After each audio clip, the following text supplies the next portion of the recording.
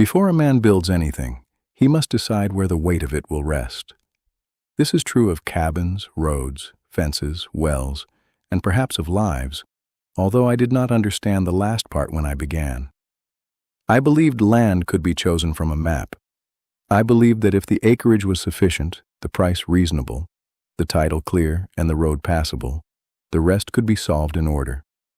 This was how I had approached acquisitions in business. You assembled the facts, compared the risks, calculated the likely return, and made a decision before someone less cautious took the opportunity away from you. Land, however, is not a company. It does not improve its answers because you ask better questions. It waits. It lets you stand upon it and make confident assumptions. Then the snow melts, the water rises, the wind changes direction, the insects arrive, the road gives way, and the land explains what it was from the beginning. The primary tool for selecting land is not a saw or an axe. It is a shovel. A good round point shovel with a straight handle will tell you more about a property than a polished brochure, an aerial photograph, or a real estate agent standing beside a clean truck. You push the blade into the ground where you imagine the cabin will stand. Then you dig. You look for dark organic soil at the surface, mineral soil beneath it, stones, clay, sand, roots, water, and the gray smell of ground that has remained wet too long. If the hole fills before you have finished digging it, the land is answering you. If the shovel strikes stone after 3 inches, it is answering you. If the soil rolls between your fingers like wet putty, it is answering you. A man who refuses to listen will eventually pay a machine to repeat the lesson more loudly. I was 57 years old when I bought the land, and until then I had used a shovel only 3 times that I could remember. Once, as a boy, to help my father move soil around a new cedar hedge. Once, at 38, to break ground for a warehouse expansion while photographers stood nearby. The shovel had been painted gold, and I had worn a suit.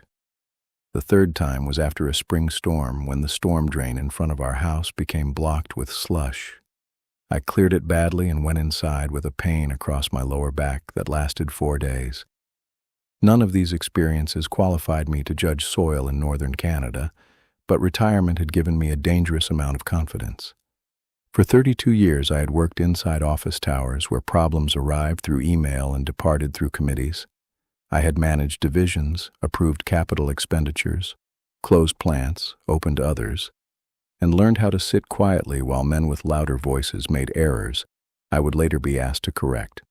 My last title had been Executive Vice President of Operations, which sounded substantial until the morning after my retirement, when I stood in my kitchen at 6:30 wearing a pressed shirt and had nowhere to go. For the first month, I treated retirement as a delayed weekend. I read the newspaper slowly. I took longer walks. I arranged tools in the garage that I did not know how to use. I told people I was enjoying the freedom, which was mostly true, except that freedom without necessity began to feel like a hallway with no doors. My wife, Margaret, had died 6 years before, and our 2 sons had their own families in cities far enough away that visits had to be planned. The house remained orderly because I was orderly. Meals occurred at proper times. The lawn was maintained. Bills were paid before they were due. Nothing went wrong. This became, after a while, its own kind of wrongness. The idea of the homestead did not come to me as a revelation. It came in pieces. A video about an old man building a log cabin alone, an article about rural land prices, a memory of a fishing trip when I had been 24 and had slept beside a lake under a canvas tarp while rain tapped above me. A growing suspicion that I had spent my adult life becoming highly skilled at things that could not keep me warm if the power failed. I began looking at listings late at night. At first I searched for cabins already built. Then I found faults in each of them. The roof line was wrong. The access was poor. The foundation had settled. The seller had used the phrase rustic charm where he meant rot. Gradually I began looking at raw land, which allowed me to imagine perfection because nothing existed yet to contradict me. The property I eventually bought was 163 acres of mixed spruce, poplar, muskeg, An open meadow, west of a small northern Alberta town whose name most people in Edmonton would recognize only from highway signs. The old survey showed a narrow rectangular parcel extending north from a gravel range road. A logging trail entered from the south and curved toward a low ridge overlooking a creek. There was no power, no well, no septic system, and no building of any kind. The listing described it as recreational land with excellent potential. I later learned that potential is another word that means the buyer will perform the labor. I first visited in late March. This was my earliest mistake. Snow makes land look honest because it covers all evidence of dishonesty. The ruts disappear, the wet ground hardens, brush lies flat, mosquitoes are theoretical. A frozen creek resembles a permanent road. The air was cold and clean, and the spruce trees stood dark against a sky so wide that I felt embarrassed by the smallness of the rooms in which I had spent my working life. The real estate agent, a young man named Dale who wore insulated coveralls and spoke with the cheerful certainty of someone who would not be living there, drove us in on a snowmobile. We stopped on the ridge. He pointed east toward a line of poplar and said the sunrise would come through there. He pointed west toward the spruce and said they would block the prevailing wind. He pointed downhill toward the creek and said there was likely good water. I heard each statement as confirmation. I did not ask what likely meant. The ridge was not dramatic. It rose perhaps 20 feet above the meadow, enough to offer drainage and a view, but not enough to appear important on a map. There were mature spruce on the north side, poplar to the east, and an open slope to the south where sunlight reached the snow. I stood there and saw the cabin before it existed. It had a steep metal roof, a covered porch, 2 windows facing the meadow, and smoke rising from a black chimney. In this vision, the firewood was already cut and stacked. The road was firm, the water was clear. I had skipped directly to the part where the work had become beautiful. "Good building site," Dale said. I asked how he knew. He looked around. "High ground." That seemed reasonable to me. I purchased the land 3 weeks later. The first time I returned as the owner was in May, after the road bans had been lifted and the snow had mostly gone. I drove an aging 3/4-ton pickup I had bought, because men who owned remote land seemed to drive aging 3/4-ton pickups. It was a 2012 Ford, with rust beginning above the rear wheels and a suspension stiff enough to make every gravel ridge feel personal. In the box, I carried a tent, 2 coolers, rubber boots, an axe, a shovel, a folding saw, a first aid kit, bear spray, survey ribbon, a compass, paper maps, and enough packaged food for twice the 4 days I intended to stay. I had prepared lists for 6 weeks. The lists were excellent. They did not include experience. The range road was dry. The approach into the property was not. 20 yards beyond the gate, the truck sank to its axles. There is a moment in any bad decision when a man still believes the correct application of force will restore the world to its previous condition. I shifted into 4-wheel drive. I reversed. The wheels spun. I moved forward. They spun again. I turned the steering wheel left and right as if direction might compensate for the absence of traction. Mud rose in dark fans against the doors. The truck settled lower. I stopped when I smelled heat and understood that the machine was no longer helping me make a mistake, but was beginning to suffer from it. I climbed out into mud above my ankles. The access trail that had been firm beneath snow was now 2 parallel trenches filled with brown water. The grassy center between them had been cut by old tire tracks, and beneath the grass was black soil with the consistency of pudding. I stood beside the truck and looked north toward the ridge, which was visible through the trees less than half a kilometer away. It might as well have been in another country. My corporate instincts returned. I assessed resources. The truck was immobilized but not damaged. I had a shovel. I had boards, although they were short pieces intended for leveling a tent platform. I had no winch, no jack suitable for mud, no traction mats, and no second vehicle. Cell service showed 1 bar and vanished when I moved my hand. I had told my son Daniel where I was going, but I had also said, with the confidence fathers use when speaking to sons, that there was nothing to worry about. I took the shovel from the box. The ground beside the rear tire was heavy clay mixed with organic soil. A shovel works best when the user allows the blade, not the lower back, to carry the work. 1 foot goes on the top edge. The handle remains close to the body. The soil is lifted with the legs and moved only as far as necessary. I knew none of this in practice. I drove the shovel down with my arms, bent at the waist, and tried to throw each load 3 feet. After 10 minutes, my breathing had become loud. After 20 minutes, my shirt was wet under my jacket. After 30 minutes, I had excavated a respectable hole behind 1 wheel while accomplishing nothing for the other 3. I sat on the tailgate and looked at the shovel. It was new, with a red fiberglass handle and a bright steel blade still bearing a price sticker. I disliked it, because it had become the first object on the property to show me exactly what I was. In the office, inadequacy could be distributed. A poor decision might belong partly to the market, partly to a supplier, partly to an analyst who had prepared the wrong assumptions. In mud, there was no distribution. There was the truck, the hole, the shovel, and me. Eventually, I walked back to the range road and waited. A farmer in a white pickup came by after 40 minutes. He stopped because that is what people do in country places when they see a man standing beside a road without a vehicle. "You stuck?" he asked. "Yes." "How bad?" "To the axles."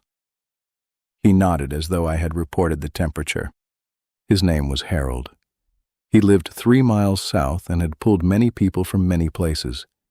He drove to his yard, returned with a tractor, and extracted my truck with such ease that the humiliation was almost elegant. He attached a chain to the front recovery point, told me to keep the wheels straight, and pulled steadily while I gave the truck only enough throttle to assist. The tires climbed free with a wet sucking sound. It took less than 2 minutes. "You'll need gravel in there," he said. "How much?" He looked at the trail, then at my truck, then at me. "More than you think." I thanked him and offered money. He refused. I offered again because office life had taught me that every transaction should be made explicit. "Help the next fellow," he said. Then he left. I parked on the shoulder, carried my gear through the mud in several loads, and made camp on the ridge. The walk took 20 minutes each way. By the final trip, my hands shook with fatigue, and I understood that a remote property begins not at the cabin site, but at the public road. Everything needed for survival or construction must cross the ground between them. Food, fuel, lumber, roofing, tools, concrete, batteries, pipe, glass, nails, insulation, and the human body itself must travel that distance. A poor access road becomes a tax on every future action. That evening, I opened the notebook I had brought and wrote my first rule. Do not design the cabin until you know how materials will reach it. Below that, I wrote, the road is the first building. This became the central lesson of the month. A basic all-season access road requires more than cutting trees and placing gravel over soil. Water is the real enemy. Vehicle weight alone does not destroy roads. Vehicle weight combined with trapped water destroys roads. The first task is to identify where water flows across, beneath, and alongside the intended route. Low areas need drainage. Organic topsoil should be removed because it compresses and holds moisture. The roadbed must be crowned slightly so rain runs toward the ditches rather than collecting in the tire tracks. Soft ground may require geotextile fabric to separate the native soil from the aggregate above it. Without that separation, gravel can slowly disappear into mud until the owner has purchased several roads and still possesses none. I learned these things from county manuals, contractor websites, library books, and Harold, who appeared 2 mornings later carrying coffee in a steel thermos. He had seen my tent from the road and decided, without saying so, that I required supervision. "You planning to build back here?" he asked. Yes. With what? I thought he meant materials. Wood frame, probably 24 by 30. No, with what money? I told him I had prepared a budget. He looked toward the trail. Double it. I laughed because I thought he was joking. He did not. We walked the proposed access route together. Harold carried a spade worn smooth at the top of the blade. Unlike my shovel, his looked as though it belonged to the ground. Every 50 yards he pushed it into the soil and removed a small square plug. He examined the layers: dark material at the top, brown clay beneath, roots, moisture. At the lowest point he dug only 6 inches before water seeped into the hole. You put gravel on this, it'll vanish, he said. Geotextile? He glanced at me. Been reading? Yes. That helps. Still need to get the water away. He showed me where a shallow ditch could run along the uphill side. He identified 2 places for culverts. He said the entrance needed to be raised, widened, and shaped so vehicles could turn without leaving the compacted surface. He showed me how the road should bend around the wettest hollow rather than pass through it simply because the existing logging trail had done so. Logging trails, he explained, are often built for temporary use under seasonal conditions. A trail that carried equipment during frozen winter ground might be worthless in June. We reached the ridge. He stood where I intended to build and looked at the trees. Nice spot, he said. I felt relief. Then he drove the spade into the ground. The first test hole was dry to 18 inches. The second showed gravelly soil beneath the organic layer. The third encountered a large stone. Harold nodded. Better than down there. I asked whether it was good enough for a cabin. Depends on the cabin. I had spent my career surrounded by answers given in percentages, forecasts, and carefully qualified language. Harold's answers were different. They were incomplete because reality was incomplete. He did not pretend to know what the ground would do beneath a building that had not been designed, carrying loads that had not been calculated, through winters that had not yet come. He knew enough to continue asking the ground. For the next 3 weeks I worked on the road. I hired a local contractor with a tracked skid steer and a compact excavator because the first important skill I learned was recognizing which jobs exceeded my ability. He removed brush and topsoil, shaped ditches, installed 2 12-inch culverts, and created a roadbed approximately 12 feet wide. Where the soil was weakest, we laid woven geotextile fabric. Over it went a base layer of coarse crushed aggregate, then smaller gravel that could compact into a firmer driving surface. The road was crowned roughly 2%, enough that water would move toward the edges without making the surface feel sharply sloped. At the entrance, we added extra width and deeper aggregate because vehicles would brake, turn, and accelerate there, applying greater lateral force than they would along the straight sections. I stood beside the contractor, a man named Wes, and asked questions until I feared I had become irritating. How deep should the base be? Depends on the ground. How much compaction? As much as we can get. How long before I can drive on it? You can drive on it now. Whether you should depends on the weather. He spoke like Harold. This annoyed me until I understood that people who worked with soil had learned not to make promises on its behalf. The shovel remained my tool. The machines performed the heavy work, but I cleared culvert ends, opened small drainage channels, removed loose roots, filled low edges, and repaired places where tires had pushed gravel outward. Slowly, I learned to use the shovel without fighting it. I placed my foot on the blade. I kept the handle close. I lifted smaller loads.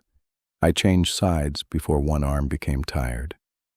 I learned that wet clay should be cut thinly, and that gravel is moved more efficiently by dragging and spreading than by lifting it repeatedly.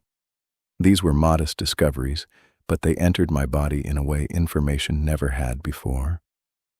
By the end of each day, my shoulders ached, my palms had hardened, and the road looked slightly more complete. At night, I slept in the tent, and listened to the land I had purchased. There were coyotes beyond the meadow, owls in the spruce, wind moving through poplar leaves with a sound like distant rain. The darkness was fuller than city darkness because it contained no reflected light, only depth.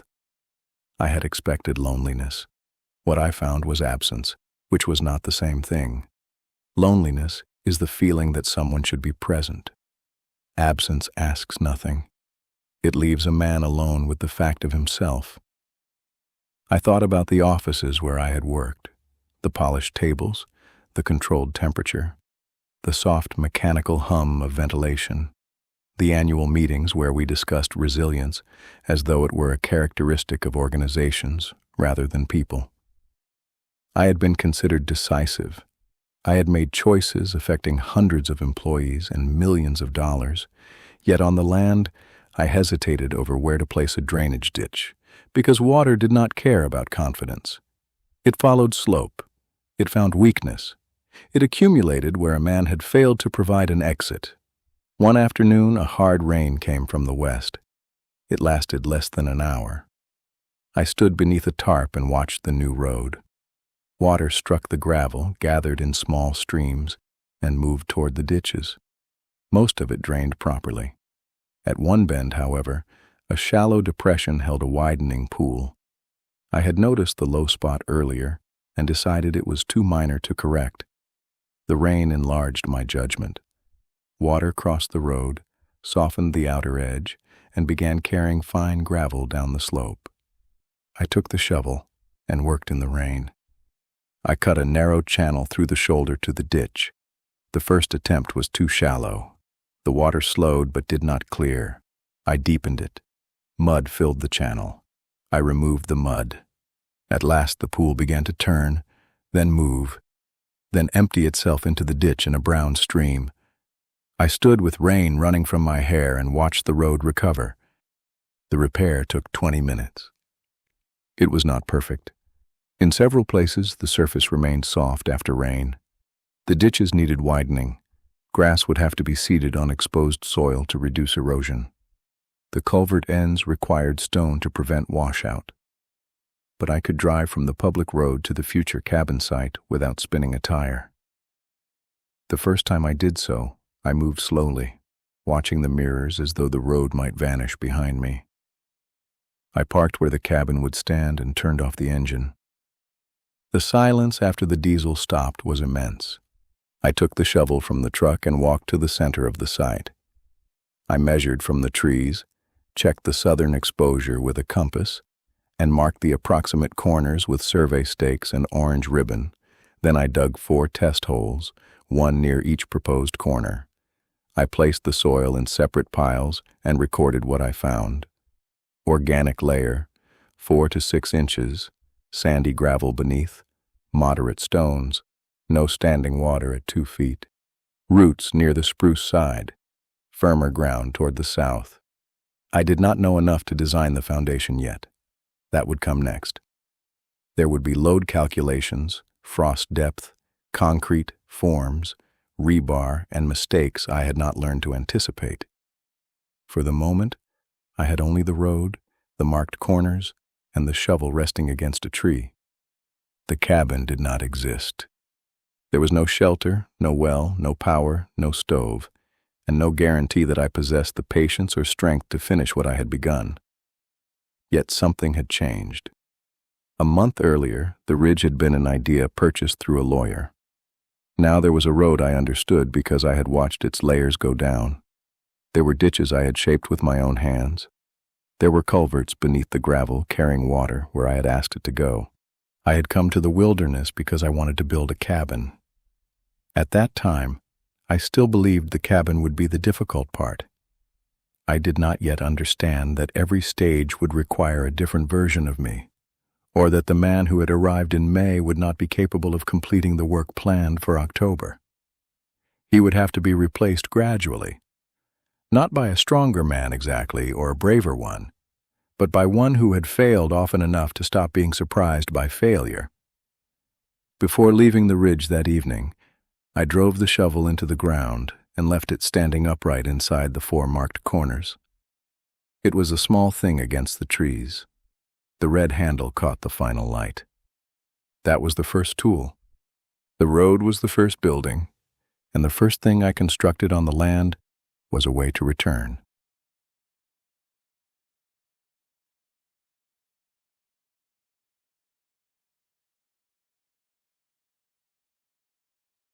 A foundation must do three things. It must carry the weight above it, remain stable beneath it, and resist the movement of water and frost around it. Everything else is refinement. A wall can be repaired, a window can be replaced, a roof can be strengthened. But when a foundation moves, the entire building is forced to remember the mistake. Doors stop closing, floors slope, drywall cracks, chimneys separate, pipes strain. The cabin may continue standing for many years, but it will spend those years describing what the builder failed to understand at the beginning. The primary tool for building a foundation is the level. Not the hammer, although there is hammering. Not the shovel, although there is always more digging than expected. The level is the tool that decides whether effort has become structure. It does not care how tired a man is, how much concrete has already been mixed, or how close the sun is to going down. The bubble remains between the lines, or it does not. There is something severe and useful in that honesty. I bought 3 levels before beginning the foundation because I did not trust myself to know which one I needed. A 24-inch box level for smaller work, a 48-inch level for forms and beams, and a short torpedo level that fit into a pocket. I also bought a builder's laser level after watching several instructional videos in which capable men used them with such ease that I mistook the tool for competence. The laser came in a hard plastic case with a tripod, receiver, batteries, and an instruction booklet translated into English by someone who appeared to dislike both lasers and English. I read the booklet twice, watched another video, and then set the tripod on the ridge while mosquitoes gathered around my ears. The cabin had become 24 feet by 30 feet because those dimensions seemed large enough to live in and small enough to build. They also divided conveniently into common lumber lengths and produced a simple rectangular footprint with a loft at the north end. I had drawn the floor plan on graph paper during the winter before purchasing the property. At first, the plan included 2 bedrooms, a mechanical room, a mudroom, a pantry, a dining alcove, and a small office. Then I began studying construction costs and reduced it to 1 bedroom, 1 bathroom, an open living area, a compact kitchen, and a sleeping loft for visitors. I removed the office last. There was satisfaction in drawing walls on paper. They remained straight. Doors opened without obstruction. Plumbing lines stayed where they were placed. The entire building could be revised with an eraser. On the ridge, the first task was not drawing walls, but establishing 4 points in space that formed a true rectangle. This required measuring the sides, measuring the diagonals, adjusting the stakes, measuring again, and repeating until both diagonal dimensions matched. A rectangle is square when its opposite sides are equal and its diagonals are equal. This sounds simple because numbers are simple when separated from ground. My first layout produced sides of 24 feet and 30 feet, but one diagonal was 3 inches longer than the other. I moved a corner stake. The difference became 5 inches. I moved another. The cabin became a parallelogram. I began again. There is an old method based on a right triangle with sides in a 3-4-5 ratio. A triangle measuring 3 feet on one side, 4 feet on the other, and 5 feet across the diagonal will contain a 90-degree angle. Larger multiples improve accuracy, 6, 8, 10, 9, 12, 15, 12, 16, 20. I used the longest dimensions I could manage with my tape measure, and still failed because the tape sagged, the stakes leaned, and I was working alone. Eventually, Harold arrived. He had developed a habit of appearing whenever my confidence had reached its most expensive stage. "You building it crooked?" he asked. "Temporarily." He looked at the stakes. "Good. Crooked cabins shed snow faster." I had learned enough about him to know that silence was the safest response. He helped me build batterboards outside each corner. 2 stakes were driven into the ground several feet beyond the proposed excavation, and a horizontal board was fastened between them. Mason's line could then be stretched from board to board, marking the outside edges of the cabin while allowing the actual corners to be excavated without losing the layout. We set the lines at the same height using the laser level, then checked the dimensions and diagonals. Harold pulled the tape tight. 38 feet, 5 7/8, he said. I read the other diagonal. 38 feet, 6 1/4. Close. How close is close enough? Depends what you're building. A cabin. Then closer than that. We adjusted the lines until the diagonals differed by less than 1/8 of an inch. I felt a satisfaction disproportionate to the accomplishment. There was still nothing on the land except string, boards, and 4 imaginary corners. But the rectangle was true. For the first time, the future cabin occupied measurable space. The next decision was the type of foundation. I had considered a full basement because I was accustomed to houses with basements and because basements provide storage, mechanical space, and the comforting illusion that every home should contain another home beneath it. But a basement would require major excavation, concrete walls, drainage systems, waterproofing, insulation, and equipment large enough to turn the ridge into a construction site. I considered a concrete slab, which would provide thermal mass and a durable floor, but it would complicate plumbing, require careful insulation beneath and around the perimeter, and demand a large coordinated concrete pour. I considered screw piles, which could be installed quickly and extend below frost depth, but access for the installation equipment was uncertain, and the cost was higher than I expected. I chose a reinforced concrete pier foundation supporting built-up beams. The cabin would rest on 12 concrete piers arranged in 3 rows of 4. Each pier would extend below the local frost depth and support an adjustable metal post base. 3 built-up beams would run the 30-foot length of the cabin, and floor joists would span across the 24-foot width in 2 12-foot sections.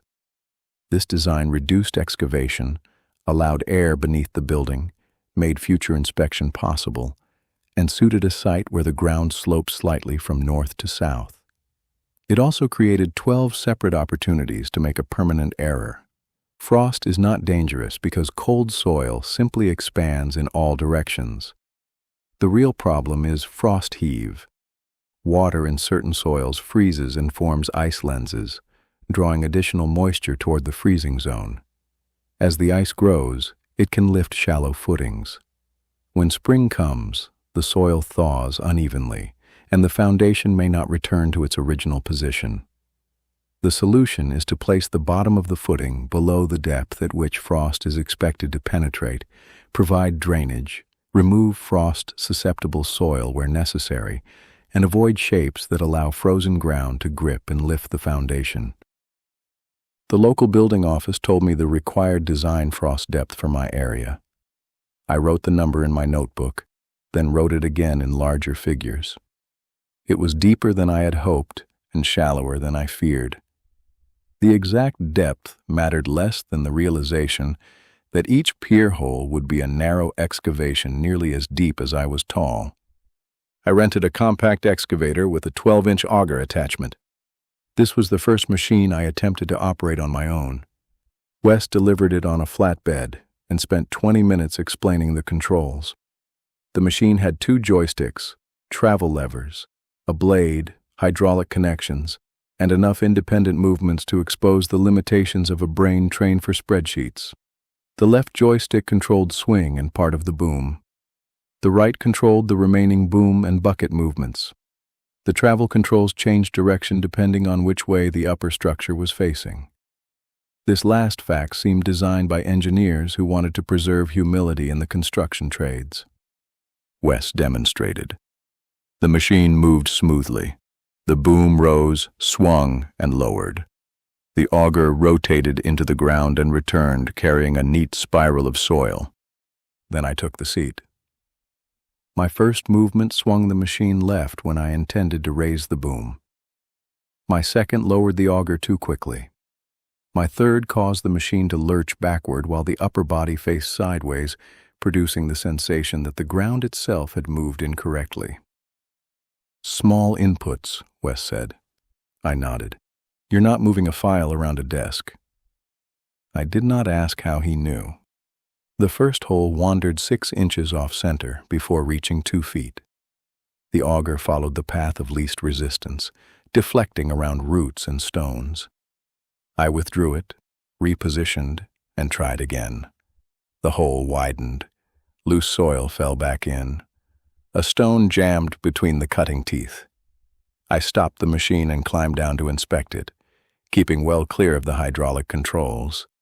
The stone was the size of a grapefruit.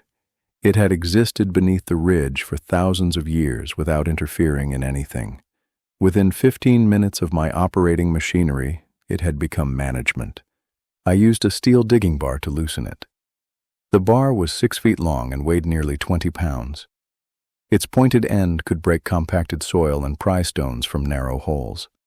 I drove it down, worked it beneath the rock, and levered upward. Nothing happened. I changed position. The bar slipped and struck the side of the hole with a sound that traveled into my wrists. Harold, who had arrived without my noticing, stood beside the pickup. "You fighting the earth?" he asked. "Negotiating." "You losing?" "Temporarily." He took the bar and lowered it into the hole. Instead of forcing directly beneath the stone, he worked around the edges, loosening the soil that held it. Then he rotated the bar, lifted, and brought the rock high enough that I could reach in and pull it free. He handed it to me. "Keep that one," he said. "Why?" "First rock you thought was bigger than you." I placed it near the future cabin entrance. It remained there for the rest of the year. Over 2 days, I drilled 12 holes. Not all were clean. Some required hand digging. One struck a buried root thick as my wrist. Another encountered stones repeatedly and had to be enlarged. I checked each hole against the string lines and measured its depth from the common reference elevation established by the laser. This was where the level became more than a tool. The ground sloped, so the tops of the finished piers needed to vary in height while ending on the same horizontal plane. I set the laser on its tripod at a stable location beyond the excavation.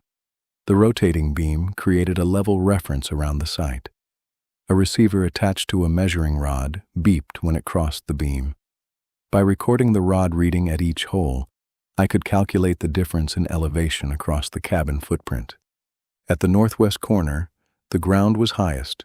At the southeast, it was nearly 18 inches lower. The pier forms at the downhill side would therefore extend farther above grade. The footings below, however, still had to reach sufficient depth beneath the local ground surface. I recorded every measurement twice. This was familiar work. Numbers gave me relief. I created a table in the notebook listing pier location, ground elevation, hole depth, footing thickness, tube height, and target top elevation. I assigned each pier a code. A 1 through A4, B1 through B4, C1 through C4. The practice came directly from corporate project management, and for once the old habits were useful. The ground could not be managed by memo, but the work could still be organized. I used flared plastic footing forms at the bottom of each hole, connected to cylindrical fiber tubes that would shape the piers above. The wider footing spread the building load over a larger area and helped resist settlement.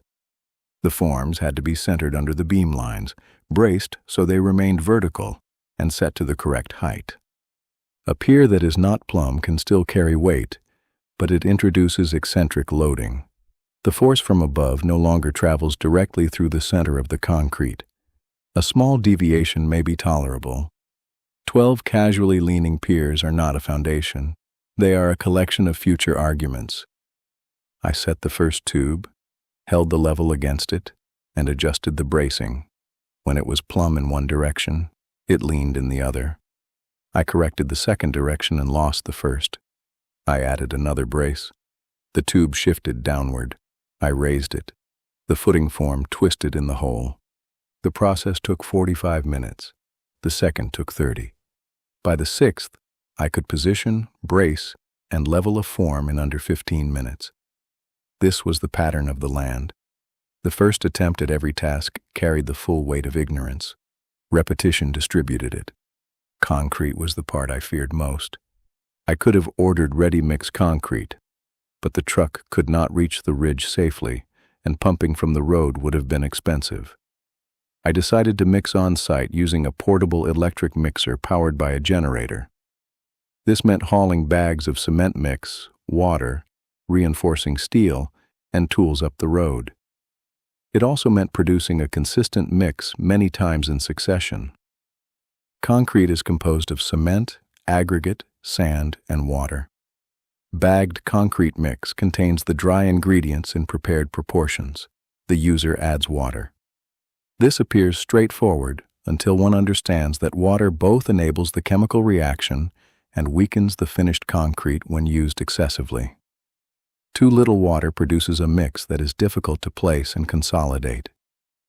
Too much creates a fluid mixture that looks cooperative, but cures with reduced strength and increased shrinkage.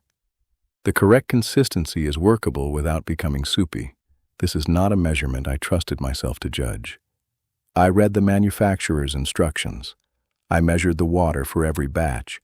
I learned that the amount printed on the bag was a range rather than a command, because moisture in the aggregate, temperature, mixing time, and desired slump all affected the result. I began at the lower end, watched the mixer turn, and added water in small measured amounts. The first batch was too dry. It rolled inside the drum in heavy clumps and resisted the shovel. I added water, then more. The mixture suddenly changed from stubborn to loose. Harold looked into the wheelbarrow. Making soup? I followed the instructions. Did the concrete read them? We used the wet batch in the widened footing at one corner, where strength demands were lower, though I marked the location in my notebook and later discussed it with the building inspector. The inspector did not share my sense of catastrophe. He told me the batch was likely acceptable, but reminded me that consistency mattered. Each batch went into the mixer in the same order. Water first, though not all of it.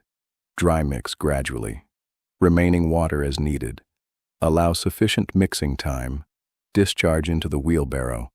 Place before the previous batch began to stiffen. Rod the concrete to remove trapped air. Tap the outside of the tube with a rubber mallet. Insert and maintain the reinforcing steel. Check the form for movement. Check the top elevation. Then repeat. The reinforcement consisted of vertical rebar, tied to horizontal loops and connected to the footing reinforcement below. Steel carries tensile forces that concrete handles poorly. The bars needed proper cover, meaning sufficient concrete between the steel and the outside surface to protect against corrosion and fire. They could not simply rest against the form or soil. I cut and tied the rebar cages in advance. Tying wire looked insignificant, but learning to twist it efficiently with pliers took time. My first ties were large, awkward knots. The sharp ends caught my gloves. By the final cage, the wire was tight and compact. The pour began at 6 in the morning. Daniel came from Calgary to help. He was 32 and worked in information technology, which meant he had inherited my confidence around tools without inheriting any more practical skill. He arrived wearing new work boots and carrying a cooler large enough for an expedition. "You really built a road," he said when he reached the ridge. "I told you I had." "I thought you meant a trail with gravel." "That is essentially what a road is." He looked at the excavator, the forms, the mixer, the generator, and the stacked bags. "Are we qualified to do this?" "No." He nodded. "Good." We established roles. I operated the mixer and measured water. Daniel transported the concrete by wheelbarrow. Harold placed and consolidated the mix in the forms. Wes came for the morning and helped with the first several piers. This was more assistance than I had originally imagined needing. By then I had stopped treating assistance as evidence of failure. The first 2 piers went slowly. The third, went better. By midday, the temperature had risen, and the concrete began stiffening faster. We covered completed piers with damp material and plastic to reduce moisture loss. Concrete does not dry in the ordinary sense. It cures through hydration, a chemical reaction between cement and water. If moisture escapes too quickly, the reaction is limited and the surface may crack. Curing is not the period after construction. It is part of construction. At 1:30, the generator stopped. The mixer rotated once more and went silent with half a batch inside. I checked the fuel. There was fuel. I checked the switch. It was on. I pulled the starter cord. Nothing. Daniel looked into the mixer. How long before that becomes a rock? Not long. We emptied the partial batch into a wheelbarrow and mixed it by hand with shovels while Harold examined the generator. The recoil starter had failed. The rope moved, but the mechanism did not engage. In my previous life, an equipment failure initiated a chain of communication. A maintenance supervisor was contacted, a work order was opened, parts were sourced, downtime was estimated and reported. Responsibility moved through the organization until someone with the proper tools arrived. On the ridge, there were 3 men, wet concrete, and no department to call. Wes drove to town for a replacement generator. Daniel and I mixed the next batches by hand in a plywood box we had built for tools. We poured dry mix into the box, formed a hollow in the center, added measured water, and turned the material repeatedly with shovels until the consistency was uniform. It was brutal work. A bag of concrete mix is heavy in the straightforward manner of things that do not wish to be moved. A single batch was manageable. Repetition turned the work into an examination of every weak place in my body. My shoulders tightened. My lower back warned me. Sweat ran into my eyes. We took shorter loads and worked steadily. Daniel stopped once and leaned on his shovel. You did this to relax? I did it to have purpose. Is it working? I looked at the half-filled pier, the silent mixer, the stacks of unopened bags, and Harold working without complaint. Ask me in November. The new generator arrived before 3. The mixer resumed. We finished the final pier near sunset. The top surfaces had to be set to the correct elevation. We used the laser receiver and a short measuring stick marked with the target height. Excess concrete was removed. Low spots were filled. The top was finished flat enough to receive the metal post bases that would later be anchored into the concrete. I checked each pier. A 1 was correct. A 2 was 1/16 high. A 3 was correct. A 4 was slightly low at one edge. I continued through all 12, writing the results. Harold watched me. You know the beams can be adjusted, he said. I know. You planning to sleep tonight? Yes. Then stop measuring. After the tools were cleaned, Daniel and I sat on overturned buckets and ate sandwiches. The forms stood in 3 straight rows across the ridge, pale cylinders rising from disturbed soil. They were not attractive. They did not look like a cabin. Yet they carried more finality than the road had. A road led somewhere. A foundation declared that this was the place. Daniel asked why I had chosen the ridge. I began to explain drainage, access, sunlight, and protection from the north wind. Then I realized he was asking something else. Your mother would have liked the view, I said. He looked toward the meadow. Yes, he said. We did not say more. Margaret had been practical about nearly everything except land. When we traveled, she noticed places where a house could stand. A rise above a lake, a field beside trees, a sheltered bench on a mountain road. She would point and say, there, as though choosing a location was enough to begin another life. I had always answered with reasons. Too remote. No services. Too expensive. Too much maintenance. I had been correct each time. Correctness had become less satisfying since her death. The next morning, we covered the piers again and kept them damp. Concrete gained strength gradually. It may become firm enough to touch within hours. but that does not mean it is ready to carry full load. Temperature, mix design, and curing conditions affect the schedule. I waited longer than necessary before placing the beams because waiting was one of the few errors I knew how to make safely. During that time, I removed the forms from the portions above ground. The fiber tubes peeled away in damp spirals, revealing gray concrete. The surfaces were not perfect. Small air pockets appeared in places. One pier had a shallow ridge where the form had creased. Another showed a rough patch near the top. I inspected them as though they were annual financial statements. Harold arrived and ran his hand over one. "They're fine. There are voids, small ones. This one isn't perfectly smooth. You building a museum under there?"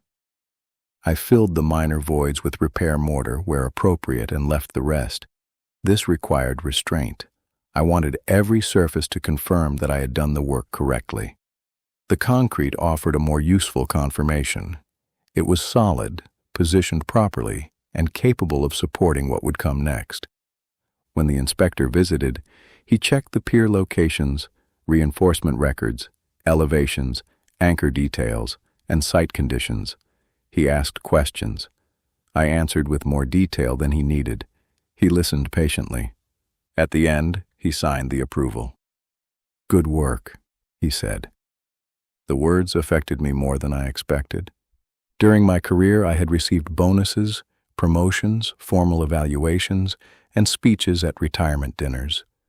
Good work had been said many times, but the phrase on the ridge belonged to something that could be touched. The inspector was not praising intention, leadership, communication, or strategy. 12 concrete piers stood in the ground where there had previously been none. After he left, I placed the 48-inch level across the top of a temporary board spanning 2 piers. The bubble rested close to center. I adjusted the board slightly until it sat perfectly between the lines. There is a temptation, when a man has spent his life dealing in complexity, to distrust simple measurements. Corporate problems rarely have bubbles. There is always interpretation, politics, timing, context, and a future meeting at which the decision may be reconsidered. The level contains none of these things. It offers a narrow glass tube, a small quantity of liquid, and a pocket of air. I stood on the ridge holding it in both hands. The foundation was not finished. Beams would come next, then joists and subfloor. Winter was already somewhere north of us, moving slowly toward the land. I had no walls, no roof, no heat, and less time than the schedule suggested. But beneath the marked rectangle, the weight now had somewhere to go. I had spent 32 years believing that responsibility meant carrying everything myself. The foundation taught the opposite lesson. Weight must be transferred, roof to wall, wall to floor, floor to beam, beam to pier, pier to earth. Strength did not come from one part refusing to bend. It came from every part passing the load to something prepared to receive it. I wrote that in the notebook that evening. Then below it I added, "Nothing stands alone, no matter how solitary it looks." The level was the second tool. The foundation was the first permanent work. And for the first time since Margaret died, I had built something that could remain after me.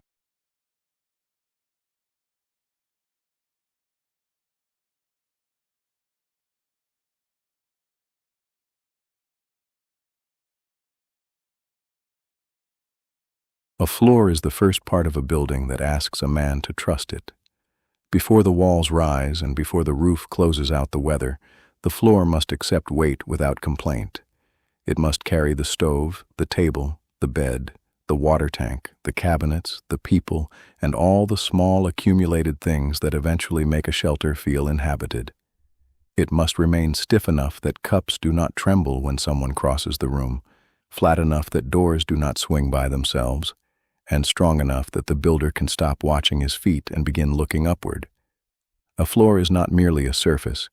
It is a promise that the ground has been persuaded to hold still. The primary tool for building a floor is the circular saw. A handsaw can make every cut required, and for centuries men built sound houses without electricity, but a circular saw turns repetition into progress. It is a simple-looking machine. A motor, a guarded blade, a base plate, a depth adjustment, and a trigger. Yet it can remove fingers faster than regret can form. The blade should extend only slightly beneath the material being cut. The workpiece must be supported so the kerf does not close and pinch the blade. The offcut must be free to fall without tearing the last fibers or trapping the saw. The cord must remain behind the operator. The blade must reach full speed before entering the wood, and the saw must be allowed to do the cutting without being forced. Most important, the man using it must know where the blade will emerge, because danger often waits on the side he cannot see. I bought a good saw because I had finally begun to understand that cheap tools are often paid for twice. It was a corded model with a magnesium base and a blade brake. I chose corded power because the generator could supply it reliably, and because batteries in remote work have a way of becoming empty precisely when the weather changes. I also bought several blades, a framing blade with fewer teeth for fast cuts, a finer blade for plywood, and one spare because the land had taught me that anything essential should have a second version nearby. The built-up beams came first. There were 3 of them, each running the 30-foot length of the cabin and resting on 4 concrete piers. I used pressure-treated lumber where the beams were exposed to exterior moisture and designed each beam according to the span tables and the structural plan approved for the cabin. The exact number and size of plies depended on load, spacing, lumber species, grade, and the distances between supports. This was not a place for intuition. I had learned enough to distrust the phrase "it looks strong enough." Each beam was assembled from multiple dimensional boards fastened together so they acted as one structural member. The joints between individual boards had to occur over supports or be staggered according to the design. Construction adhesive between plies reduced movement and helped distribute load. Structural nails or approved fasteners were driven in a prescribed pattern rather than wherever the hammer happened to land. The finished beam had to be straight, crowned correctly, and seated fully on the post brackets. Lumber is not straight merely because it was cut by a machine. Every board contains the history of the tree. Grain twists, knots pull, moisture leaves unevenly. One face may bow, one edge may crook, and the entire length may carry a gentle arc, known as crown. When floor joists are installed, their crown should generally face upward, so the load presses them toward level, rather than exaggerating a downward sag. With beams, the boards must be arranged and clamped, so their irregularities oppose rather than reinforce one another. I laid the first set of boards on temporary supports and sighted down their edges. This was a skill I had seen carpenters perform with casual speed. They raised one end of a board toward the eye and looked along its length as though inspecting a rifle barrel. I imitated the movement. The board looked straight, then crooked, then straight again. I changed eyes. It appeared worse. Harold watched me from beside the truck. "You planning to shoot it?" he asked. "I'm checking the crown." "Find one?" "I think so." "Which way?" I turned the board over. He waited. "I'm reconsidering." Harold lifted the board, closed one eye, and marked the upward edge with a pencil in less than 3 seconds. "How?" "Look at it." I was looking at it. "No, you were hoping at it." He handed the board back. Hope had played too large a role in my early work. I hoped dimensions would remain true after fastening. I hoped materials would fit because they were sold under the same nominal size. I hoped rain would pass north of the ridge. I hoped a cut made slightly long could be persuaded into place. The saw and the floor allowed little room for hope. They preferred measurement. Nominal lumber dimensions are names, not actual measurements. A 2x10 is not 2 inches by 10 inches. Its finished dimensions are smaller.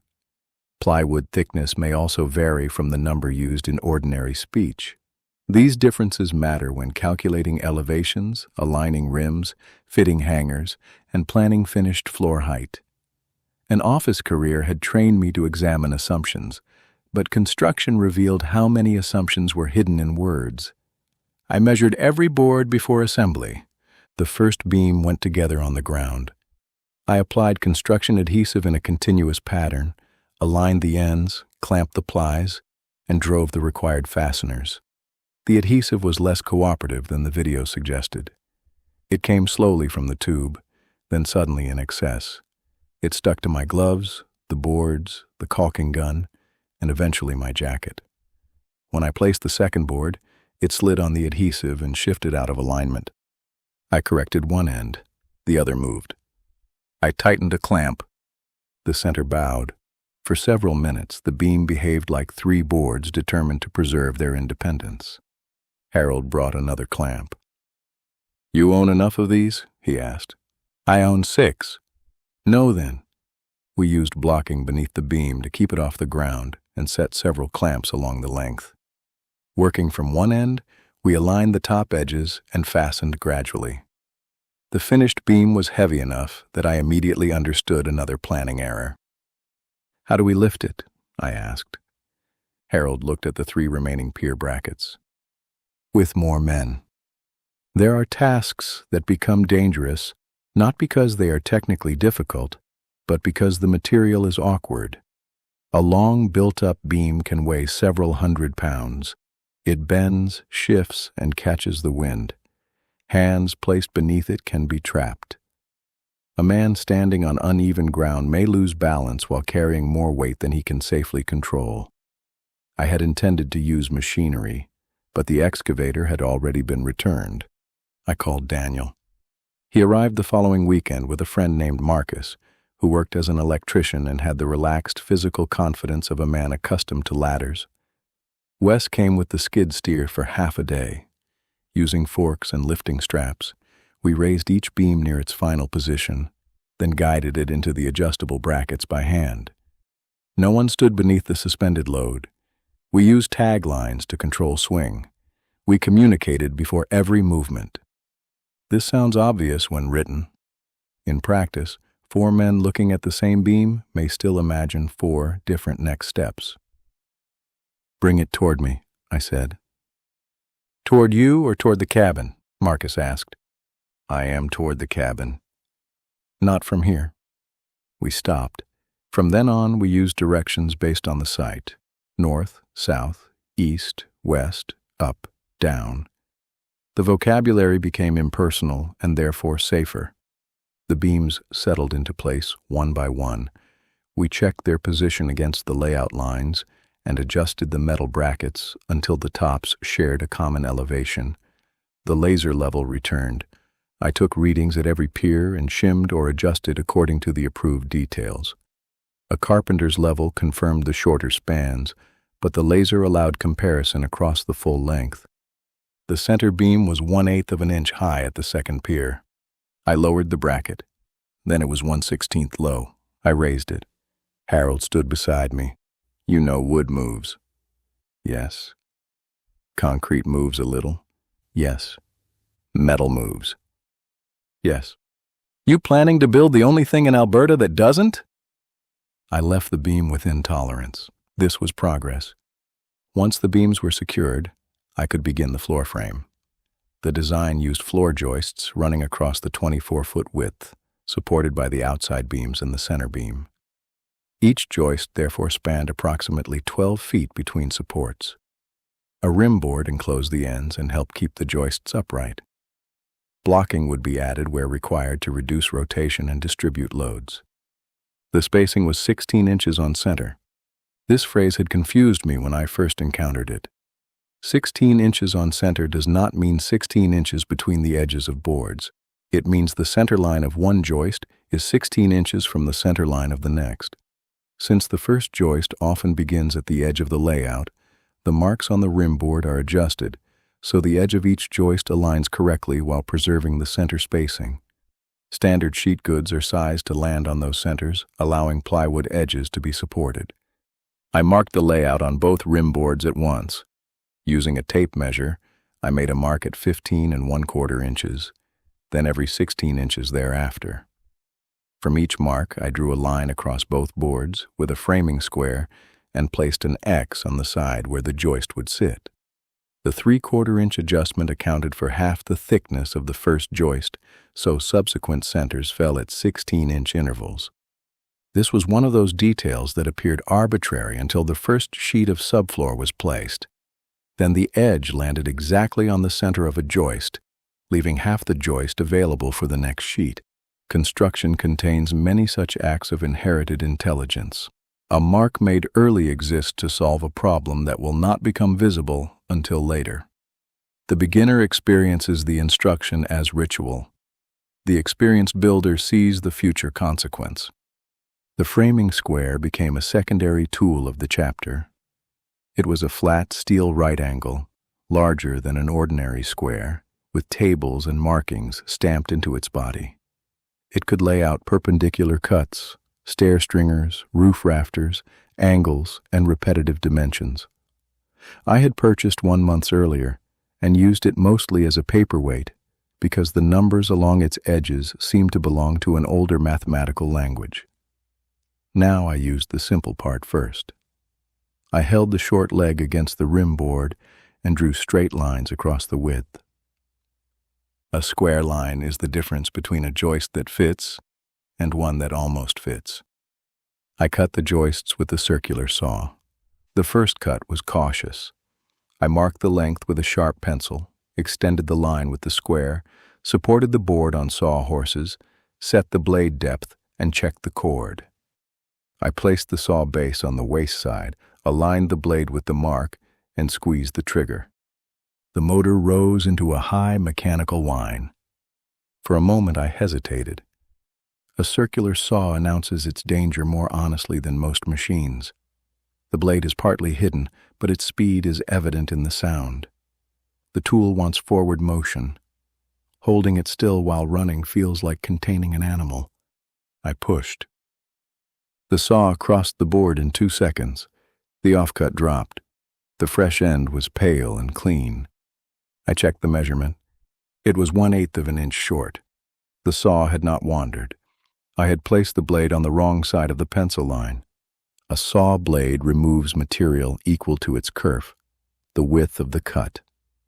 When accuracy matters, the blade must travel through the waist side so the full measured length remains in the finished piece. Cutting on the line without considering which half survives can produce repeated errors small enough to hide until assembly. I wrote waist on the offcut.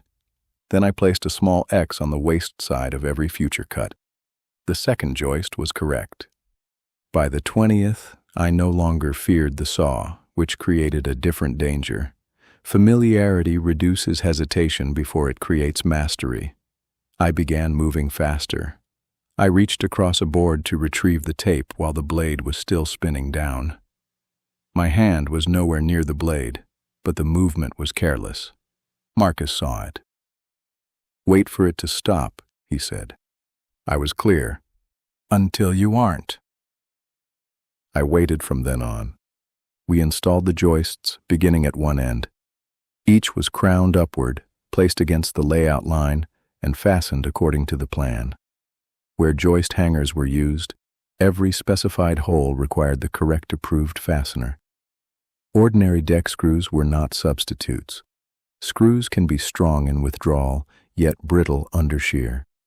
Structural connectors are engineered as systems, and their capacity depends on the hanger, the fastener type, the number of fasteners, the lumber, and the installation. I had once believed that fastening meant joining two things until they felt secure. Now I learned that nails and screws carried different forces. Some resisted pulling apart. Some resisted sliding. Some allowed wood movement. Some split ends if placed too close to the edge. Some corroded when used with treated lumber.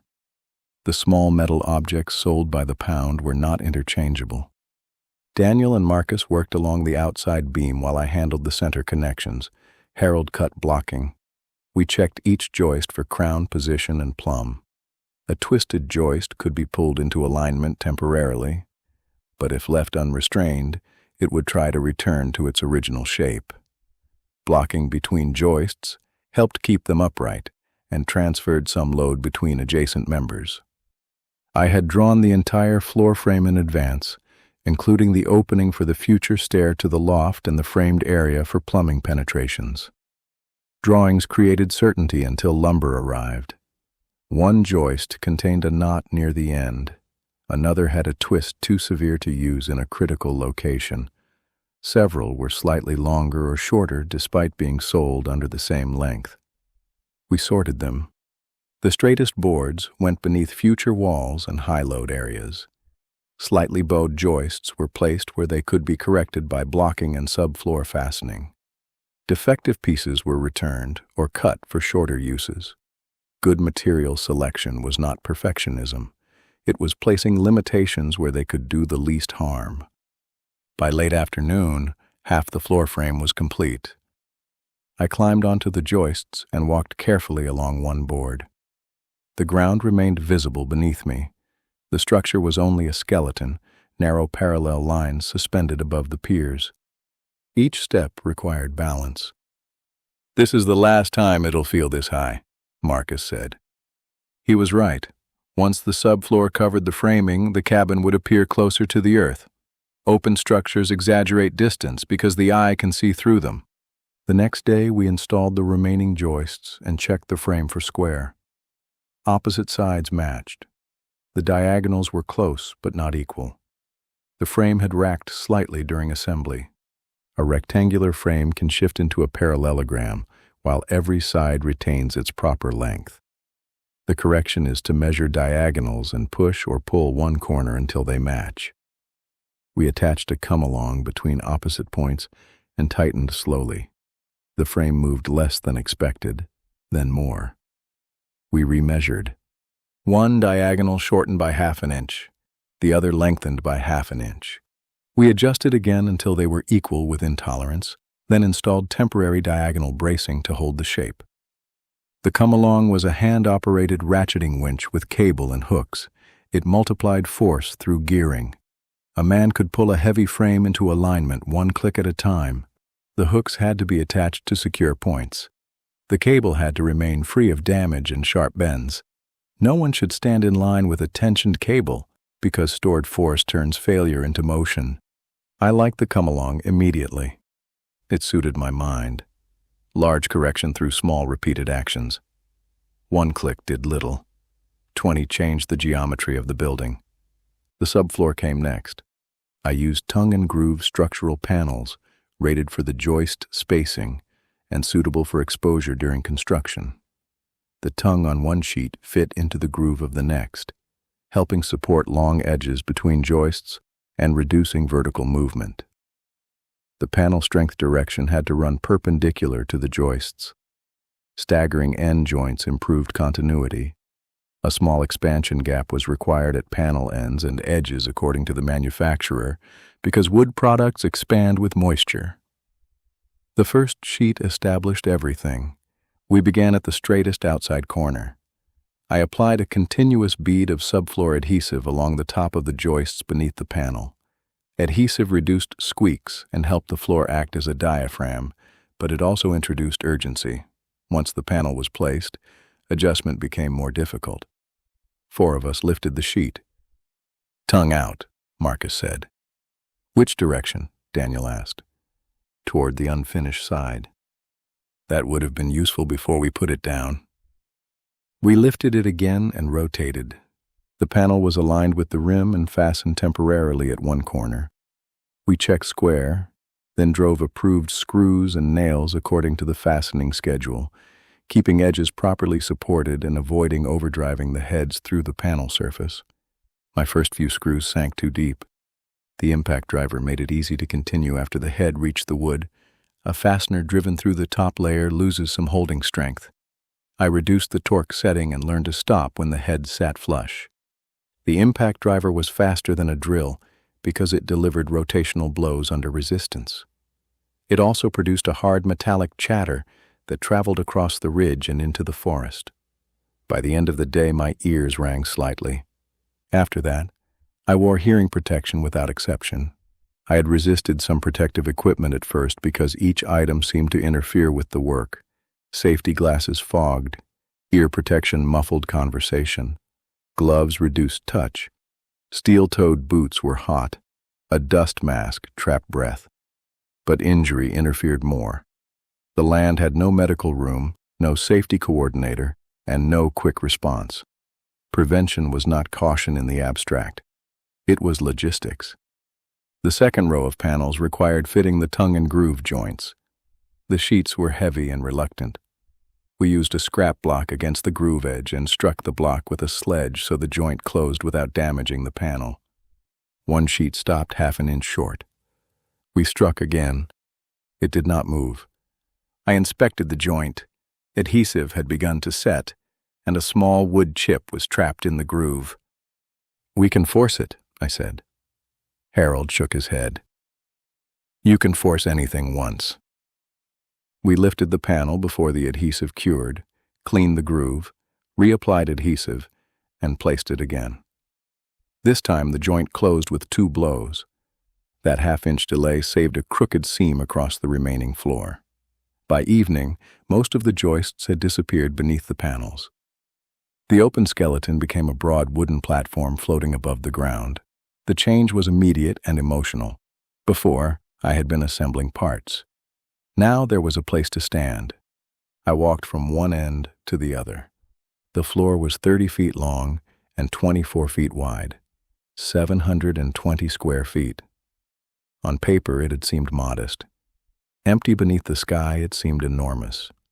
I imagined the kitchen along the east wall, the stove near the center, the table facing south, the bedroom in the northwest corner. I paced the spaces and discovered that drawings had lied in both directions. Some areas felt larger, others narrowed under the pressure of actual distance. Daniel stood where the front door would be. So this is the house. The beginning of it. It already feels like one. There were no walls, but I knew what he meant.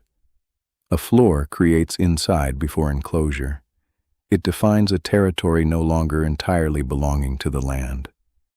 That night we placed our camp chairs on the new platform and ate from metal plates. The sun lowered over the spruce. Mosquitoes gathered above us, but the breeze kept most away. Our boots left marks in the construction dust. The plywood still carried printed stamps and pencil lines. Gaps remained where the final panels would be installed. Yet sitting there felt different from sitting on the ground. Harold had gone home. Marcus was reading something on his phone. Daniel opened 2 beers and handed me one. "You seem happier," he said. "I'm tired." "That's not the same thing." "No."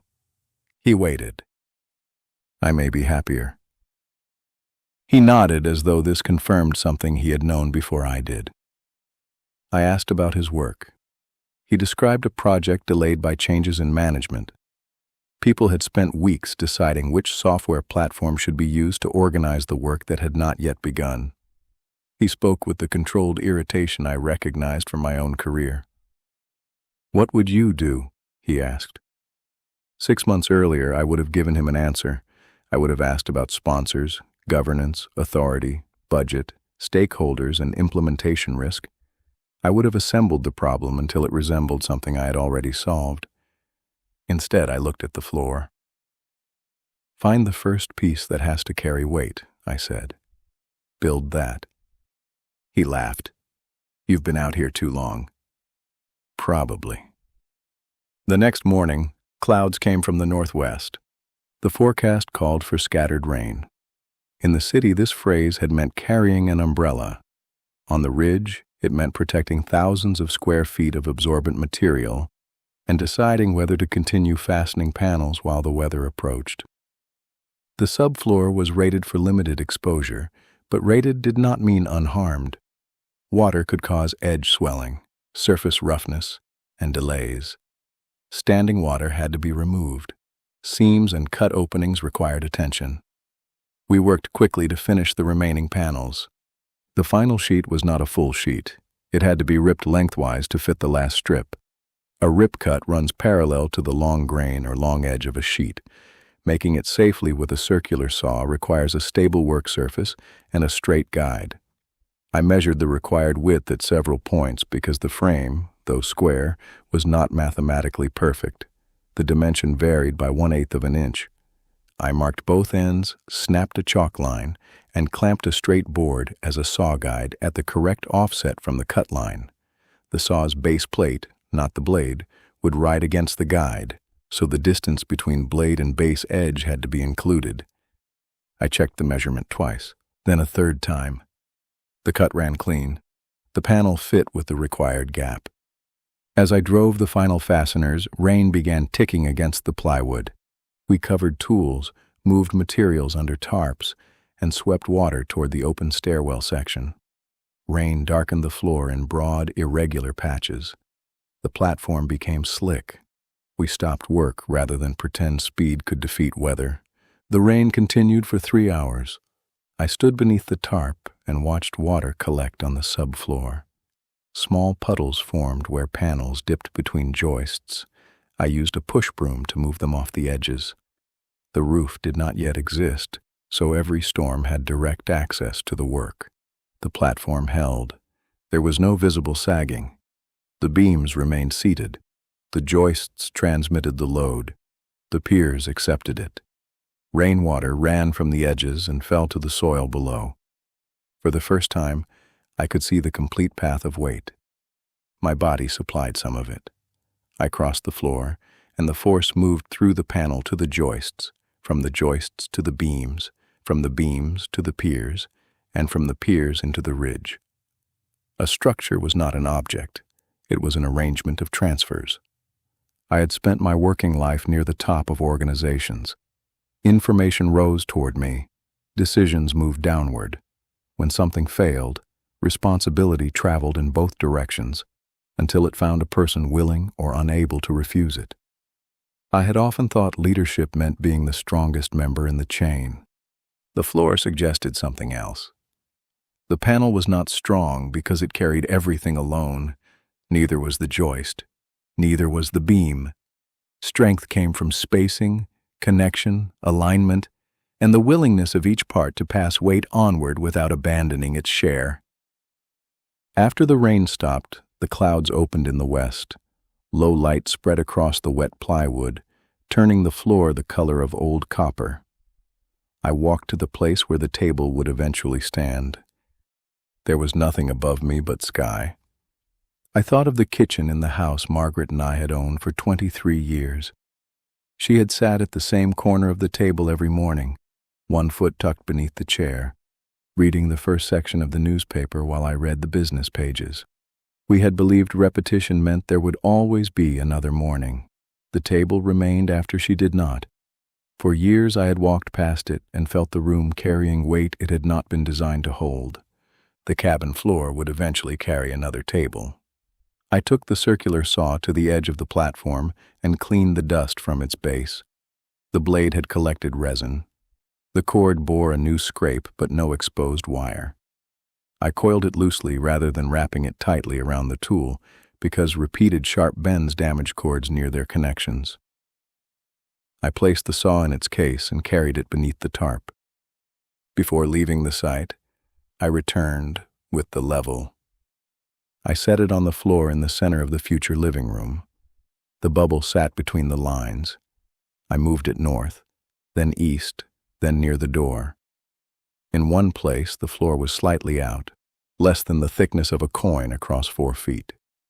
It was acceptable. I left it alone. That may have been the most important work I completed that month. In my old life, I had believed improvement had no natural end. Every process could be optimized. Every report could be refined. Every cost could be reduced. Every schedule compressed. Every result compared against a better possible result. The floor taught me that a thing can be sound without being perfect. More than that, it taught me that failing to recognize completion is another form of failure. I wrote in the notebook, "Build accurately enough that the next part fits." Then, Do not damage sound work in pursuit of flawless work. The circular saw was the third tool. The floor was the first place the cabin allowed me to stand. And when I crossed it without looking down, I understood that the land had begun to hold more than my plans.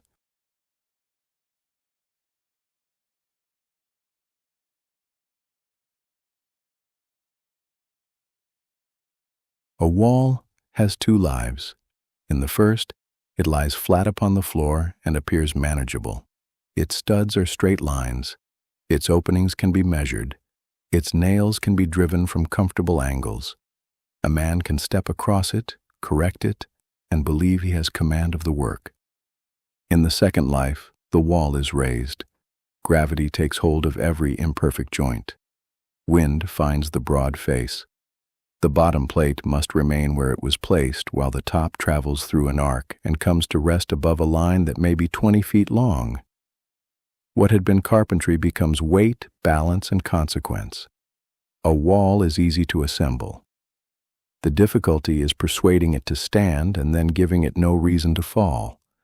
The primary tool for framing walls is the hammer. Pneumatic nailers are faster, and I eventually used one for much of the work. But the hammer teaches what fastening means. A nail driven correctly pulls two pieces of wood together and holds them against forces that would separate or slide them. A nail struck badly bends, splits the lumber, glances toward a hand, or remains proud of the surface as a small monument to impatience. The hammer is simple enough that failure cannot be blamed on settings, batteries, hoses, or instructions. There is only the head, the handle, the nail, and the person swinging. I bought a 22-ounce framing hammer with a milled face and a straight handle.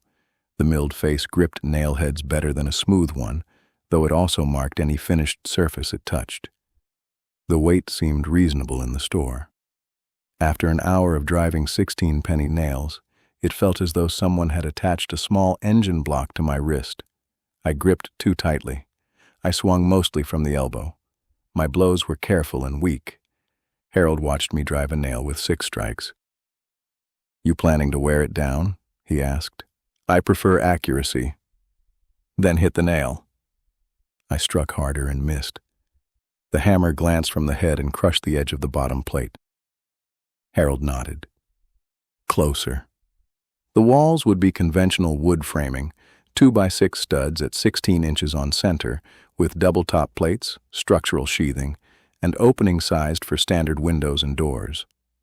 I chose 2x6 construction because the deeper wall cavities allowed more insulation and because northern winters are not impressed by nostalgia.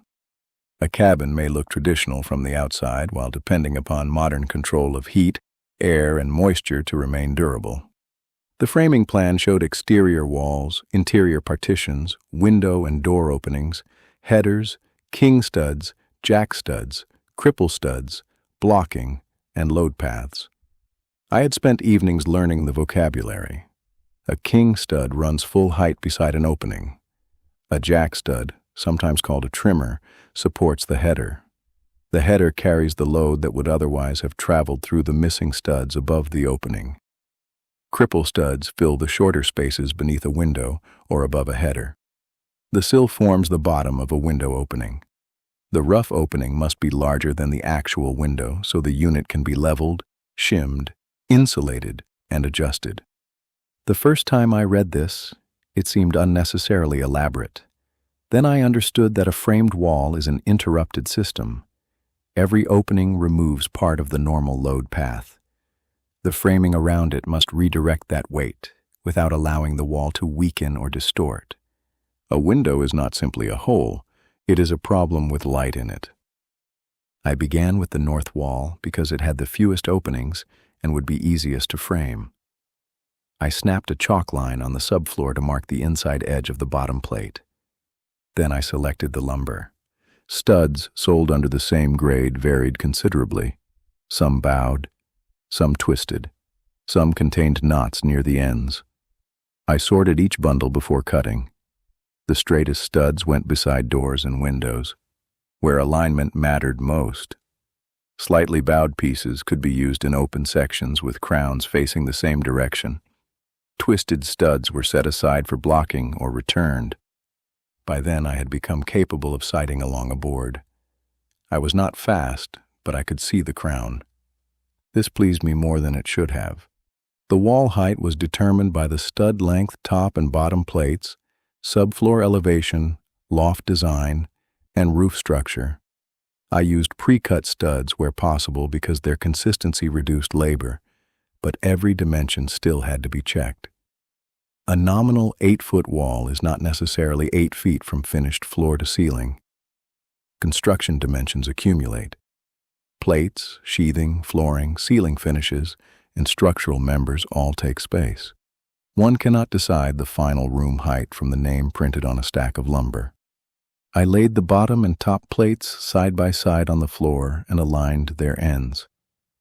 Marking both at once ensured the studs would remain parallel. Using the tape measure and framing square, I laid out stud positions at 16 inches on center. I marked each line and placed an X on the side where the stud belonged. Openings were marked clearly across both plates, with separate lines for kings, jacks, and cripples. I had learned to make marks large enough to survive the work. Small, elegant pencil marks disappear beneath sawdust, boot prints, and weather. Construction rewards clarity over refinement. I used a carpenter's pencil with a broad lead and wrote notes directly on the wood. Window, door, king, jack, no stud. My first career had taught me to avoid writing anything that might later appear unsophisticated. The land taught me that sophisticated ambiguity is still ambiguity. I cut the plates to length and positioned them along the chalk line. Then I carried the studs onto the platform and laid them between the plates according to the marks. The wall emerged horizontally, a ladder of pale lumber filling the north edge of the floor. I measured the diagonal corners of the wall frame. They did not match. This surprised me, though it should not have. The plates were the correct length. The studs were cut consistently.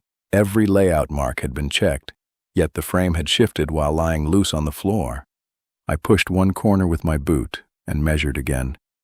The diagonal changed. I adjusted the opposite end. Eventually the numbers matched. Only then did I begin fastening. For hand nailing, the stud was held tightly against the plate while 2 or 3 framing nails were driven through the plate into the end grain according to the plan. End nailing into a stud is straightforward when the wall lies flat. Toe nailing, where nails enter at an angle through one member into another, requires more control. The nail is started at a steeper angle than the final direction and then driven so it pulls the pieces together. My first toenail bent. The second split the edge. The third entered correctly, but stopped with the head half an inch above the wood. Harold took the hammer. "Start it here," he said, placing the nail farther from the end. He tapped it twice until the point bit, then lowered the hammer angle and drove it home with 2 firm blows. He handed the hammer back. I copied the movement. The nail went in. "Again," he said. The next one bent. Again. We continued until the action began to make sense. The hammer should not be strangled. The grip remains firm but loose enough that the handle can pivot. Power comes from the wrist, elbow, and shoulder in sequence. The eye remains on the nail head. The hammer follows the line of the intended strike. A good blow sounds different from a bad one. The head meets the nail squarely and the sound is compact. A glancing blow produces a higher, thinner note. By late morning, I could hear mistakes before looking at them. This was the first tool that taught me through sound. Once the wall was assembled, we checked every opening. The large window facing north was intended to frame the spruce while limiting direct summer heat. Its rough opening required exact dimensions from the window manufacturer.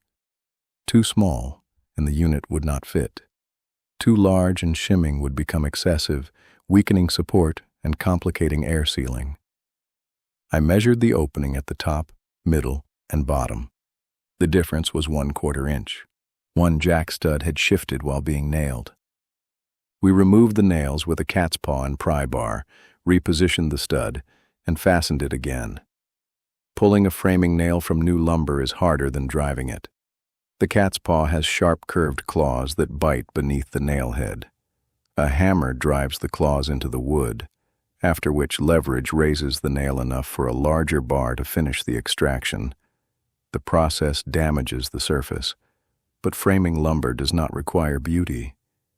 It does require accuracy. I disliked removing nails.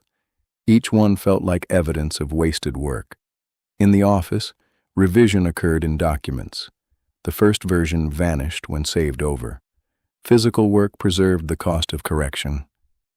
Wood showed holes. Bent nails accumulated in a bucket. Time could not be hidden. Harold noticed me looking at the damaged stud. "That bother you?" he asked. "The holes. Wall won't care." "I know." "Then who are they for?" I had no answer. We added the header over the opening. Its size and construction came from the approved design, based on the opening width, loads above, lumber species, and local snow conditions. A header should not be guessed by copying another building. The weight from the roof and upper structure must cross the opening and continue downward through the supporting studs. The built-up header was assembled from structural lumber with an insulating layer where required so the wall would not contain a large thermal bridge. Wood insulates poorly compared with dedicated insulation, and solid framing members conduct more heat than insulated cavities.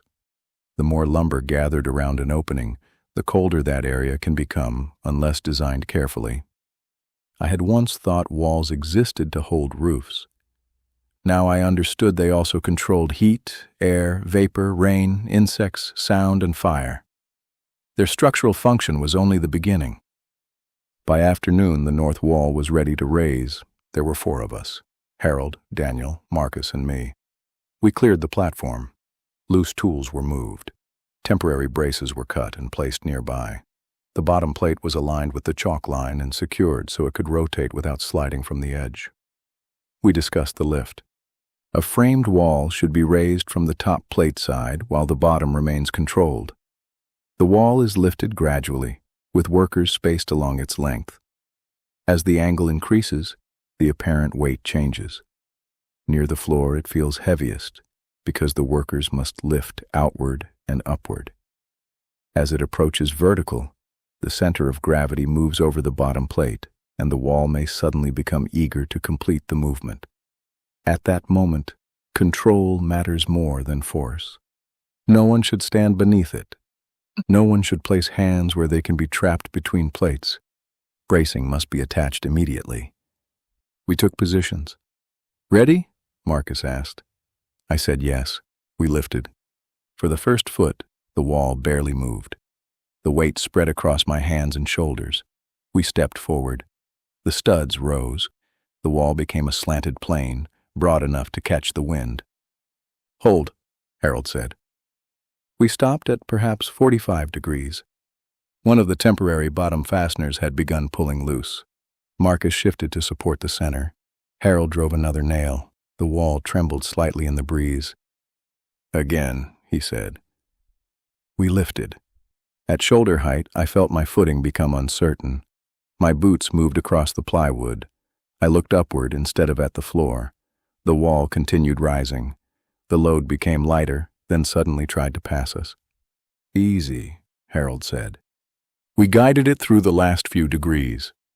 The bottom plate settled against the line. The north wall stood. For a second, none of us moved.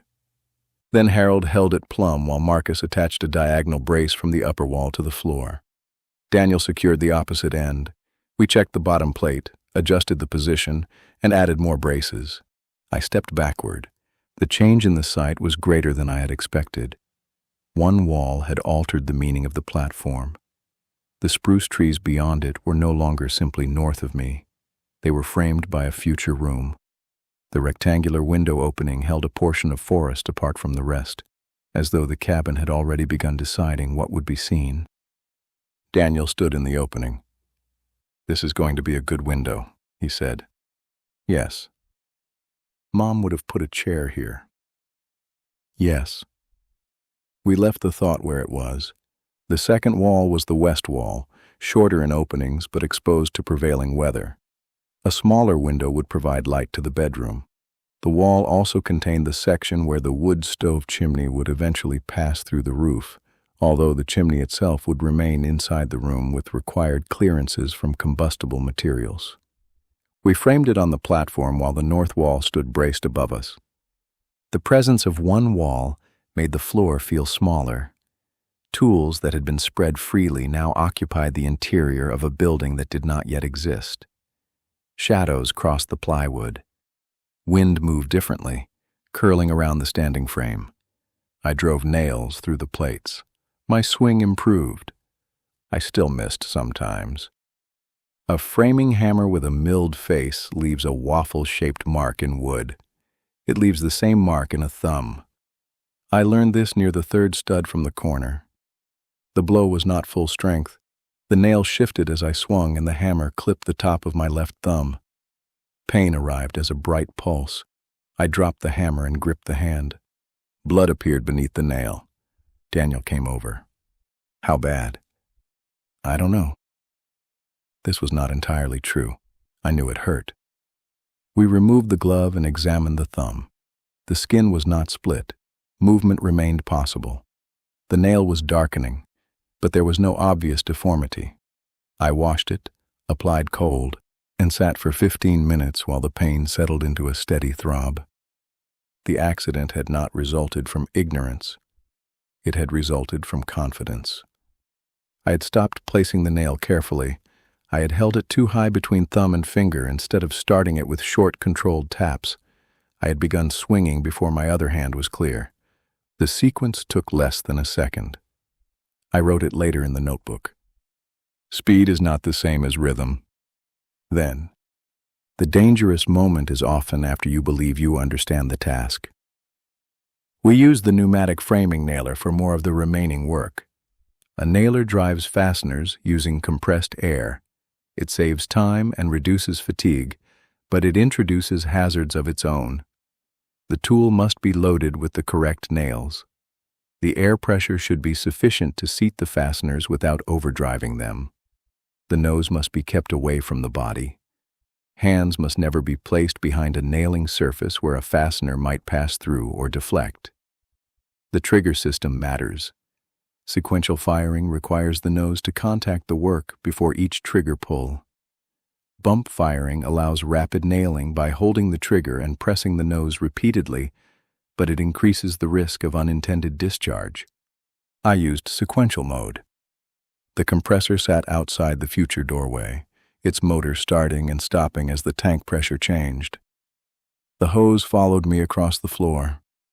I learned to pull slack before moving and to keep loops away from feet. The first nail drove too deep. I reduced the air pressure. The next remained proud. I increased it slightly. After several tests on scrap lumber, the heads sat flush. The nailer was efficient in a way the hammer could never be. A wall that required hundreds of strikes could be assembled with controlled bursts.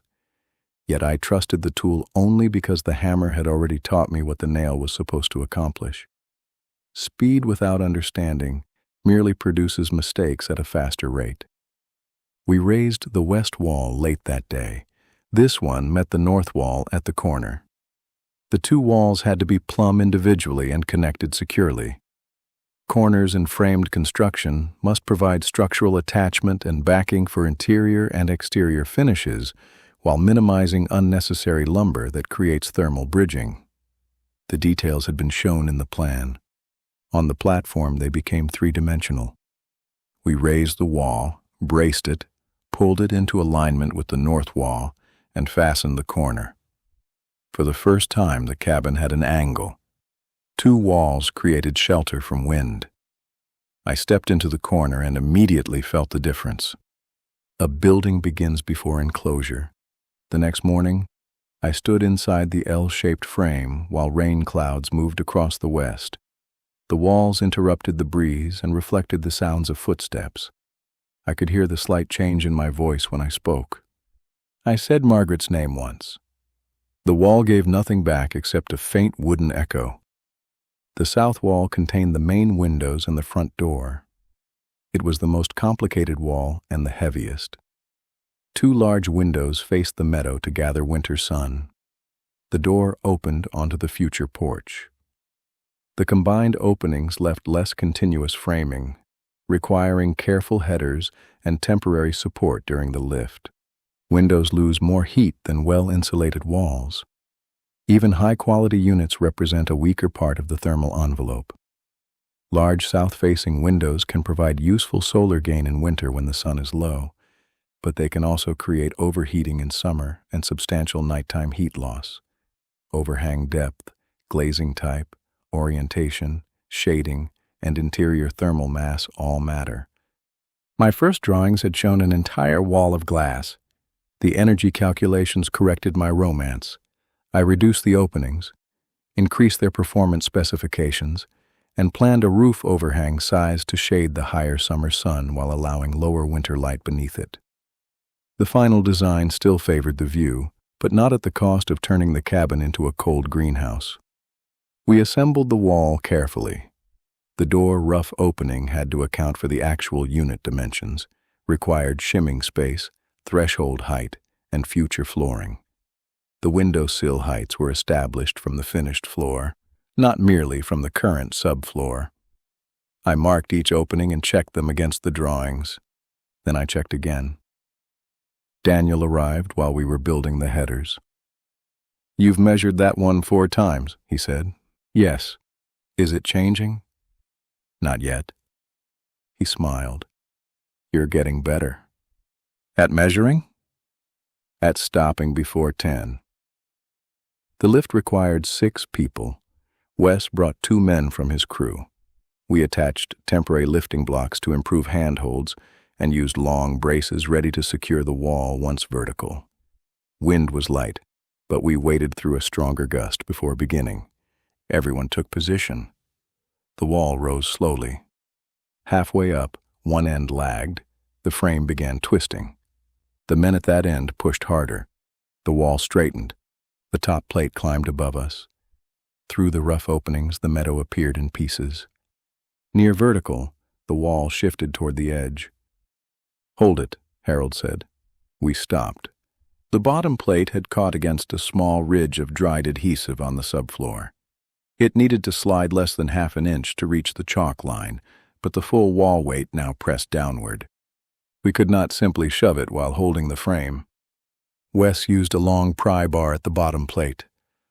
The rest of us maintained the wall near vertical. "Hands clear," he said. He levered the plate. The wall moved. Again! It settled onto the line. Braces were attached. Only when the wall stood secured did we release it. The south wall changed everything. Sunlight entered through 2 broad rectangular openings. The meadow was no longer an uninterrupted field. The cabin had selected views, one toward the creek, one toward the open grass, and a narrower vertical opening where the front door would stand. I walked through the doorway. Then I walked back in. The threshold did not yet exist, but the act felt formal. Outside and inside had become distinguishable. The east wall was last. It contained the kitchen window and a rear service door. By then the routine was familiar. Plates, layout, studs, openings, headers, square, fasten, check. Familiarity improved the work, but did not shorten the day as much as I expected. Greater skill revealed more details. I noticed crowns sooner. I corrected small gaps before fastening. I checked that studs remained flush at plate edges, so the sheathing would sit flat. I placed blocking for future cabinets while the wall was open. I photographed every wall with a measuring tape visible, so I would later know where backing and services were located after insulation and finishes concealed them. A completed wall hides its own construction. Photographs preserve what memory will eventually simplify. We raised the east wall without trouble. The 4 exterior walls stood around the platform, each held by diagonal braces. The cabin was now a wooden box open to the sky. The walls were not yet fully plumb, aligned or tied together with the second top plate. They moved slightly when pushed. The structure had shape, but not unity. Plumbing the walls required patience. A level held against a stud showed whether the wall leaned inward or outward. Long braces could push or pull the top while the bottom remained fixed. We started at one corner, brought the wall plumb, secured it, then worked around the building. The corners had to remain aligned because correcting one wall could disturb another. The bubble became the judge again. On the north wall, the bubble rested against the outer line. We pushed the top inward too far. We released pressure. The wall moved back. We tightened the brace by a small amount. The bubble centered.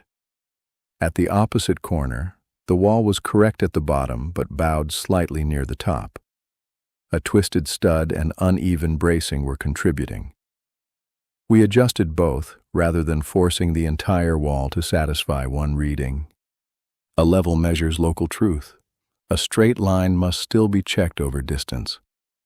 We stretched mason's line along the upper plates and used spacer blocks at the ends. Any wall section touching or drifting from the line could be identified and corrected. The purpose of the spacer blocks was to hold the string slightly away from the end points, allowing the same gap to be checked along the length without the string being obstructed. The west wall bowed outward by nearly half an inch in the center. We attached a brace and pulled it inward. The wall resisted. Another click. It moved. One more. The string gap matched. The come-along had returned. Large correction through small, repeated actions.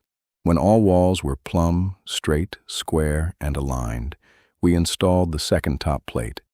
It overlapped wall joints and corners, tying separate sections together.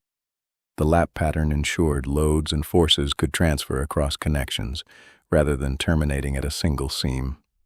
The nails through the upper plates had to be driven while standing on ladders and temporary platforms. I had been uneasy with heights all my life, not terrified, uneasy. In office buildings, height was separated from me by glass, steel, elevators, and engineering. On a ladder, height is personal.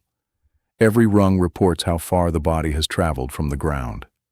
Ladder safety is simple enough to remember and easy enough to ignore. The base must stand on firm, level ground. The ladder should be set at the proper angle. The top must rest securely. 3 points of contact should be maintained. The user should not overreach beyond the side rails. Tools should be carried in a belt or raised separately when necessary. The ladder should be moved rather than asking the body to become longer. The first time I climbed to the top plate, I carried the hammer in one hand. Harold stopped me. "Put it in your belt." "I can hold it." "Then you can hold it after you fall." I climbed down and began again. From the ladder, I drove nails through the overlapping plates. My swing was shorter but more accurate than it had been weeks earlier. The hammer no longer felt foreign in my hand. I could start a nail with 2 taps and drive it with 2 or 3 firm blows. I knew the sound of a solid connection. I knew when the nail had bent beneath the surface. I knew when wood was beginning to split. The skill had entered quietly. No moment announced that I had become capable. The final exterior nail went into the northeast corner shortly before sunset. I remained on the ladder with one hand on the top plate. Below me, the cabin floor lay enclosed by the 4 walls. Orange light entered from the south and passed through the window openings, drawing long rectangles across the plywood. Beyond the frame, spruce moved in the evening wind. I climbed down. The others had gone except Harold. He stood in the doorway with his hands in his jacket pockets. "Looks like a building," he said. "Almost." "No. Looks like one now. Roof just keeps the weather from proving otherwise." We walked around the exterior.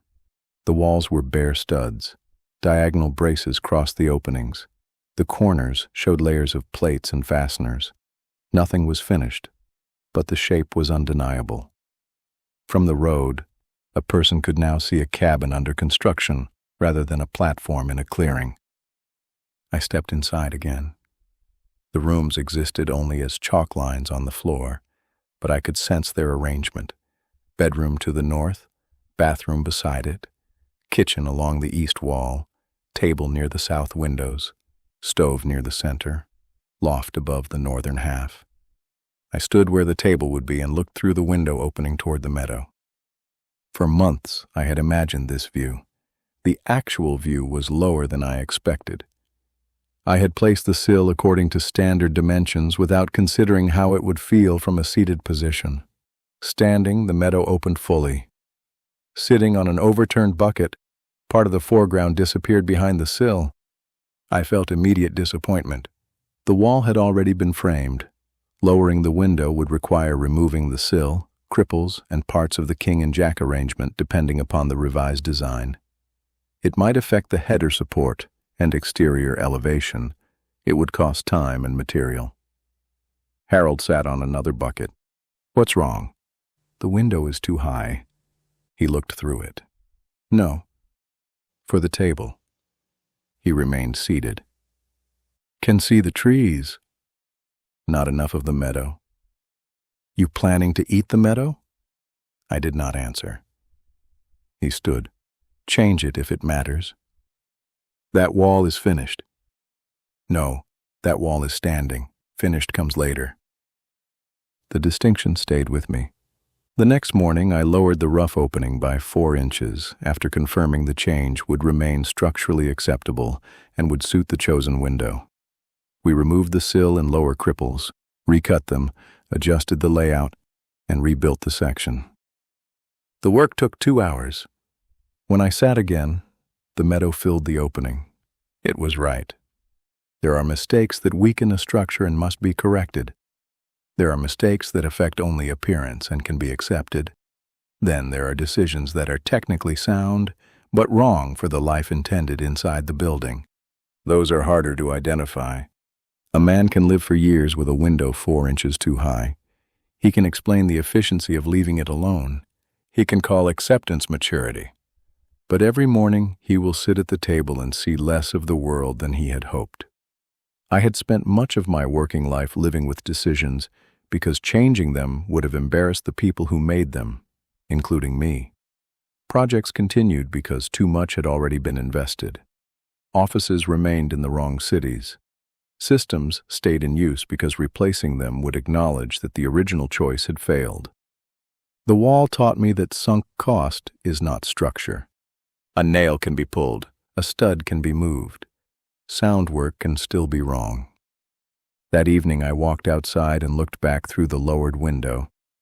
The rectangular opening framed the place where the table would stand. For the first time, I imagined myself inside from the perspective of the land. The cabin no longer seemed like something I was imposing upon the ridge. It seemed like a device for observing it. I wrote in the notebook, "A wall should carry weight without closing out the reason you built it." Then, correct what will trouble you every day. The hammer was the 4th tool. The walls were the first part of the cabin that stood above me. And when I stepped through the doorway at dusk, I understood that I was no longer merely building upon the land. I had begun deciding how I would live within it.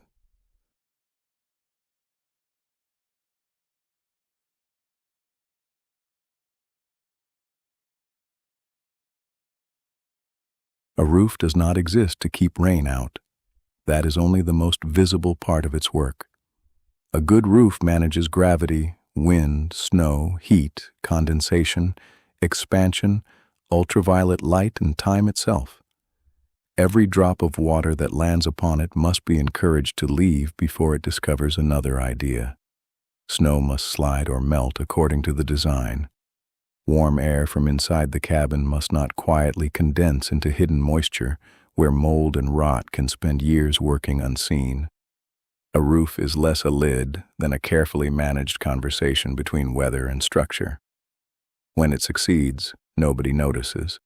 When it fails, every room below eventually joins the discussion. The primary tool for building a roof is the speed square.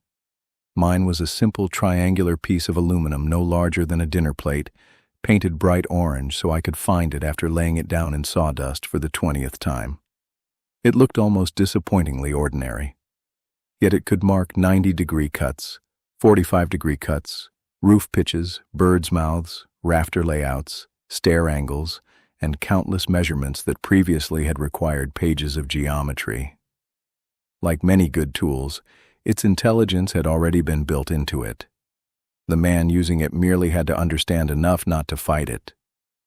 By the beginning of August, the walls stood straight, the braces remained tight, and the prairie grasses surrounding the cabin had turned from fresh green into the muted gold that arrives long before autumn.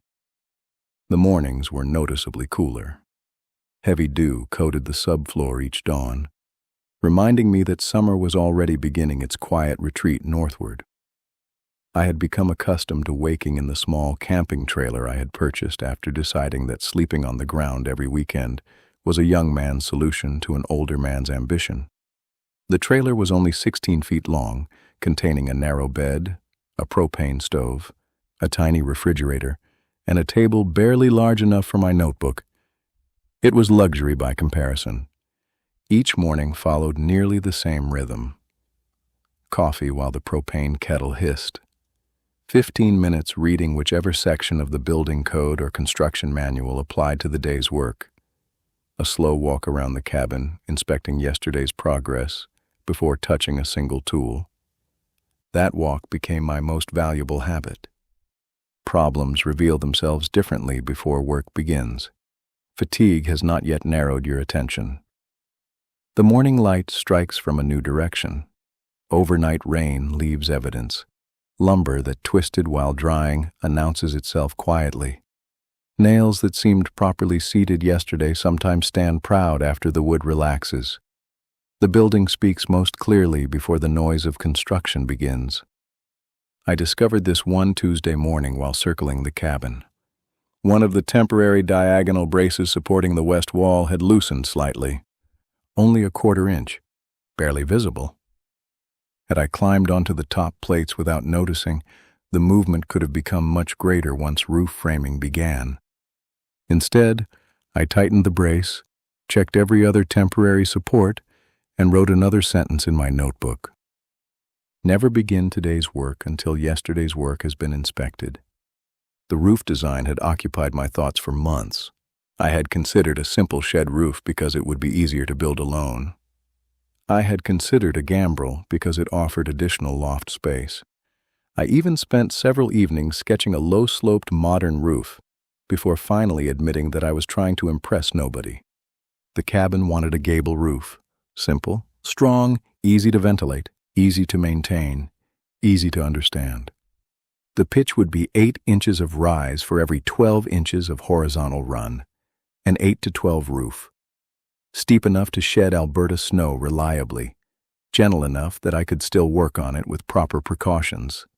Snow load calculations, rafter spans, species, grade, spacing, and local code requirements all influence the final dimensions. I had the engineering reviewed before purchasing lumber, because roofs are one of those places where optimism should never substitute for mathematics. The ridge beam would run the full length of the cabin. Common rafters would extend from ridge to top plates. Collar ties and ceiling joists would resist outward thrust while defining the future loft.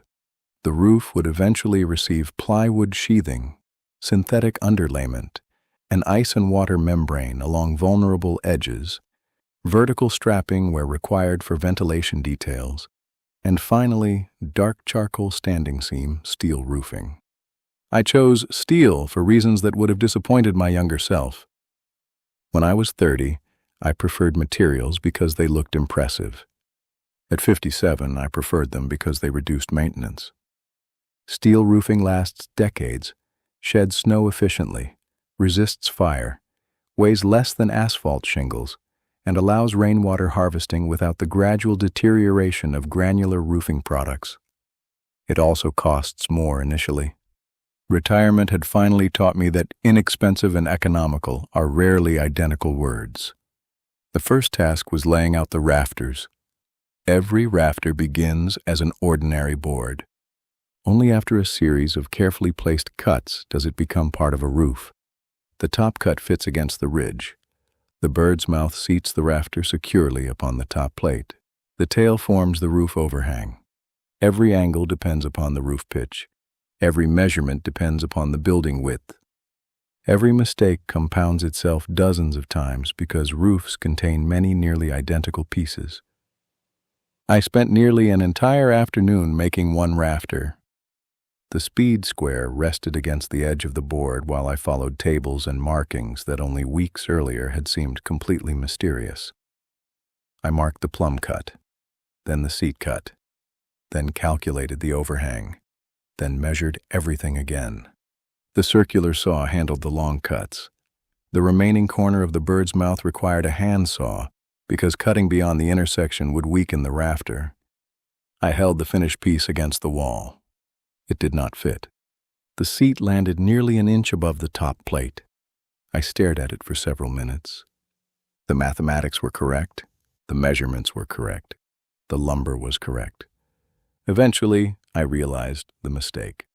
I had measured from the wrong reference line after accounting for the ridge thickness. One forgotten subtraction, 1 inch, one ruined rafter. In business, errors often become expensive because people refuse to admit them quickly. Construction is less forgiving. The board remained the wrong shape no matter how carefully I explained my reasoning. I leaned it against a tree and started over. Harold arrived halfway through my second attempt. "Practicing?" he asked. "I've built one very expensive fence board." He looked at the discarded rafter. "Good." I was hoping for sympathy. "You got education?" He picked up the ruined board. "Firewood's expensive too." The second rafter fit almost perfectly. Not perfectly. Almost. There remained perhaps 1/16 of an inch of daylight beneath one corner of the bird's mouth. I considered recutting it. Instead, I remembered the floor. Build accurately enough that the next part fits. The rafter sat fully upon the bearing surface. The load path remained correct. The gap was cosmetic. I accepted it. Template rafters are among the greatest gifts a carpenter gives himself. Once one rafter fits properly, it becomes the pattern for every remaining one. Rather than recalculating each board independently, the template is carefully aligned on fresh lumber, traced, verified periodically, and cut repeatedly. Repetition creates consistency. Consistency creates speed. Speed arrives as a consequence rather than a goal. By Friday afternoon, 28 rafters lay neatly stacked beneath a tarp. Each was marked north, south, location, crown. I had become almost embarrassingly fond of labeling things. The roof raising required more people than anything built so far. Daniel returned. Marcus returned. Wes brought 2 carpenters. Even Harold recruited his neighbor Carl, who had framed houses during the 1980s and possessed forearms that appeared capable of lifting the cabin without assistance. The ridge beam came first. Temporary supports were erected at each end and near the center. The beam itself had to remain straight while being lifted into position. Long structural members behave differently from short ones. Their own weight introduces deflection. Lift too quickly at one end and twisting begins. Lift unevenly and joints bind. Communicate poorly and someone gets hurt. The beam rose slowly. Each man carried only part of its weight. Commands became simple. Up, hold. North, 2 inches. Good. No speeches, no discussions. Construction at that moment resembled an orchestra more than management. Everyone knew his part. The beam settled into its supports. We checked alignment. Then level. The bubble rested exactly where it should. The rafters followed. 1 pair at a time. Each pair temporarily braced before the next. The first pair felt impossibly unstable. 2 narrow triangles leaning toward one another beneath a beam suspended above open air. Yet once connected by temporary bracing, the geometry changed. Triangles possess remarkable honesty. Unlike rectangles, they refuse to distort without changing the length of one side. That simple fact allows bridges, cranes, roof trusses, towers, and bicycle frames to carry astonishing loads. I had spent 32 years solving organizational problems. The triangle suggested many organizations would function better if they behaved more like structures. Every member should understand exactly where the load travels. Mid-afternoon brought wind, not violent, perhaps 25 kilometers per hour. Enough. A partially completed roof behaves much like the sail of a ship. Individual rafters offer little resistance. Rows of connected framing begin presenting surface area. We stopped. There is a strange courage found only among inexperienced people. Experienced builders rarely boast about ignoring weather. They have watched enough projects become disasters because someone believed another hour could be stolen from the forecast. We climbed down, made coffee, waited. The wind passed 45 minutes later. No progress had been lost, only impatience. Carl smiled while stirring sugar into his coffee. Weather always wins. I suppose experience teaches that. No, he said. Roof replacements teach that. By sunset, the complete skeleton of the roof stood above the cabin. For the first time, it looked finished from a distance, not completed, finished in shape. People driving along the range road slowed slightly before continuing. One truck actually stopped. A couple climbed out. They admired the view for several minutes before driving away. It occurred to me that strangers already imagined the finished cabin. Only I could still see every temporary brace, every crooked pencil mark, every place where I had changed my mind. The following week belonged to sheathing. Roof sheathing must be installed perpendicular to the rafters. Expansion gaps remain between sheets. Edges require proper support. Fastening schedules matter. Walking on partially fastened sheathing is a remarkably effective way of discovering gravity. Ladders alone no longer sufficed. Roof brackets were installed temporarily. Planks created narrow working platforms. Every climb required thought. Fall protection became routine. A safety harness is an odd thing psychologically. It does not make a roof feel safe. It reminds you that it isn't. The harness clipped into a lifeline, anchored according to manufacturer's instructions. The first time I leaned backward against the rope, every instinct objected. Trust arrives slowly. Even equipment must earn it. Working overhead exhausted muscles I had not known existed. My shoulders burned. My neck stiffened. The backs of my calves cramped while balancing on sloped surfaces. Construction photographs rarely capture fatigue accurately. They show accomplishment, not the accumulated cost. One afternoon, I found myself staring across the prairie from halfway up the roof. Cloud shadows drifted silently across miles of rolling grass. No highways, no office towers, no conference calls, only wind. A hawk circled above the distant hills. I realized nearly 20 minutes had passed without my touching a tool. In the office, that realization would have produced guilt. Here it produced gratitude. Margaret would have liked this sky. She had always preferred clouds to sunsets. Sunsets, she said, were too obviously beautiful. Clouds required attention. She believed the best landscapes were those that rewarded looking twice. I found myself looking 3 times. The steel roofing arrived on a Thursday. Long charcoal panels wrapped carefully against scratching. Each panel had to remain perfectly aligned because small errors multiply across long distances. The screws contained neoprene washers compressed just enough to seal without deforming. Over-tightening shortens their life. Under-tightening invites water. Another lesson in moderation. The first rainfall came 3 days later, not heavy, steady. I sat inside the unfinished cabin while drops struck steel above me. The sound surprised me. Not loud, not hollow, gentle, measured, each drop distinct. Water that previously would have soaked the floor now traveled predictably toward the eaves.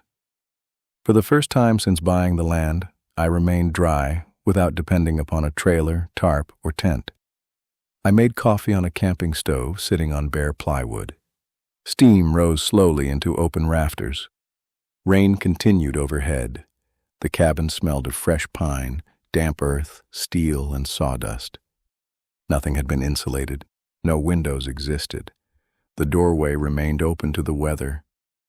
Yet something profound had changed. The building had become shelter.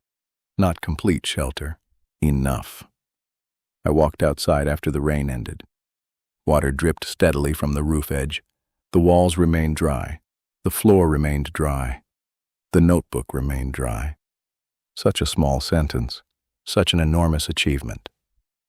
I remembered board meetings where projects worth tens of millions of dollars had been approved after presentations lasting less than an hour. Here I had spent nearly 5 months simply reaching the point where rain landed somewhere else. Oddly enough, this accomplishment felt larger, perhaps because I understood every nail, every measurement, every mistake, every correction. The roof had not appeared because a budget existed. It existed because thousands of individual decisions had accumulated into protection. That evening I climbed once more onto the ridge above the cabin. From there, the steel roof reflected pale afternoon light beneath broad white clouds drifting across the Alberta sky. The prairie stretched almost endlessly toward the horizon. The cabin looked smaller than I expected, more humble, more honest. Not a monument, not an accomplishment, simply a place, exactly as it should be. Before locking the trailer for the drive home, I opened the notebook. The page remained perfectly dry despite the afternoon shower. I wrote, "A roof is built long before the first rain. Then beneath it, real confidence is not believing the storm won't come. It is knowing where the water will go when it does." The speed square was the fifth tool. The roof was the first promise the cabin made to weather.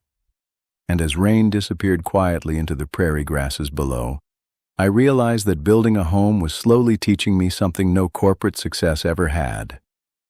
The purpose of strength is not to impress the world. It is to create a place where someone can finally stop worrying about the rain.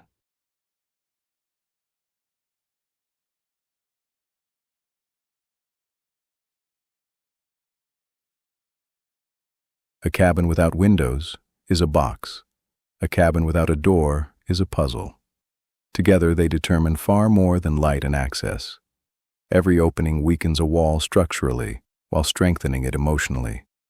Every window interrupts insulation in exchange for a view. Every door sacrifices perfect airtightness so people may come and go. Building a weatherproof wall is comparatively straightforward. Building a wall that welcomes daylight, admits friends, resists wind-driven rain, remains secure against winter storms, and still opens smoothly after years of seasonal movement is considerably harder. Windows and doors are where structure begins negotiating with life. The primary tool for installing windows and doors is the 6-foot level.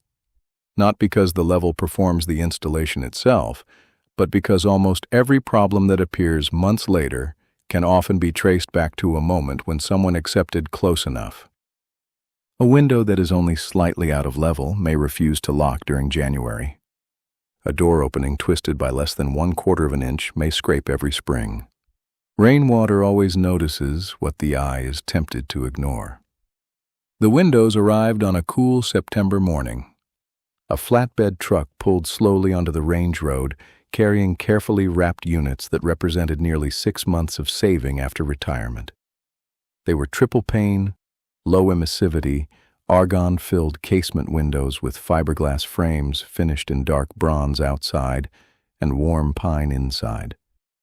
I had spent longer choosing windows than I had spent choosing my first car. People accustomed to suburban construction often think of windows primarily as decoration. Builders know better. Windows are among the most technically demanding components of any building envelope. They interrupt structural sheathing, insulation, vapor control, air barriers, and weather-resistant barriers simultaneously. They must tolerate expansion, contraction, ultraviolet exposure, gravity, wind pressure, and years of repeated operation while remaining almost perfectly waterproof. A roof sheds water downward. A window must persuade water to leave sideways before it reaches somewhere expensive. The delivery driver lowered the pallet with a forklift. "Sign here." I signed. He climbed back into the truck, then paused. "Building it yourself?" "Mostly." He looked toward the cabin. "That's either brave or stubborn. I'm still figuring out which." He smiled. They usually become the same thing. After the truck disappeared down the road, I removed the protective wrapping one piece at a time. There is a peculiar silence surrounding expensive objects. No one hurries. Nobody tosses anything. Every movement becomes deliberate because replacement would involve both embarrassment and several $1,000s. I leaned each window upright against padded supports inside the cabin. Never flat, never directly on concrete, never exposed to unnecessary sunlight before installation. The manufacturer's instructions recommended storing them vertically with adequate support to avoid frame distortion. I followed those instructions exactly. I had become increasingly respectful of people who wrote installation manuals. The first opening would be the large south-facing window overlooking the prairie. I had already lowered the rough opening by 4 inches back in Chapter 4 after discovering that the original sill would have hidden too much of the landscape while seated at the future kitchen table. Every morning since then, I had quietly congratulated myself for making the correction. The wall had not yet forgotten. Before any window entered an opening, the opening itself required preparation. This part fascinated me because almost none of it would ever be visible again. The rough framing was checked for square, then plumb, then level. The dimensions were measured in 3 places: top, middle, bottom, then diagonally corner to corner. If the opening differed excessively, correction came now, not after the expensive window occupied it. Mine differed by just under 1/8 of an inch. Acceptable. The sill then received a sloped support system directing any future water outward rather than inward. Self-adhering flashing membrane covered vulnerable corners. Each lower corner required carefully folded pieces to eliminate hidden pathways for water. The side jambs followed. The top remained untreated until later so overlapping layers could shed water correctly. Water management resembles roof shingles. Everything overlaps downward. Every layer covers the one below. Gravity must always remain your silent partner. I spent nearly 45 minutes preparing one opening. Installing the window itself required perhaps 8. The ratio seemed appropriate. Failures usually originate during preparation. Daniel arrived just as we lifted the first window. "You ready?" "No." "Good." Together we carried it carefully toward the opening. Windows appear surprisingly heavy because glass contributes weight while revealing none of its effort. We lifted from opposite sides, never by the operating sash, always by the frame. The window settled gently into the rough opening, not tightly. It should never fit tightly. Construction tolerances exist because buildings move. Wood swells, concrete shrinks, foundations settle microscopically. Temperature changes dimensions every single day. The small perimeter gap allows adjustment, insulation, and long-term reliability. I inserted temporary shims beneath the sill. Shims are wonderfully humble pieces of construction. Thin wedges, usually cedar or composite, worth almost nothing individually, absolutely essential collectively. Properly placed shims transfer loads beneath the jambs while preserving level and preventing frame distortion. Improperly placed, shims twist the frame until windows refuse to operate despite appearing perfectly installed. The level came out. Bubble left, adjust shim. Bubble right, remove shim, check again. Daniel watched patiently. "You know," he said, "most people would already have screwed it in. Most people aren't writing notes about every mistake." He laughed. "Fair enough." Once level, we checked plumb, then diagonal measurements inside the frame, then operation. The casement window opened smoothly, closed smoothly, locked perfectly. Only then did I install permanent fasteners through the manufacturer's designated locations. Never over-tightened. A screw tightened enthusiastically can distort the frame enough to create operational problems that remain invisible until winter. Again, moderation. Construction seemed increasingly interested in moderation. Enough force, enough insulation, enough ventilation, enough precision. Rarely maximum anything. The first completed window transformed the cabin. Not dramatically from outside, inside. The prairie appeared framed, no longer merely visible. Chosen. The rectangle concentrated attention. Clouds drifted across blue sky. Tall September grasses leaned gently beneath a west wind. Far beyond them, scattered shelter belts marked distant farmyards. The landscape had become part of the architecture. Margaret would have approved immediately. She always believed windows should frame something worth remembering. The remaining south windows progressed more quickly. Template, preparation, level, shim, fasten, flash, seal, repeat. Skill was arriving quietly again. Not confidence exactly, familiarity, a different thing entirely. The front door proved less cooperative. Exterior doors require perhaps the most unforgiving geometry in ordinary residential construction. The latch side, the hinge side, threshold, reveal around all edges, compression of weather stripping, swing, latch engagement. Everything depends upon alignment. The pre-hung door arrived already mounted within its jamb.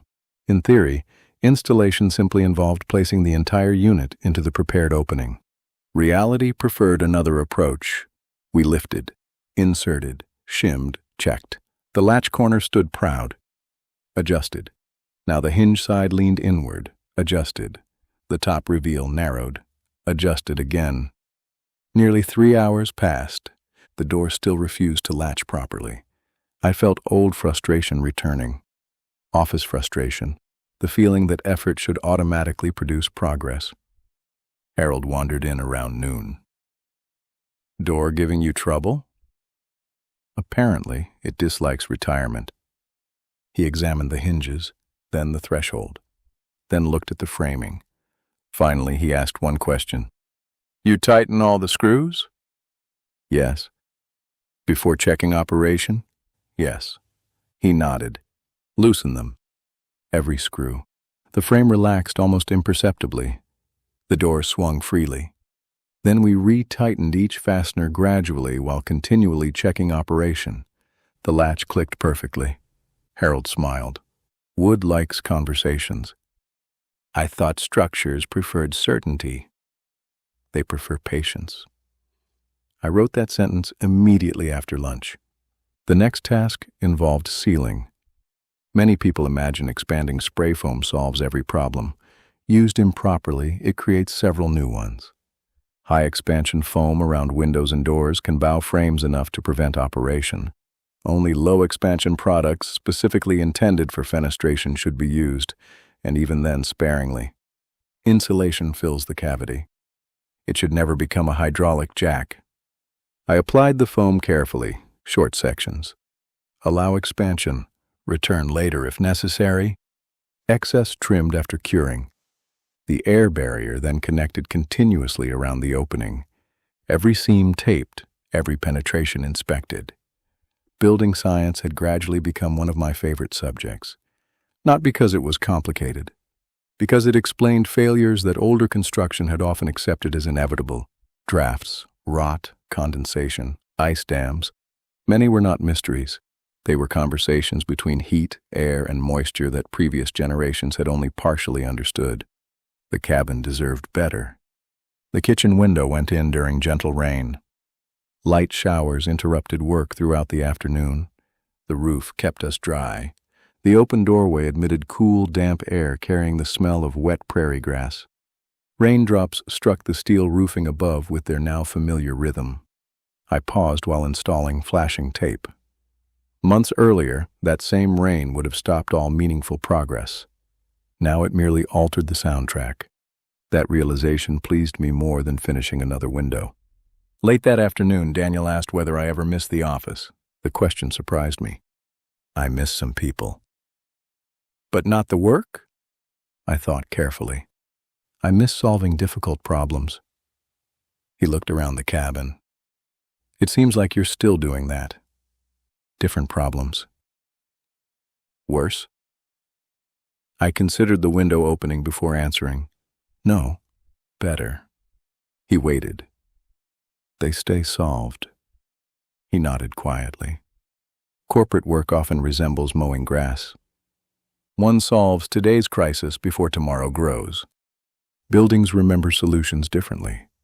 A properly flashed window may continue directing rain correctly long after the person who installed it has disappeared. There was something deeply comforting about that. By the end of the week, every exterior window occupied its place. The cabin looked outward. The prairie looked inward. Only the rear service door remained. Smaller, simpler, no decorative glass, just insulation, security, and reliable function. Installing it took under an hour. Experience had shortened the work. Not because shortcuts had appeared, because uncertainty had diminished. The final adjustment involved weather stripping. Compression should remain firm without excessive force. Too loose invites drafts. Too tight shortens gasket life and makes operation unpleasant. Again, moderation. I closed every window, then every door. For the first time since purchasing the property, I stood inside a building fully enclosed from weather. Not finished, far from finished, but enclosed. Wind still whispered outside. Inside, it disappeared. The silence startled me. The cabin possessed a different acoustic personality now. Voices became softer, footsteps echoed less, even breathing sounded different.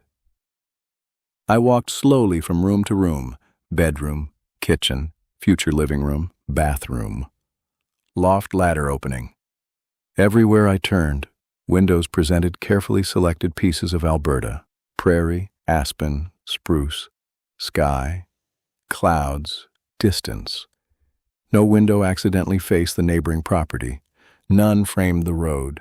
Each had become a deliberate conversation with the land. As evening approached, I carried one folding chair into the living room. No furniture existed, no insulation, no drywall, no electricity, no wood stove, just one chair. I sat. The lowered south window framed golden prairie beneath broad white clouds exactly as I had imagined months before. Actually, better. Because imagination never includes the slight movement of grass, or distant hawks, or changing light across uneven hills. Margaret would have chosen this chair. She always selected the first place where guests naturally wanted to sit. I smiled despite myself. Perhaps I had finally learned something from all those years watching her arrange ordinary rooms into homes. A house becomes weatherproof before it becomes comfortable. A home becomes comfortable before it becomes finished. The distinction matters. Darkness arrived slowly. I closed the front door. The latch clicked softly, solidly, not loudly enough to impress anyone, exactly loudly enough to reassure me. I opened the notebook. The pages remained dry. The cabin remained quiet. Outside, the wind continued crossing the prairie exactly as it always had. Only now it passed around me instead of through me. I wrote, "A window is not installed to look through. It is installed to decide what deserves looking at every day. Then beneath it, a good door closes out weather without making the world feel farther away." The 6-foot level was the 6th tool. The windows and doors were the cabin's first conversation with the outside world.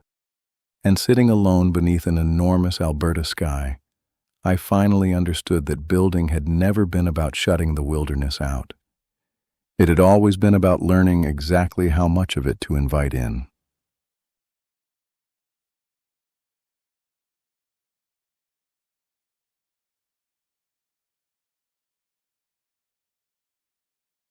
A stove is not only a source of heat, it is a controlled fire placed inside a wooden building and every part of its installation exists to prevent that simple fact from becoming a disaster.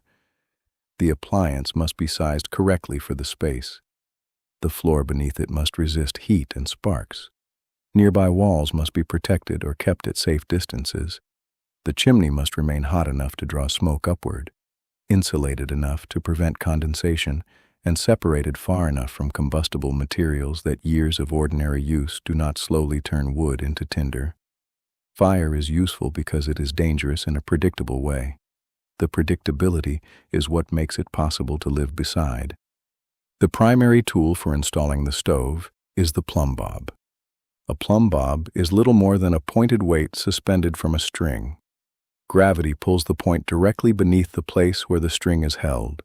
There are lasers that perform the same task more quickly and with less patience, but a plumb bob requires no batteries, no calibration, and no faith in electronics. When a chimney must pass through a ceiling and roof in one continuous vertical line, the plumb bob tells the truth from top to bottom. The stove arrived in late September. It was a compact cast-iron model, rated for the cabin's heated area, and certified for residential use. The firebox was smaller than those in the large black stoves I remembered from hunting lodges and rural workshops. At first I worried it would not be enough. Then I studied heat loss calculations, insulation values, air leakage, winter design temperatures, and the actual volume of the cabin. Oversizing a wood stove creates problems of its own. A stove that is too powerful is often operated with the air supply reduced so the room does not overheat. The fire then burns cooler and less completely. Smoke contains more unburned compounds. Flue temperatures fall. Creosote forms more readily. A smaller stove operated at a proper hot burn can be safer and more efficient than a large one smoldering all winter. This was another lesson in resisting the appearance of strength. The bigger machine was not necessarily the better one. The heaviest object in the cabin arrived strapped to a pallet in the back of Wes's truck. He had picked it up in town and driven slowly over the new road, avoiding the deeper ruts left by several days of rain. "Where do you want it?" he asked. I pointed toward the center of the living room. He looked through the open doorway.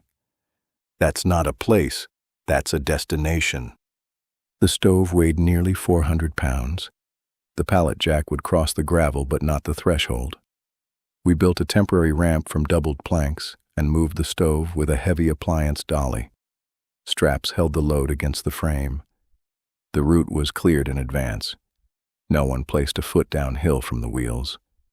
We moved slowly, stopping before every transition.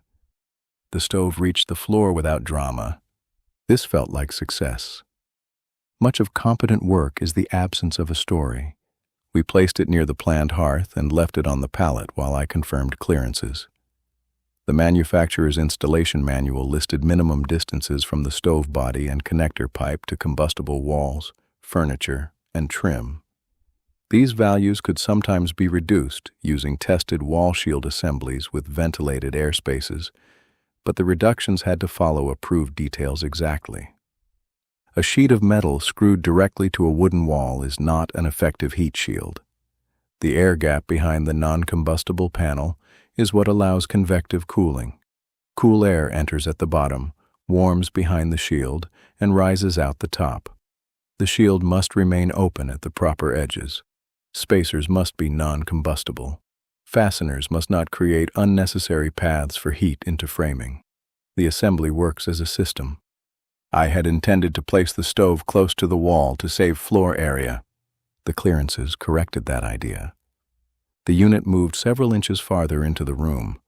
At first it seemed intrusive, then I imagined winter boots drying nearby, a kettle on the top plate, and chairs angled toward the heat. The stove did not occupy the room.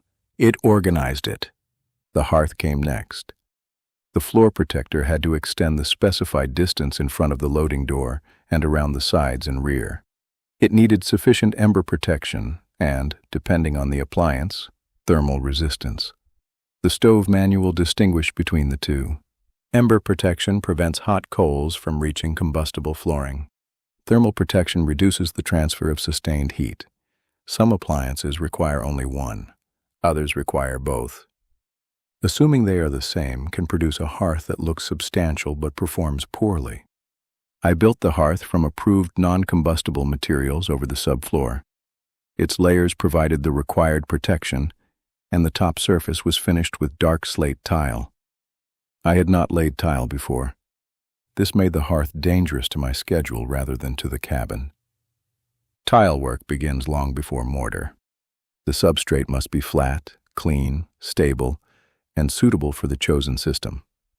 The layout must be planned so narrow, awkward cuts do not collect along one edge. Tile dimensions include grout joints.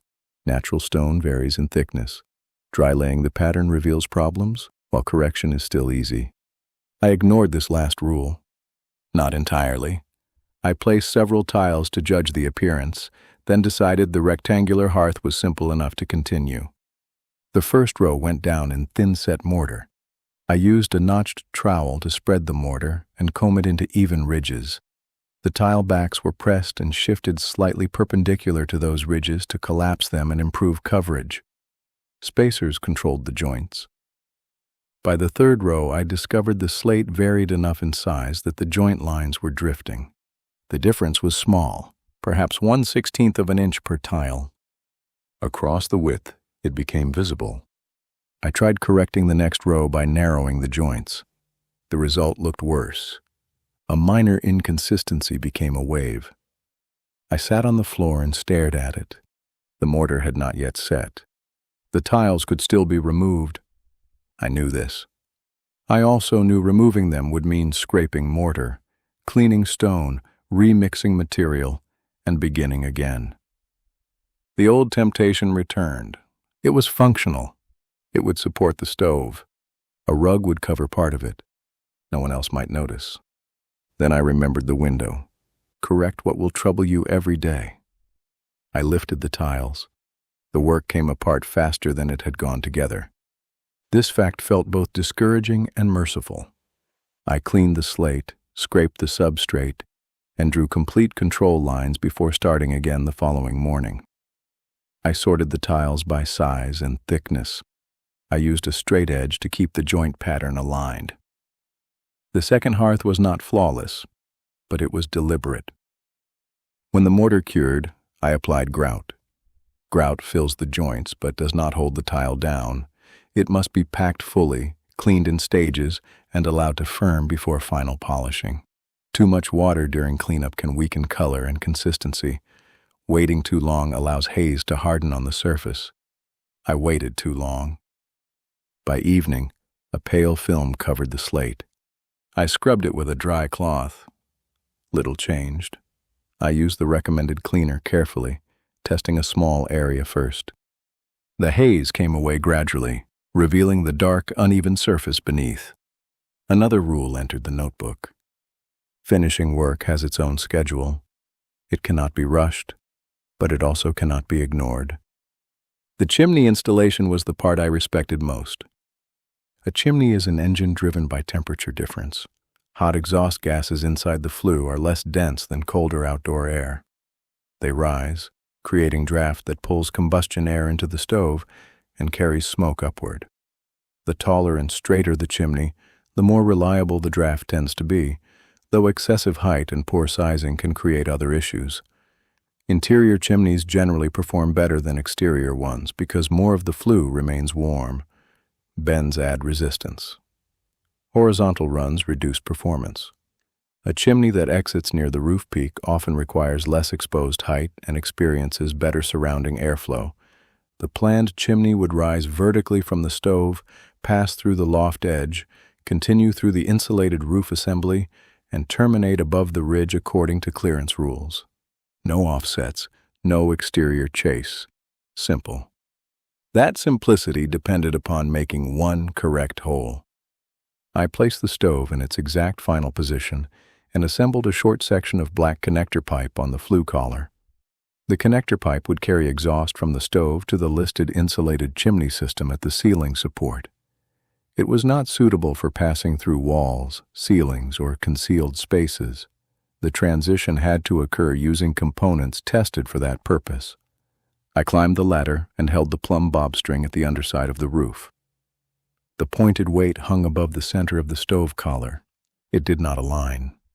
The planned opening was nearly 3 inches east. 3 inches should have been a small amount. In a chimney installation, it was the difference between clear passage and a roof rafter. I checked the stove position. Correct. I checked the floor plan. Correct. I checked my earlier framing notes. The roof opening had been planned before the final stove clearances moved the appliance farther from the wall.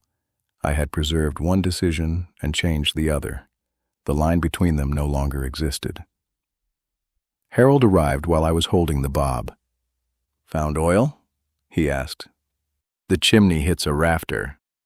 "Then don't put it there." "The stove is in the correct position." "Then move the rafter." I looked upward. "Can I do that?" "You can do anything if you carry the load around it." The roof framing could not simply be cut. Any interrupted rafter required properly designed headers and doubled adjacent members to redirect the load.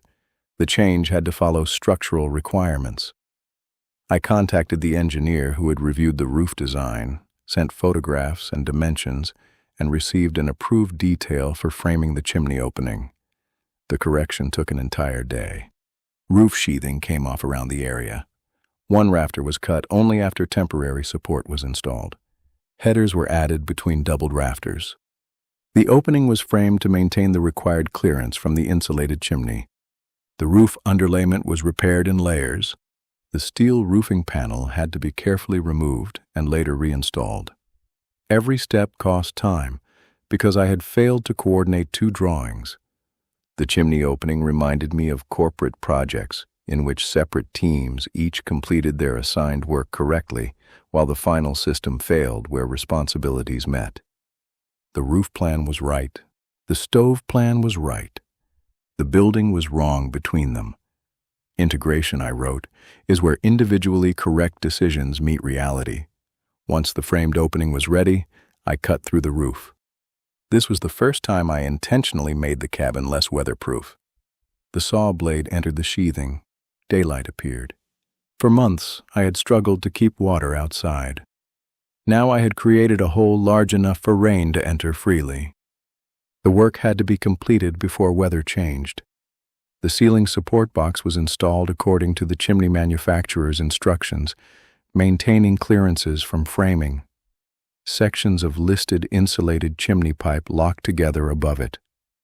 The roof flashing fitted over the pipe and under the upper roofing layers, so water would flow across rather than beneath it. Upslope material overlapped the flashing. Downslope flashing overlapped the roofing. A storm collar encircled the chimney above the flashing cone and was sealed at its upper edge. The final cap prevented rain, debris, and animals from entering while allowing exhaust to escape.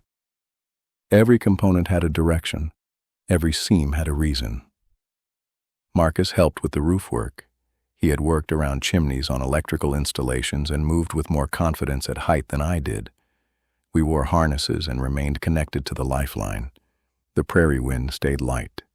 The sky remained clear. The roof opening was sealed before evening.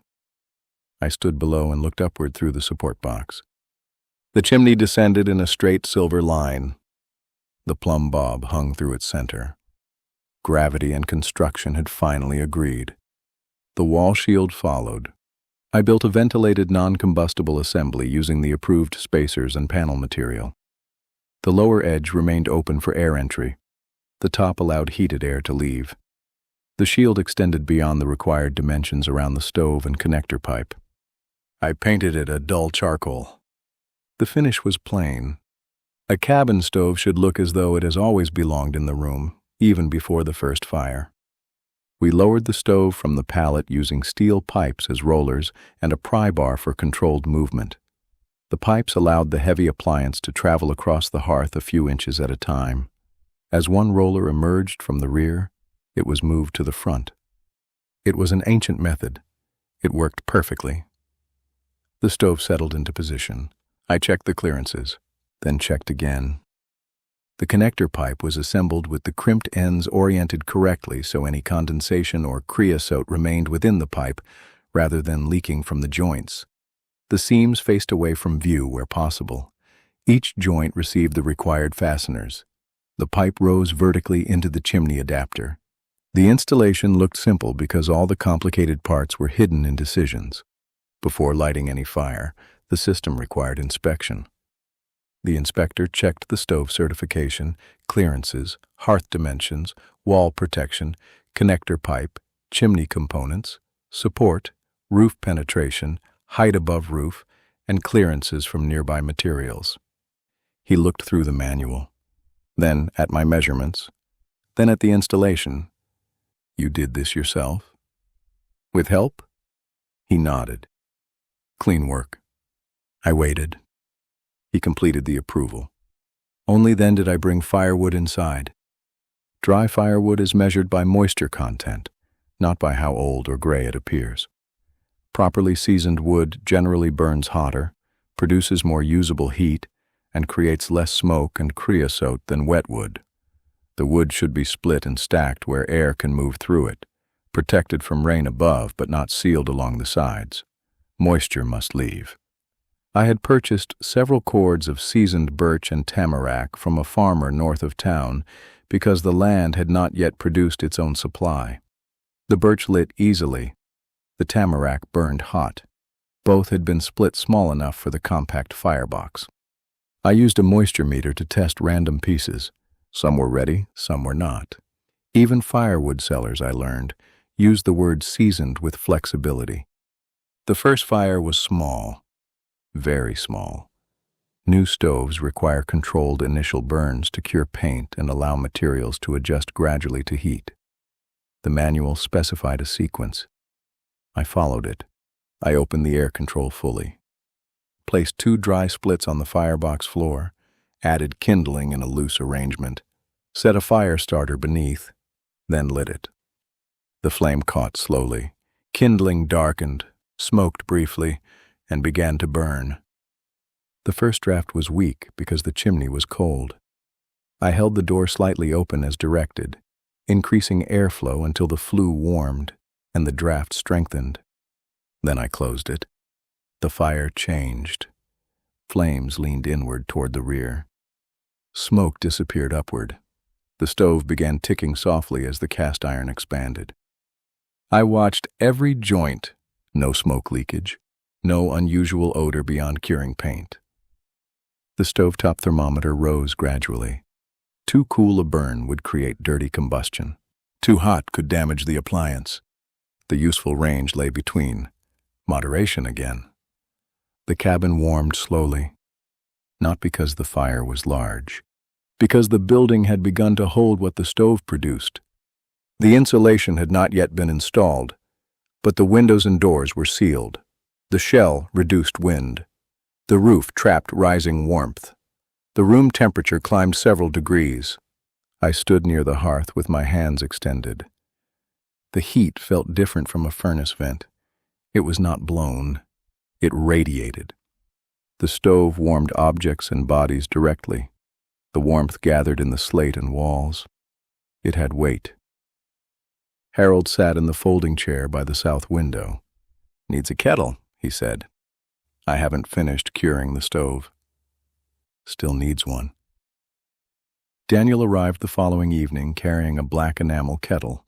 He placed it on the stovetop. "Harold called me," he said. Of course he did. We built the second curing fire together, slightly larger. The kettle began to murmur. Outside, the temperature fell near freezing. Frost silvered the prairie grass after sunset. Inside, the stove made small metallic sounds as it heated. Daniel sat at the future table location. I sat across from him. Between us stood no table, only 2 folding chairs and a cardboard box holding mugs. We drank coffee beneath exposed rafters. For the first time, the cabin felt not merely enclosed but inhabited. Fire changes a room.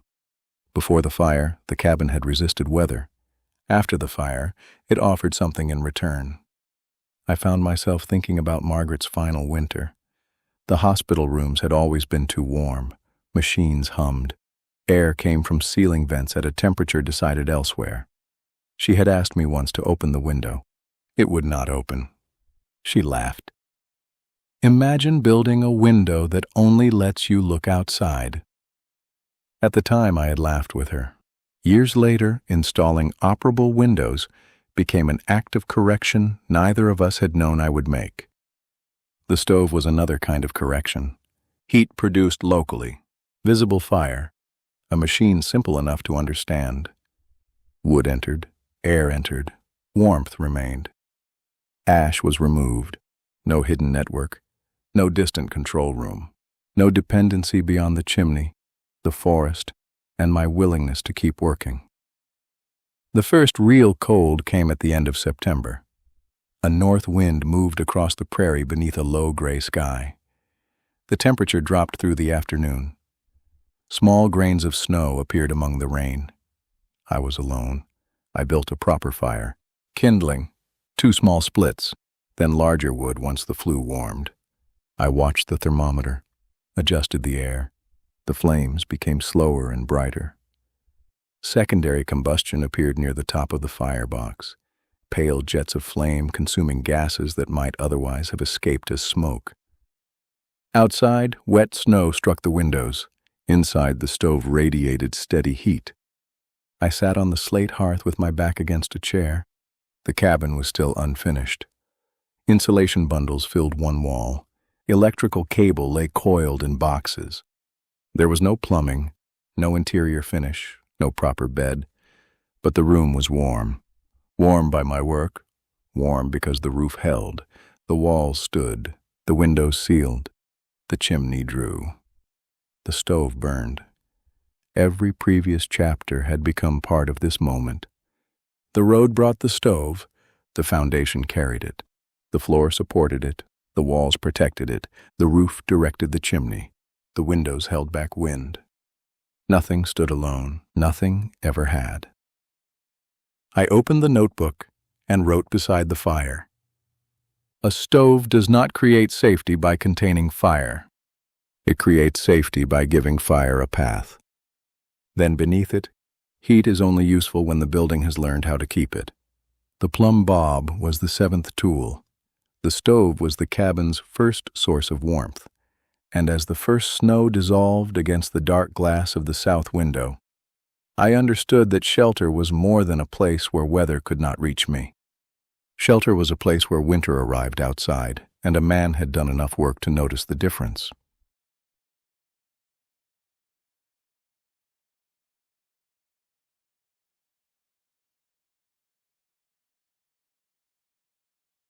Insulation does not make heat. It slows loss. This distinction matters because men often confuse production with preservation. A larger stove can produce more heat. A thicker wall can help keep it. A powerful furnace may compensate for poor construction, but compensation is not efficiency. A building that leaks warmth into the winter sky is not being heated so much as continuously forgiven. Insulation is the work of making forgiveness less necessary. The primary tool for insulating a cabin is the utility knife. It is small, inexpensive, and easy to misuse. Its blade should always be sharp because a dull blade requires pressure, and pressure turns controlled cuts into accidents. It should be drawn away from the body. Fingers should never rest beneath material being cut. The blade should extend only as far as required. When a cut becomes ragged, the solution is not greater force but a new blade. The utility knife does not look like a transformative tool, yet with it, soft material becomes fitted structure. The cabin changed with every piece. By early October, the prairie had lost nearly all of its green. The grasses lay pale beneath cold wind. Frost remained in the shadows until noon. The road hardened overnight and softened again during warm afternoons. Snow began appearing in the forecast, not as a surprise, but as an approaching season. I had reached the stage where delay had consequences. The cabin could survive winter unfinished. I was less certain that I wanted to. Insulation materials had been stacked inside for 2 weeks beneath plastic sheeting. mineral wool batts for the walls, higher density batts for certain framing cavities, rigid insulation for targeted thermal breaks, air sealing tapes, acoustic sealant, canned foam approved for gaps, polyethylene sheeting for the interior vapor control layer where required by the design, gaskets for electrical boxes, protective equipment. The piles looked light. The work was not. Insulation is often described as easy because the material itself weighs little. This is misleading. The difficulty lies in continuity. A wall cavity that is almost fully insulated may perform far worse than expected if the material is compressed, torn, folded, or separated by gaps. Warmth finds weak places, air finds openings, moisture follows air. A building envelope is only as dependable as the neglected edges around its pipes, wires, corners, windows, doors, plates, and framing transitions. The broad center of a wall is rarely the problem. Failure prefers boundaries. Before installing a single batt, I walked the cabin with a pencil and notebook. Every cavity was inspected.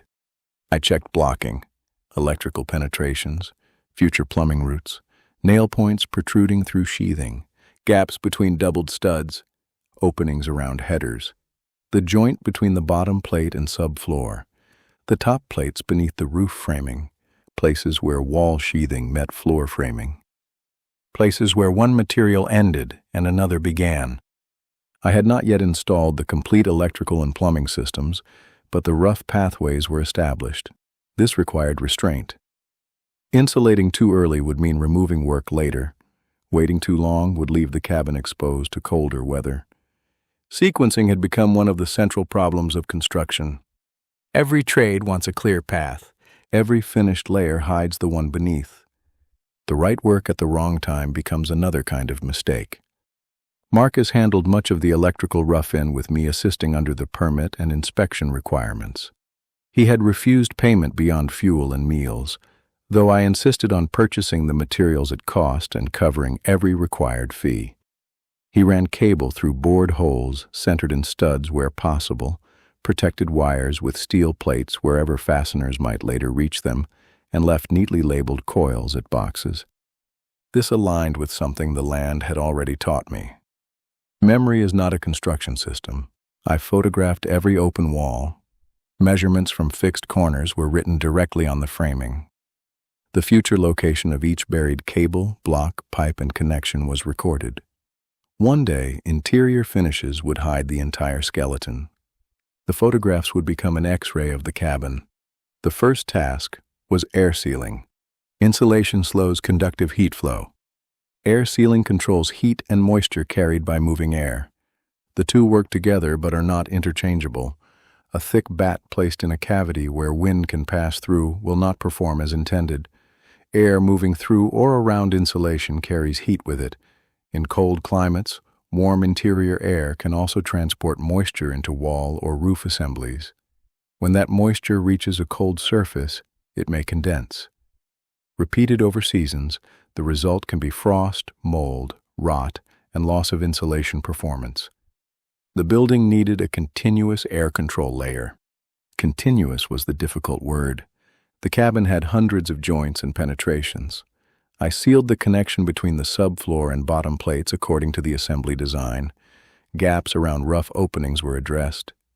Sheathing seams received compatible tape where part of the exterior air control system. Larger voids were filled with fitted material and sealant rather than an enthusiastic quantity of foam. Foam is useful. It is also tempting. A can of expanding foam gives a man the sensation that every irregular space can be solved instantly. The foam swells, hardens, and appears decisive. Yet excessive application can distort frames, hide poor preparation, block drainage, and produce bulging masses that must later be cut away. The correct amount is often less than the hand wants to apply. The first wall I insulated was the north wall. It contained fewer openings and would allow me to establish a method before reaching the more complicated south wall.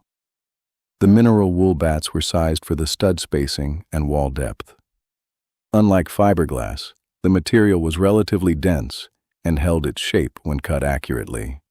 It resisted fire, did not absorb water readily, and fitted friction tight between studs. It also produced dust and fibers that made bare skin unpleasant. I wore gloves, long sleeves, eye protection, and a proper respirator. Safety equipment had stopped feeling optional months earlier. The first bat was too wide. I had assumed the framing cavity matched its nominal spacing. The studs had shifted slightly during construction, narrowing the opening by perhaps 3/8 of an inch. I forced the bat into place. It bowed outward. The edges curled. The face became uneven. From a distance, it looked insulated. Up close, it was compressed and poorly fitted. Insulation works by trapping still air within its structure. Compressing it excessively reduces thickness and can lower performance. Leaving gaps also lowers performance. The correct fit is full and firm without being crushed. I removed the bat, placed it on a sheet of plywood, measured the cavity at top, middle, and bottom, then cut the insulation slightly wider than the narrowest dimension so it would friction fit without buckling. The utility knife traveled along a straight edge through the material, one pass, then another where required. The cut edge remained square. The bat slid into the cavity. I tucked the sides gently against the studs. No gaps, no bulge, no force. A good fit feels almost uneventful. The second cavity contained an electrical wire. The insulation could not simply be pushed behind or in front of it, because either choice would create compression or a void. I split the bat to the depth of the cable and fitted one portion behind and one in front, allowing the insulation to surround the wire without distortion. Electrical boxes required careful cuts.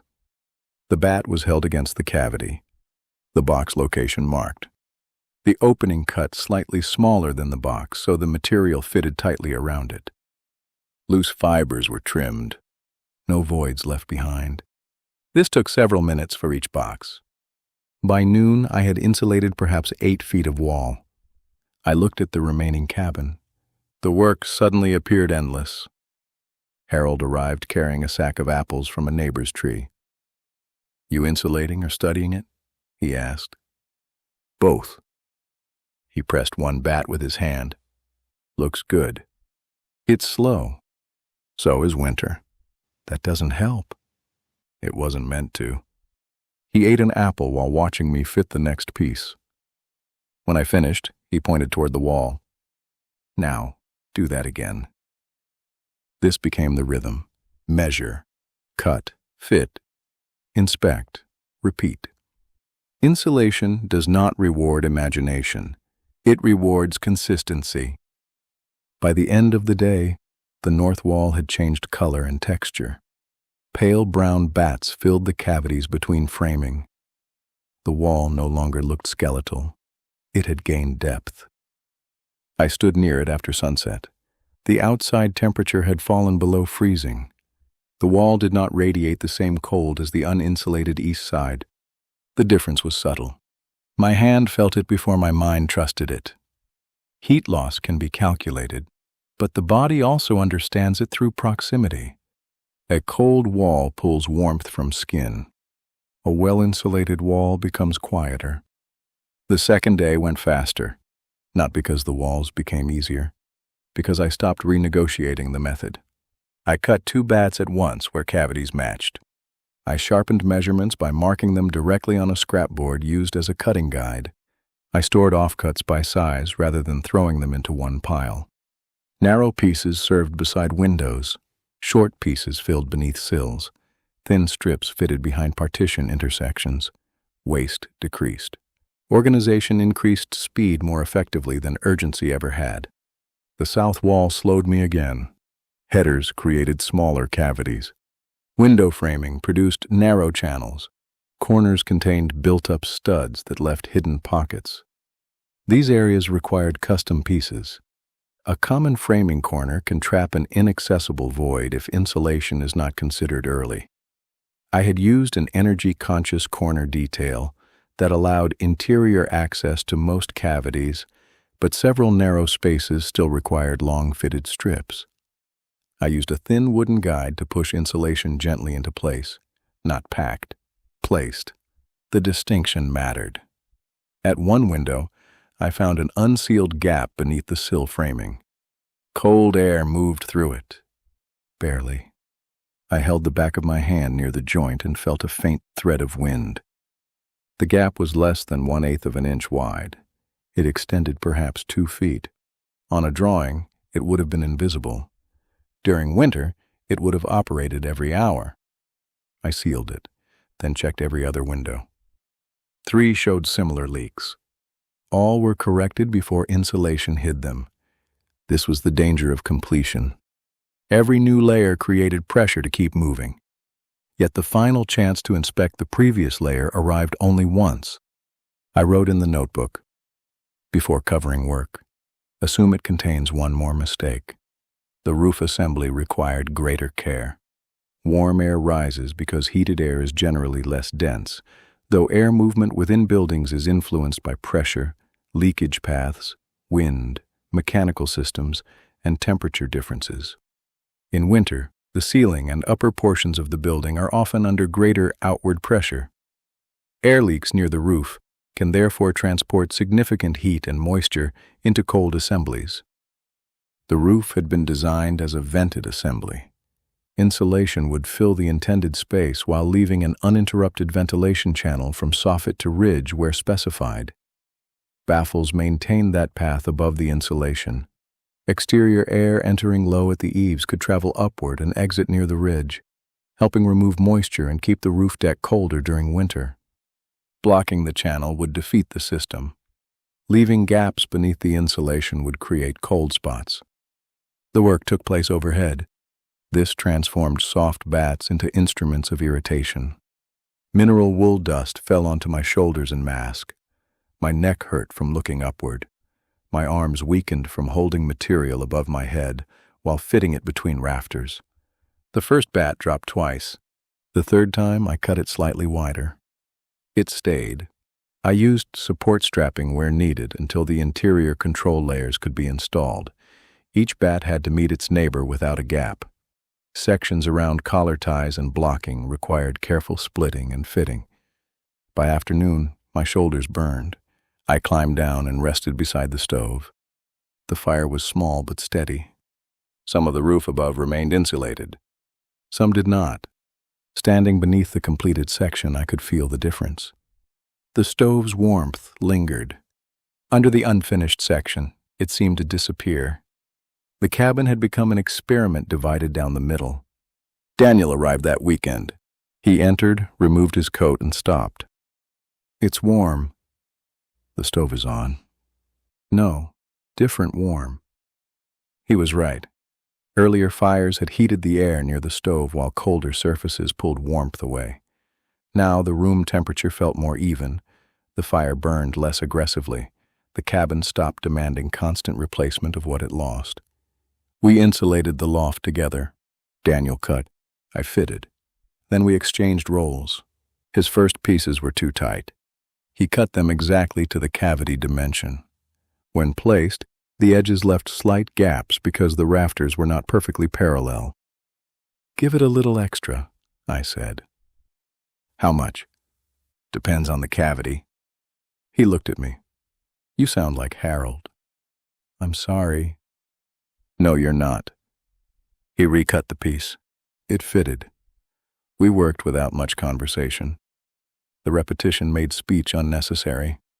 At lunch, we sat beside the stove eating soup from enamel bowls. The cabin held warmth despite the front door opening several times. The change was measurable in the thermometer and obvious in the amount of firewood consumed. Daniel looked at the insulated walls. "It seems smaller." I thought the same. The open stud cavities had visually extended the room into the wall depth. Filling them brought the true interior surface closer. Once the vapor control layer, service cavity, and finish were added, the room would narrow again.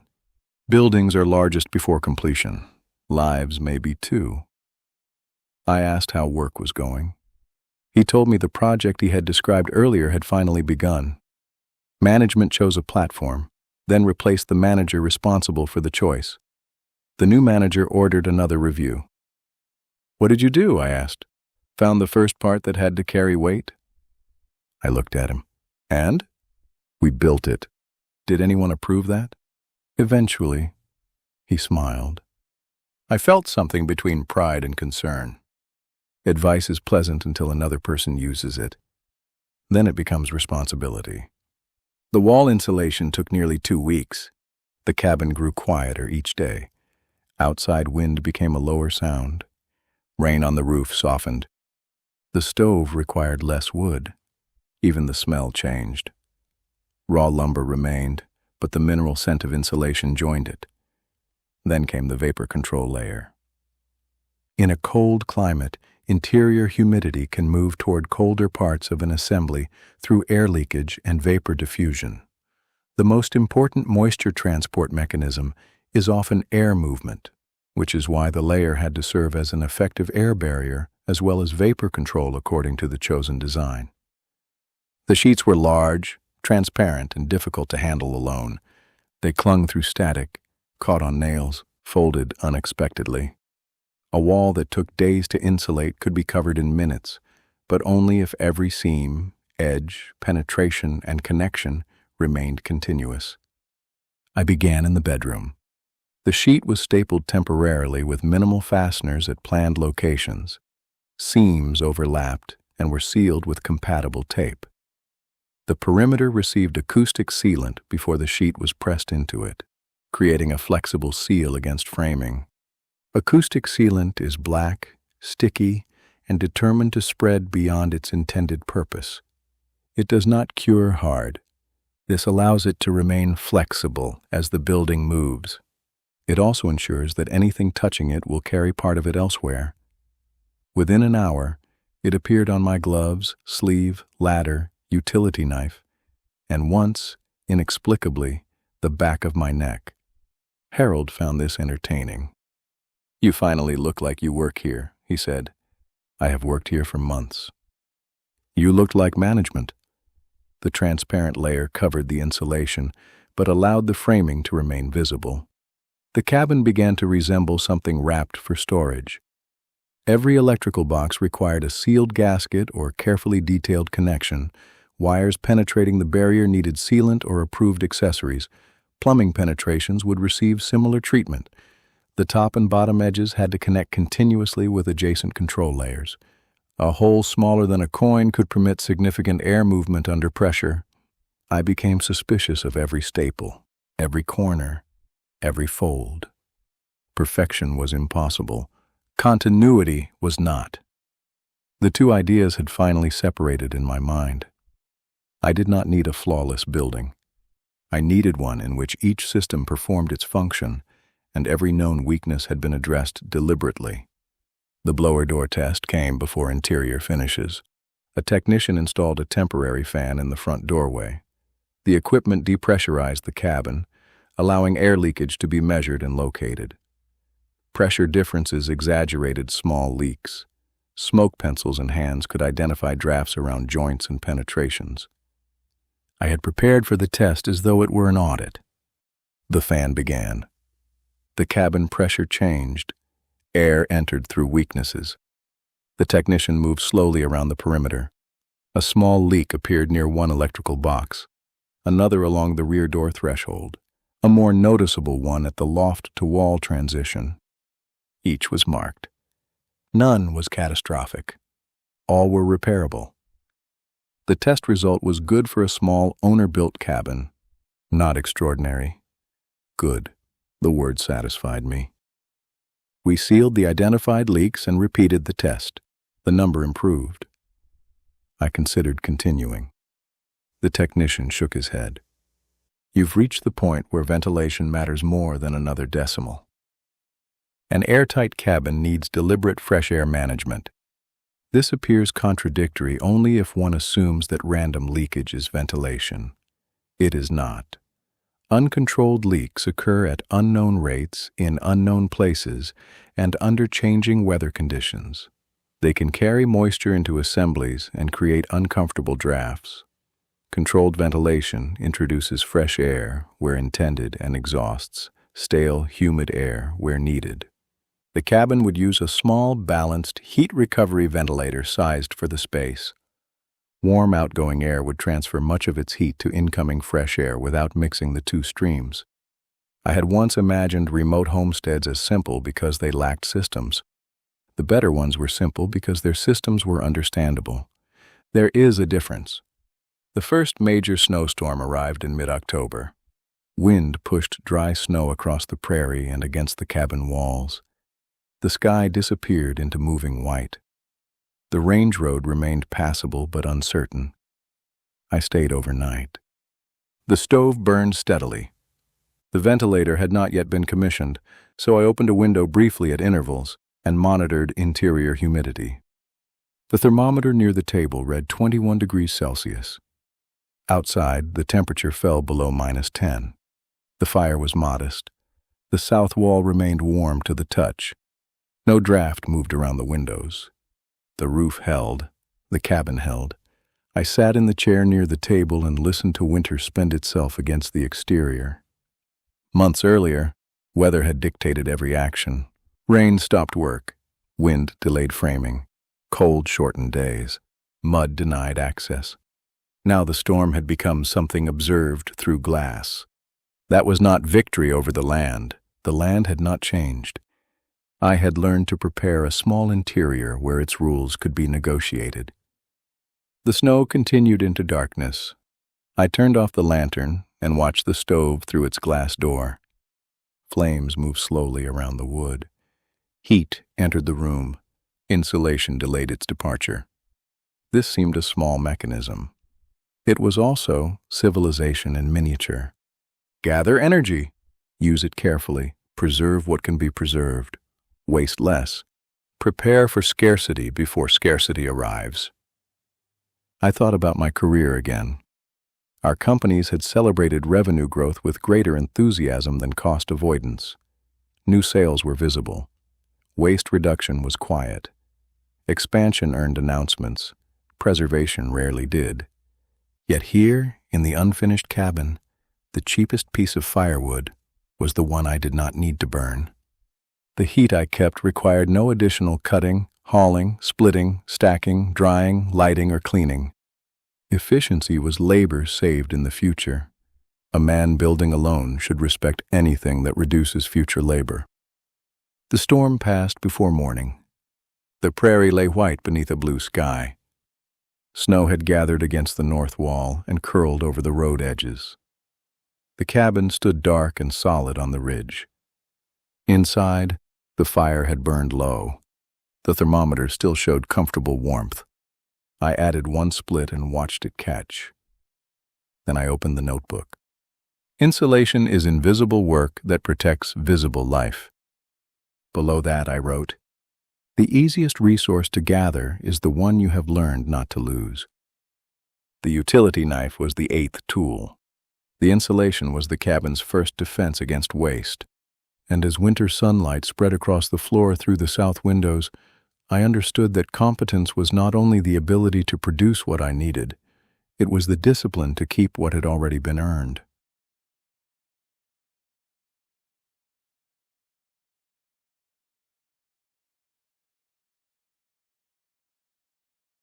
A water system has two responsibilities that oppose one another.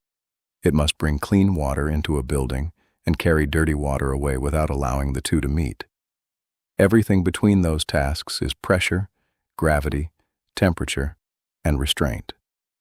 Water must arrive in sufficient quantity but not with enough force to damage valves and fixtures. Waste must descend freely, but air must enter the drainage system so traps are not emptied by suction. Supply pipes must remain warm enough not to freeze, while waste lines must slope enough to drain without moving so quickly that liquid leaves solids behind. Water is necessary because it moves. It is dangerous for the same reason. The primary tool for installing the water system is the pipe wrench. A pipe wrench is designed for round metal pipe. Its serrated jaws tighten as pressure is applied, biting into the surface so threaded joints can be turned. It is not a general-purpose wrench and should not be used on finished fittings, plastic pipe, or anything whose surface matters. Two are often required, one to turn the fitting and one to hold the adjoining pipe so torque is not transferred into hidden joints. A pipe wrench applies force with such authority that a man can mistake movement for correctness. Threads can be damaged. Fittings can crack. Connections already installed behind a wall can be loosened without showing it. The wrench is useful because it multiplies strength. It is dangerous because it also multiplies ignorance. By the final week of October, winter had stopped visiting and begun settling in. Snow remained in shaded parts of the ridge. The top layer of soil froze each night and softened only where afternoon sun reached it. The creek narrowed beneath rims of ice.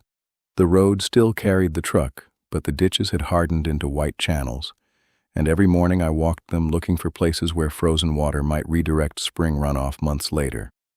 The cabin was enclosed, insulated, and warm. It was not yet independent. I carried water from town in 20-liter containers. One sat on the kitchen counter with a small hand pump. Another remained near the stove so it would not freeze. Wastewater collected in a basin and was carried outside. I used the trailer toilet and showered at Harold's house when he tolerated the intrusion. This arrangement had been acceptable during construction because inconvenience could be called temporary. A building becomes a home when temporary arrangements begin to feel dishonest. The cabin needed a well. I had delayed the decision because water beneath land is both ordinary and uncertain. A man may own the surface, pay taxes upon it, fence it, clear it, and build upon it, yet still know almost nothing about the layers below. Water may lie 30 feet down or 300. It may be clear, mineral-rich, iron-stained, sulfurous, saline, abundant, or insufficient. The neighboring property may have an excellent well while another half-kilometer away produces almost nothing. Geological maps and nearby drilling records improve the odds. They do not make promises. Before hiring a driller, I collected every record I could find. The provincial database showed wells in the surrounding area. Most were between 40 and 80 meters deep. Several noted clay over sand and gravel. One encountered bedrock. Static water levels varied considerably. Yields ranged from barely adequate to more water than the cabin would ever require. I entered the information into a spreadsheet.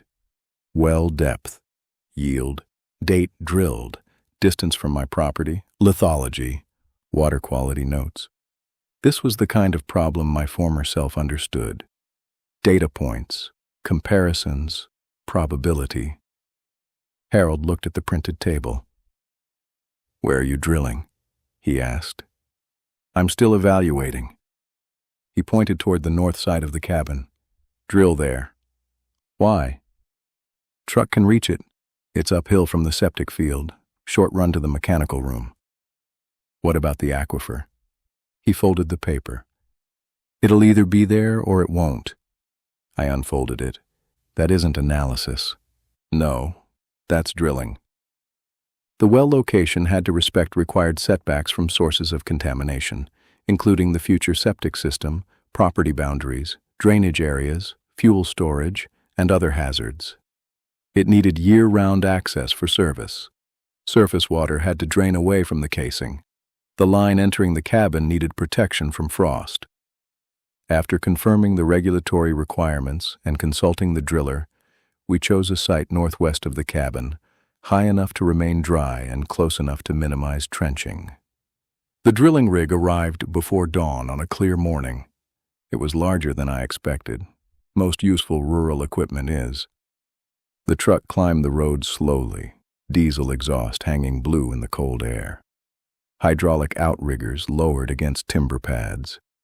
The mast rose above the spruce. Steel drill rods lay stacked along the frame.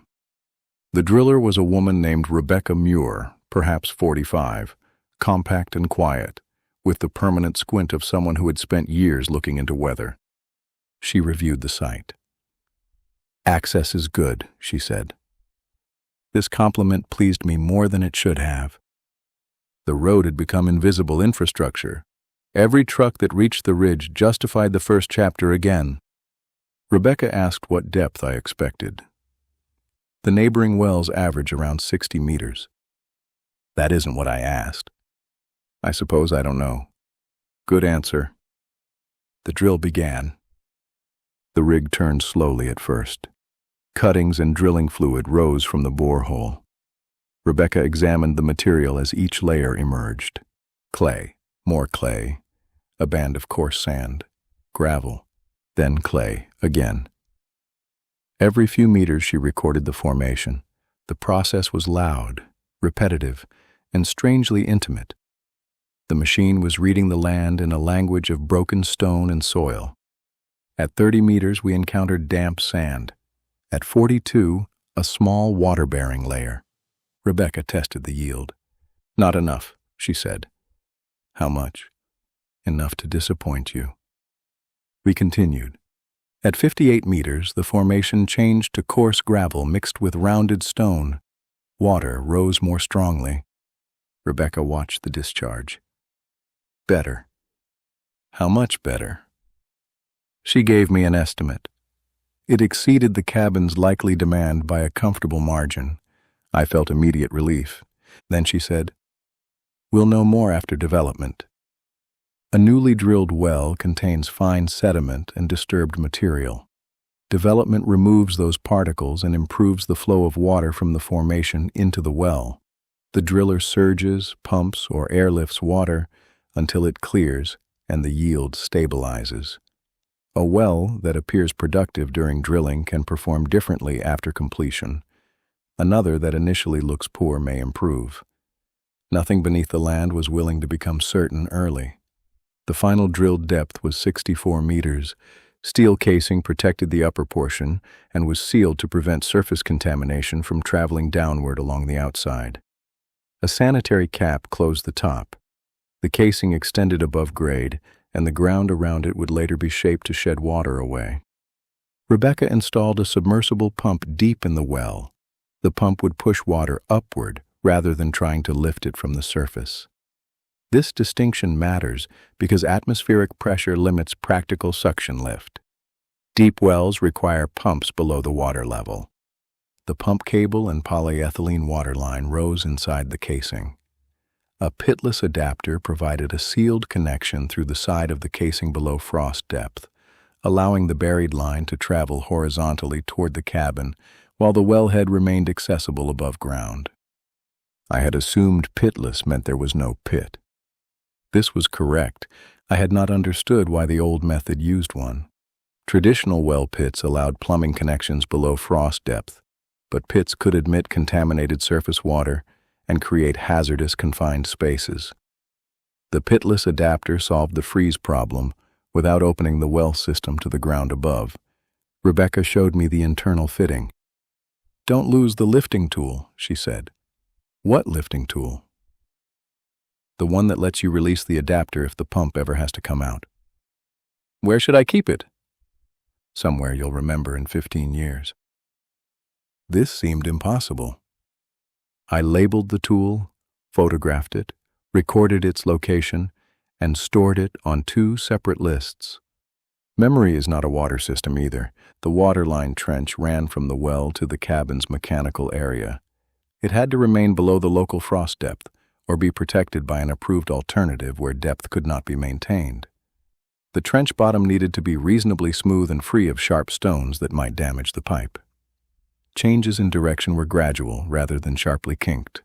Warning tape would be placed above the line before backfilling. The excavator returned. So did the shovel. There are machines that remove most of the soil. There is always a shovel that removes the rest.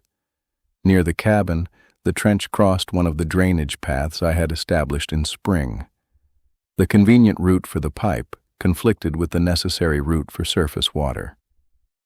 I considered placing the line shallow for the final several meters and adding rigid insulation above it. The contractor said it could be done. The approved details allowed it under certain conditions.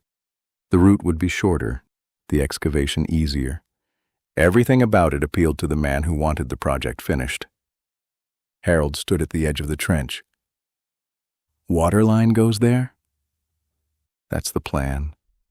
Snow blows off the north side. I know. Ground freezes deeper where it's cleared. I know. You'll drive over it? Occasionally. He nodded. Sounds good. I looked at him. You don't think it sounds good? I didn't say that.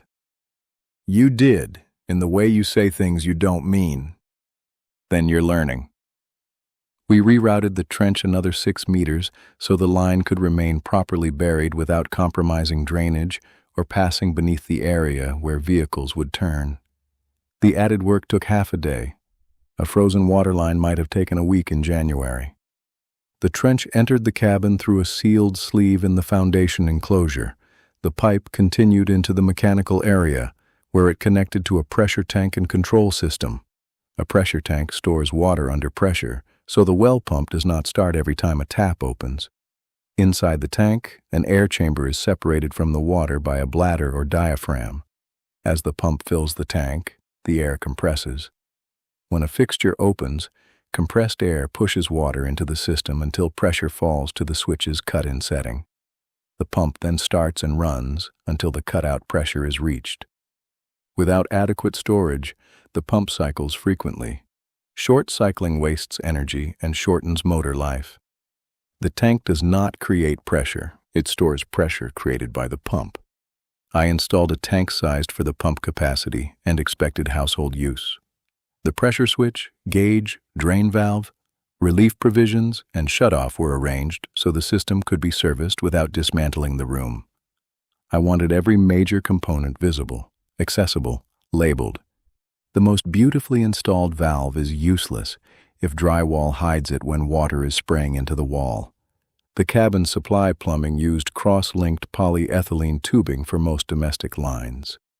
PEX tolerates some freezing better than rigid pipe, requires fewer fittings, and can be routed through framing with gradual bends. It still must be protected from physical damage, ultraviolet light, excessive heat, and freezing. It is flexible, not invincible. I chose a manifold system. A central distribution manifold in the mechanical area supplied individual lines to fixtures. Each branch could be shut off separately. Fewer concealed fittings reduced potential leak points. The disadvantage was additional tubing, but the cabin was small enough that the runs remained reasonable. Red tubing served hot water. Blue served cold. This color coding was convenient but not a substitute for labels. Every line received a tag: kitchen sink hot, kitchen sink cold, shower, lavatory, toilet, exterior hydrant, future washing machine. I installed the exterior hydrant, even though no washing machine existed, because some mistakes are made by failing to prepare for obvious future work. The hydrant itself was a frost-free model, with the shutoff mechanism located inside the heated space. When closed, the exterior section drained. This required the pipe to slope correctly and the hose to be removed in freezing weather.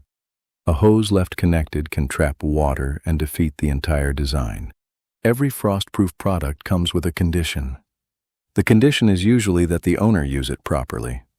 The pipe wrench entered during the metal connections around the pressure tank, valves, gauge assembly, and water heater. Threaded pipe joints require preparation. Male threads are cleaned and inspected. Suitable thread sealant or tape is applied in the correct direction so tightening does not unwind it. Fittings are threaded by hand first to avoid cross-threading. One wrench holds the stationary component. The second turns the fitting. The first joint I assembled leaked. Not dramatically. One drop every 20 seconds. Enough. It was a threaded connection beneath the pressure gauge. I had used tape, tightened the fitting firmly, and believed the work complete. When the pump pressurized the system, a bright bead of water formed at the lowest thread. I wiped it. Another appeared. I tightened the fitting slightly. The drip slowed, then returned. I tightened again. The brass fitting gave a faint sound, not a crack, a warning. I stopped. More force was no longer correction. It was escalation. I depressurized the system, removed the fitting, and inspected the threads. The tape had bunched at the end because I had started wrapping too close to the first thread and had applied it unevenly.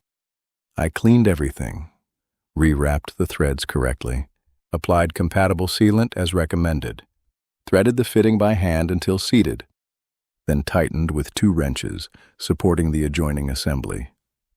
The joint held. Harold had been watching from the doorway. "Could have tightened it more," he said, "and cracked it. Then you'd know it was tight." Water testing makes a man suspicious. Every joint that appears dry may still be considering its options. I brought the system to pressure and left it for an hour. The gauge remained steady.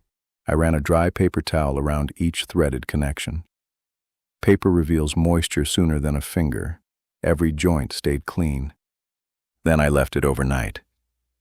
In the morning, one compression fitting beneath the kitchen sink showed a faint damp line. I rebuilt it. The system held. The cabin had water under pressure. I opened the kitchen tap. Air came first. The line coughed. Then water struck the stainless steel sink with enough force to surprise me. It ran cloudy for several seconds from entrained air and remaining sediment, then cleared. I placed my hand beneath it. Cold water from 64 meters beneath the ridge. The act was ordinary. The path was not. Rain and snow had entered the earth somewhere beyond my knowledge. Water had moved through layers of soil and gravel, perhaps for years, perhaps decades. A machine beneath the land had lifted it. Pressure carried it through buried pipe, through the tank, through the manifold, through the branch line, and finally through a brass faucet into my hand. I had purchased faucets my entire life. I had never understood one. The water required testing before being treated as potable. Samples went to an accredited laboratory for bacterial and chemical analysis. The results showed no bacterial contamination, but the water contained elevated iron and moderate hardness. The iron was not a health concern at the measured level, but it could stain fixtures, discolor laundry, create metallic taste, and support iron bacteria under certain conditions. Hardness came primarily from dissolved calcium and magnesium. It was not generally harmful and could even be desirable in drinking water, but it formed scale in heating equipment and reduced soap performance. Water quality determines treatment. Treatment should not be purchased merely because equipment exists. I had already received proposals for systems involving sediment filters, ultraviolet disinfection, softening, iron removal, reverse osmosis, and enough control valves to make the mechanical room resemble a small refinery. The laboratory results and a water treatment specialist helped narrow the actual needs. A sediment filter protected downstream equipment. An iron removal system addressed staining and taste. A softener was installed primarily to protect the water heater and fixtures, though I retained an unsoftened line for drinking water because I preferred the mineral taste. Ultraviolet treatment was considered but not required by the test result and well construction. I still left space and electrical capacity for future installation if monitoring suggested it. Good design included what was necessary. Better design left room for what might become necessary. The water heater was a high-efficiency propane unit chosen for the cabin's modest demand. I had considered an on-demand model, attracted by the idea of heating water only when required. But flow rates, propane supply, cold inlet temperatures, venting, maintenance, and future service all mattered. The chosen storage heater was simpler, familiar to local technicians, and capable of providing hot water even when multiple low-flow fixtures operated. Remote living alters the definition of efficiency. A machine with slightly better laboratory performance may be less economical if no one nearby can repair it. The drainage system was less visible and more exacting. Supply pipes can travel in many directions because pressure moves the water. Drainage depends mainly on gravity. Gravity requires slope. Too little slope allows waste to remain. Too much slope can allow water to outrun solids in certain pipe sizes and conditions. The approved plumbing plan specified the required pipe diameters, venting, cleanouts, trap arms, and slopes. For the horizontal drainage runs, I established a continuous fall toward the building exit. A common slope for smaller drains is approximately 1/4 inch per foot, though requirements vary with pipe size and code. I used the level, measuring tape, and carefully cut supports to maintain the fall. Every trap needed a vent connection within the permitted distance. A plumbing trap retains water in a curved section of pipe. That water blocks sewer gases from entering the room. When water drains rapidly, pressure changes can siphon the trap empty unless air enters through the vent system. The vent equalizes pressure and carries gases safely above the roof. Before learning plumbing, I had thought roof vents released smell. In reality, they preserve water. The drainage pipes passed through the framed floor openings I had planned months earlier. Some fit precisely. One did not. The toilet drain landed 2 inches too close to a floor joist. I checked the drawing, then the framing photograph. The joist was where it belonged. The plumbing dimension was correct on the final plan.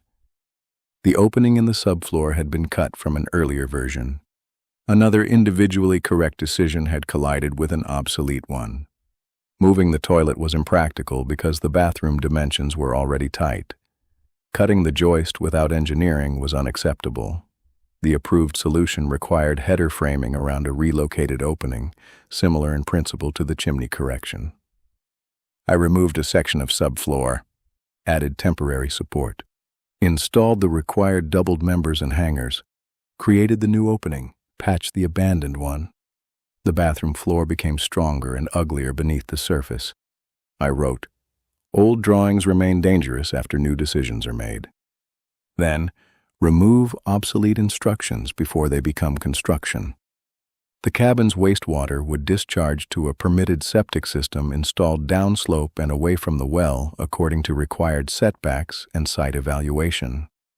The soil had been assessed before final design. The system included a septic tank and an approved dispersal field sized for expected occupancy and soil conditions. A septic tank does not make waste disappear. It separates and begins treatment. Solids settle to the bottom as sludge. Lighter material floats as scum. Anaerobic processes partially break down organic matter. Liquid effluent leaves the tank and enters the dispersal system, where soil provides further treatment. The tank must be pumped periodically. Harsh chemicals, excessive water, grease, wipes, and unsuitable materials can damage the process or clog the system. A rural septic system is a living piece of infrastructure. Its success depends partly on what the people inside the house refuse to send into it. The installation required machinery and certified work beyond what I intended to perform myself. I watched the excavation, bedding, tank placement, pipe connections, and field construction. I asked questions. I took photographs. I recorded elevations and access locations. The contractor finally said, "You know you don't have to remember every rock we move." "I know." "You're going to anyway." "Yes." The septic tank lid remained accessible for service. The field area was protected from vehicle traffic and future construction. Roof drainage and surface runoff were directed away. Deep-rooted trees would not be planted nearby. Most rural systems fail slowly. The homeowner often contributes one small mistake at a time. Drive over the field, plant a willow, ignore a leaking toilet, delay pumping, allow surface water to saturate the area. Use the system as though it were a municipal sewer. Maintenance begins with respecting limits that are invisible from inside the house. The final plumbing inspection took place in early November. The drainage system had been tested before concealment. Supply lines were pressurized. Fixtures were checked. Cleanouts remained accessible. Venting, supports, penetrations, and protection plates were inspected. The inspector flushed the toilet, turned on the shower, ran the kitchen tap, listened, looked beneath each fixture, then signed the approval. The cabin had running water. More importantly, It had water that knew where to go after being used. The first shower was less satisfying than expected. The shower enclosure was temporary, the bathroom walls unfinished, and the water temperature fluctuated while air cleared from the lines. I had installed a low-flow showerhead intended to reduce water and energy consumption. Its spray felt efficient in the administrative sense. Then the temperature stabilized, steam rose. Hot water ran over my shoulders. I stood there longer than necessary. For months, every liter had been carried, heated in a kettle, poured into a basin, and carried away again. Water had possessed weight because I had felt it in my hands. Running water concealed that labor. A faucet could release more in 10 minutes than I had once used during an entire evening. Convenience creates amnesia. I turned the water off. The silence that followed felt responsible. I dried myself beside the stove and thought about every city office where I'd opened a tap without considering the reservoir, treatment plant, pumps, mains, valves, operators, laboratories, sewers, and rivers behind the gesture.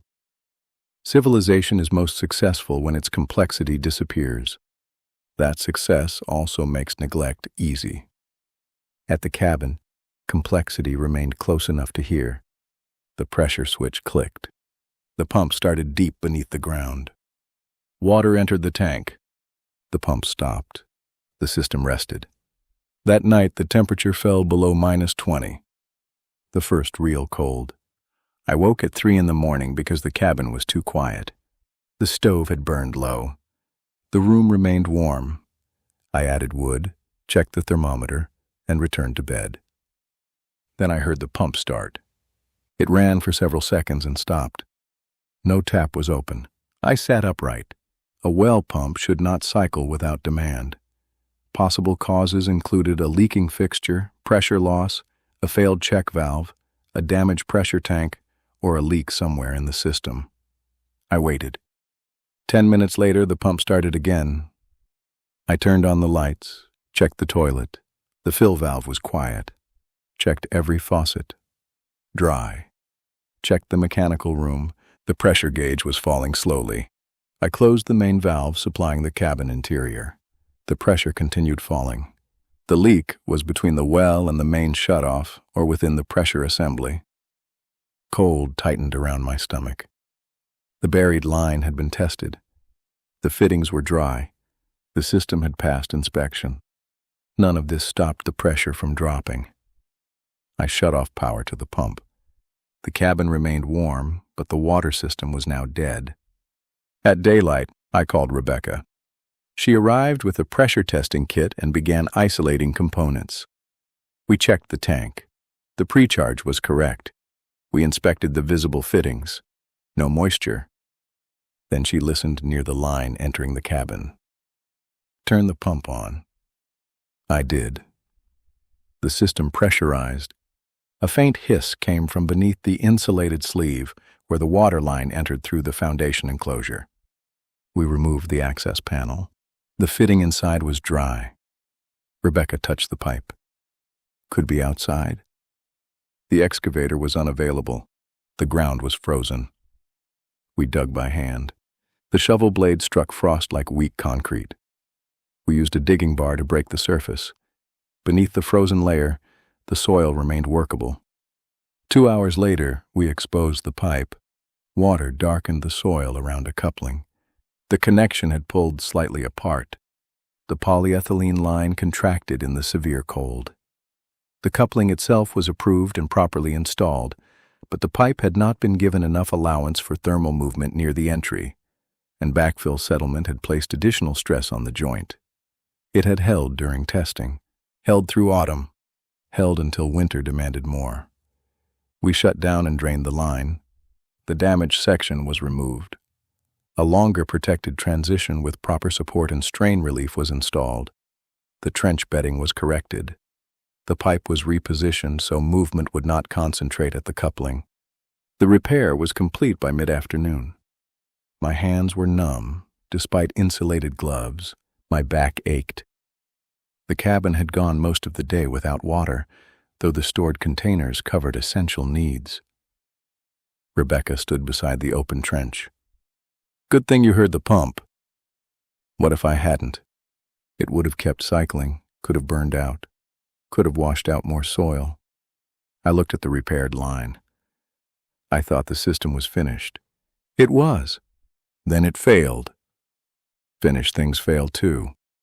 This answer irritated me because it was true. Completion did not eliminate responsibility. A water system required inspection, maintenance, testing, and attention. Filters would need changing. The tank pressure checked. The well sampled. The septic tank pumped. Valves exercised.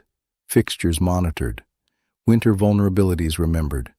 The cabin had become more capable. It had also become more dependent upon me.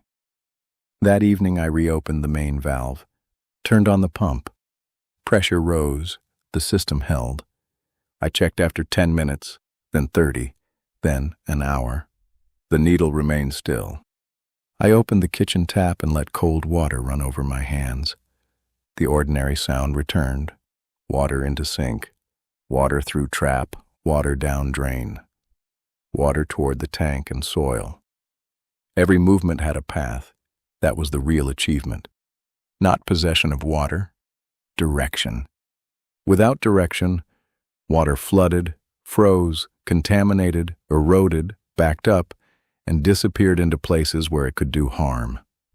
With direction, it became washing, cooking, drinking, sanitation, and comfort. I filled the black kettle and placed it on the stove. As the water heated, I sat at the unfinished table, now made from a sheet of plywood resting on sawhorses. Outside, the prairie lay white and hard beneath the winter sky. The well casing stood northwest of the cabin, small and plain, revealing nothing of the 64 meters beneath it. I thought again of my life in business. For years I had believed resources were the central problem. Capital, labor, information, time.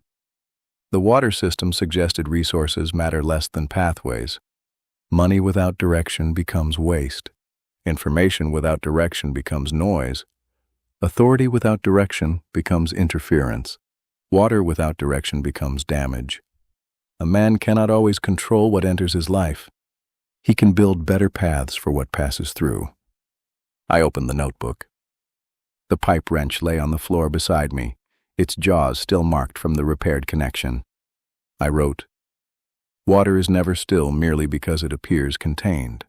Then, "Every useful system depends upon a clear path in and an honest path out." The pipe wrench was the 9th tool. The water system was the cabin's first circulation, and as the kettle began to murmur upon the stove, I understood that self-reliance was not the ability to live without systems. It was the willingness to understand the systems upon which my life depended, to maintain them before they failed, and to know where to begin digging when they did.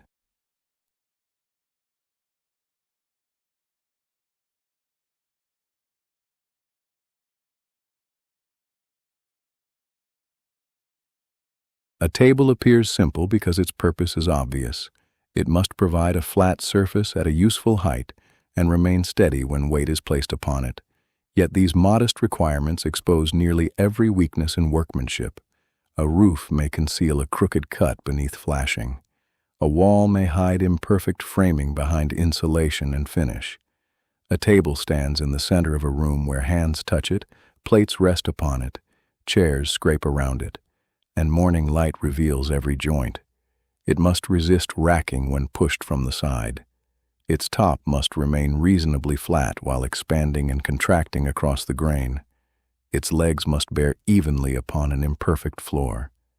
It should be strong enough to survive daily use without becoming so heavy that no one can move it. A good table does not call attention to its construction. It simply remains where it was built and accepts whatever life places upon it. The primary tool for building the table is the hand plane. A hand plane removes wood in thin controlled shavings. Its iron must be sharp, its sole flat enough for the work, and its depth adjusted so the blade cuts rather than tears. The mouth opening, cap iron, grain direction, and moisture content of the wood all influence the result. A dull plane forces the user to push harder. A blade set too deeply produces chatter and torn grain. Planing against rising grain can lift fibers below the intended surface. The tool succeeds not through strength, but through sharpness, angle, and attention. It is one of the few tools whose sound tells a man almost immediately whether he understands what he is doing. By the middle of November, the cabin had acquired nearly every system required for survival and very little required for beauty. The plumbing worked, the stove heated, the windows sealed, the well held pressure, the insulation retained warmth. Electrical rough-in had been inspected, and Marcus returned to install the panel, outlets, switches, and simple fixtures. Most of the cabin used efficient LED lighting, but I placed one warmer pendant over the future dining table because practical illumination and pleasant illumination are not always identical. The mechanical room looked almost complete. The rest of the cabin looked as though completion had been discussed but not approved. Transparent vapor control material covered the walls. Electrical boxes protruded through sealed gaskets. Plumbing lines disappeared into unfinished partitions. The floor remained plywood. The kitchen consisted of a sink mounted in a temporary frame beside two sawhorses supporting a countertop offcut. My dishes occupied plastic bins. Clothing hung from nails driven into framing. The folding chair near the south window had become the only proper piece of furniture in the building. I had lived comfortably with these arrangements while work remained urgent. Winter changed the standard. The cabin no longer needed to become safe before a storm. It needed to become a place where a man could live after the storm had passed. Interior finish begins with decisions that appear decorative, but often determine durability, repairability, and indoor comfort. Walls can be finished with gypsum board, wood boards, plywood panels, plaster, or countless combinations. Each material responds differently to moisture, movement, impact, fire, and future alteration. Gypsum board offers fire resistance, smooth surfaces, and affordability. Wood provides warmth and tolerates minor movement but can darken a small room if used everywhere. Plywood allows easy fastening and repair, but reveals its utilitarian character unless carefully detailed. I chose painted gypsum board for most walls and tongue and groove pine for the ceiling, and selected accent areas. The decision was not adventurous. That pleased me. A cabin does not become more honest by making every surface rustic. Sometimes the best wall is the one that reflects light and can be patched. Before drywall, I installed a service cavity using horizontal strapping over the interior control layer. This created space for selected electrical runs and reduced the number of penetrations through the airtight layer. It also provided a consistent fastening surface for interior finish. The strapping had to remain level and securely fastened into framing. Electrical boxes required extensions to match the future finished surface. Window and door openings needed careful planning, so jamb extensions, trim, and interior finish would meet cleanly. Drywall sheets are heavy in a way that feels personal. A standard panel is awkward enough on the ground. Above shoulder height, it seems to gain intention. For the ceiling, I rented a drywall lift. The machine supported each sheet and raised it into position while I adjusted alignment and installed screws. Without it, I would have required several people or a level of confidence no responsible man should possess while holding a large sheet above his head. Sheets were installed perpendicular to framing where appropriate, with edges supported and joints staggered to reduce continuous seams. Screws had to dimple the paper surface without tearing through it. A screw driven too shallow interferes with finishing. One driven too deeply loses holding strength because the paper face is part of the fastening system. The first sheet received 12 screws. 3 were proud. 2 tore the paper. I removed and reset them. By the 4th sheet, the screw gun depth setting was correct, and my hand had learned the necessary pressure. Interior finishing repeated the lesson of every previous stage. The tool remained the same. The material remained the same. Only the man changed through repetition. Drywall finishing looked easy when performed by someone experienced. This was suspicious. Joint compound covered seams, fasteners, and corner bead. Paper tape reinforced joints. The first coat embedded the tape. Subsequent coats widened and feathered the transition, so the joint disappeared gradually rather than forming a visible ridge. Each coat required drying, light sanding or scraping, and careful attention to edges. I applied too much compound. This is how beginners attempt smoothness. We mistake quantity for control. The first joint stood proud of the wall like a low white hill. I added more compound to widen it. The hill became a landscape. Wes arrived while I was sanding. White dust covered my hair, shoulders, boots, and every horizontal surface in the room. He ran his hand across the joint. "You building the wall out to meet this?" "I'm learning." "You're making excellent progress in the production of dust." He showed me how to load the knife more lightly, apply pressure to one edge, and allow the blade to feather the compound rather than merely spread it. The hand moved smoothly. The knife angle changed almost invisibly. Excess compound returned to the pan. His finished pass looked thinner than mine. It was also flatter. "You don't fill the whole wall," he said. "You convince the eye there was never a joint." This sounded deceptive. It was actually precision. The next seam improved, then the next. By the bedroom, my work became acceptable. By the living room, it became nearly good. The earliest wall remained the worst. The building preserved the order in which I learned. I considered sanding the first wall again until it matched the others. Instead, I left one slightly imperfect seam inside the mechanical room. Not as a monument to failure, as evidence. A man should be allowed one place where improvement remains visible. Primer transformed the cabin more than any stage since the windows. The walls became continuous. Framing disappeared, insulation disappeared, wires disappeared. Months of work vanished behind white surfaces. This was both satisfying and unsettling. The finished cabin would show less of my labor than the unfinished one. People would see rooms. I would remember systems. The ceiling boards came next. Tongue and groove boards join along their edges, so the tongue of one piece enters the groove of the next. They should be acclimated to the building before installation because moisture content affects width. Wood installed too wet may shrink and reveal gaps. Installed very dry, it may expand and buckle when indoor humidity rises. The boards rested inside for nearly 2 weeks. I stacked them with spacers so air could circulate. A moisture meter helped confirm they had stabilized near the cabin's interior conditions. Every board was inspected. Cupped pieces were set aside for shorter cuts. Boards with attractive grain were reserved for prominent locations. The first board determined the alignment of everyone after it. It had to be straight, not merely parallel to a wall that might itself vary. I established a reference line and installed the board with the grooved edge toward the wall, leaving an expansion space that would later be concealed by trim. Fasteners were driven through the tongue at an angle where the next board would hide them. The second board resisted.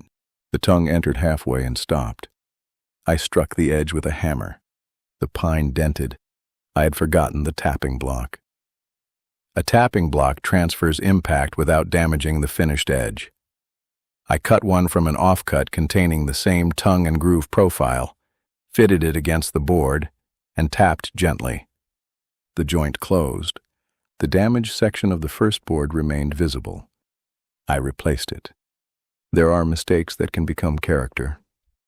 There are also dents directly above the kitchen table that will annoy a man every morning.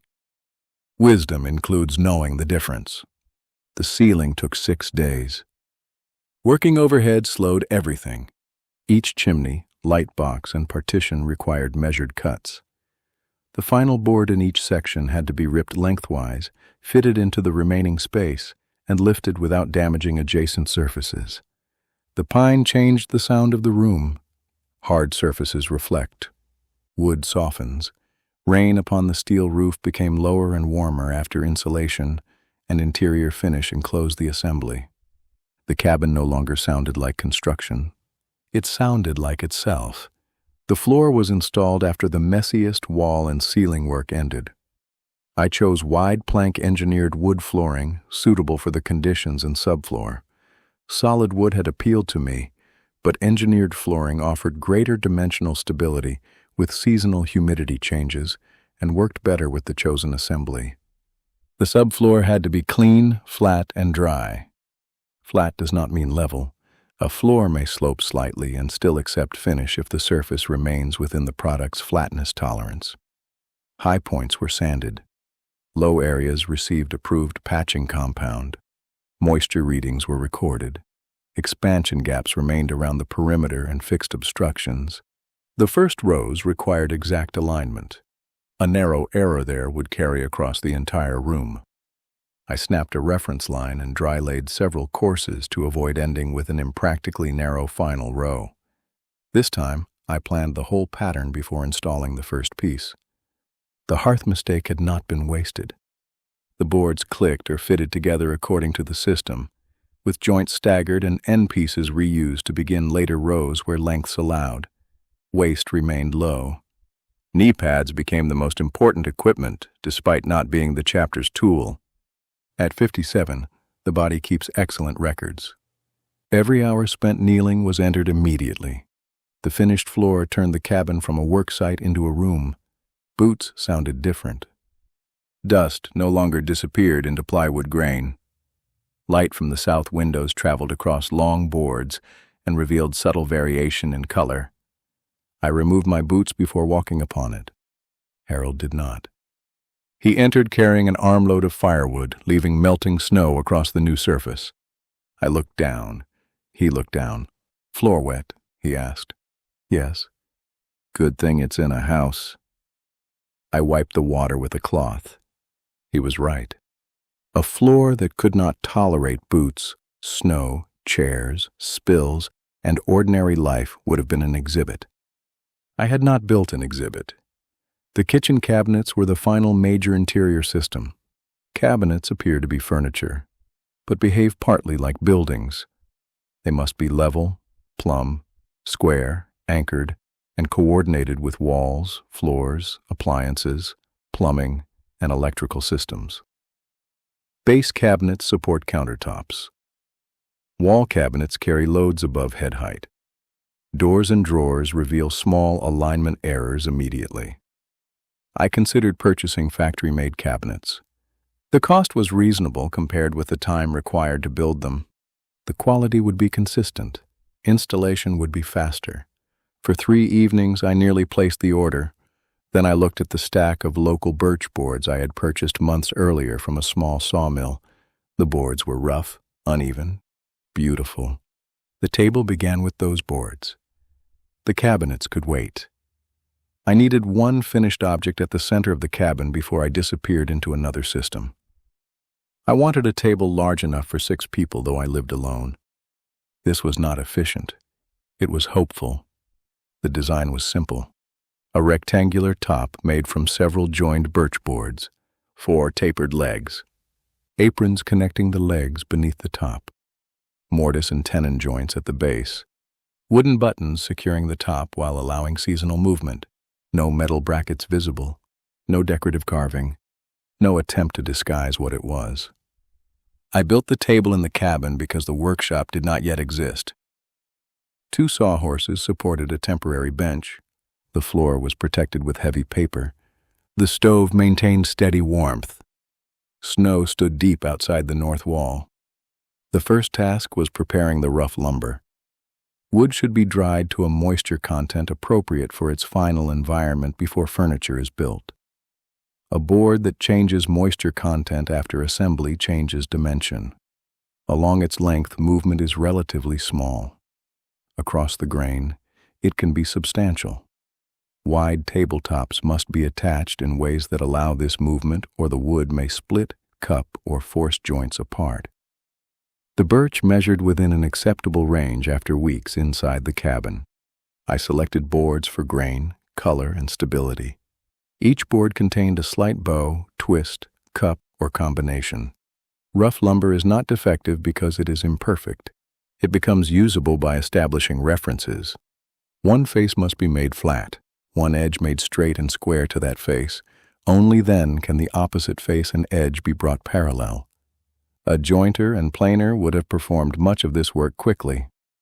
I rented access to both at a local community workshop and learned their safe operation under supervision. The jointer flattened one face and straightened one edge. The planer reduced the opposite face parallel to the first. Machines brought the boards close. The hand plane finished what mattered. I clamped the first board to the bench. The plane iron had been sharpened on stones until it could remove a fine shaving without force. I adjusted it lightly. The first pass produced dust and broken fibers. Wrong grain direction. I turned the board. The second pass produced a continuous curled shaving. The sound changed from scraping to a low whisper. The surface brightened. This was the most satisfying operation of the entire year. Not because it was important, because it was immediate. Push, listen, observe, adjust. No waiting for concrete, no hidden fasteners, no inspection. The wood answered within seconds.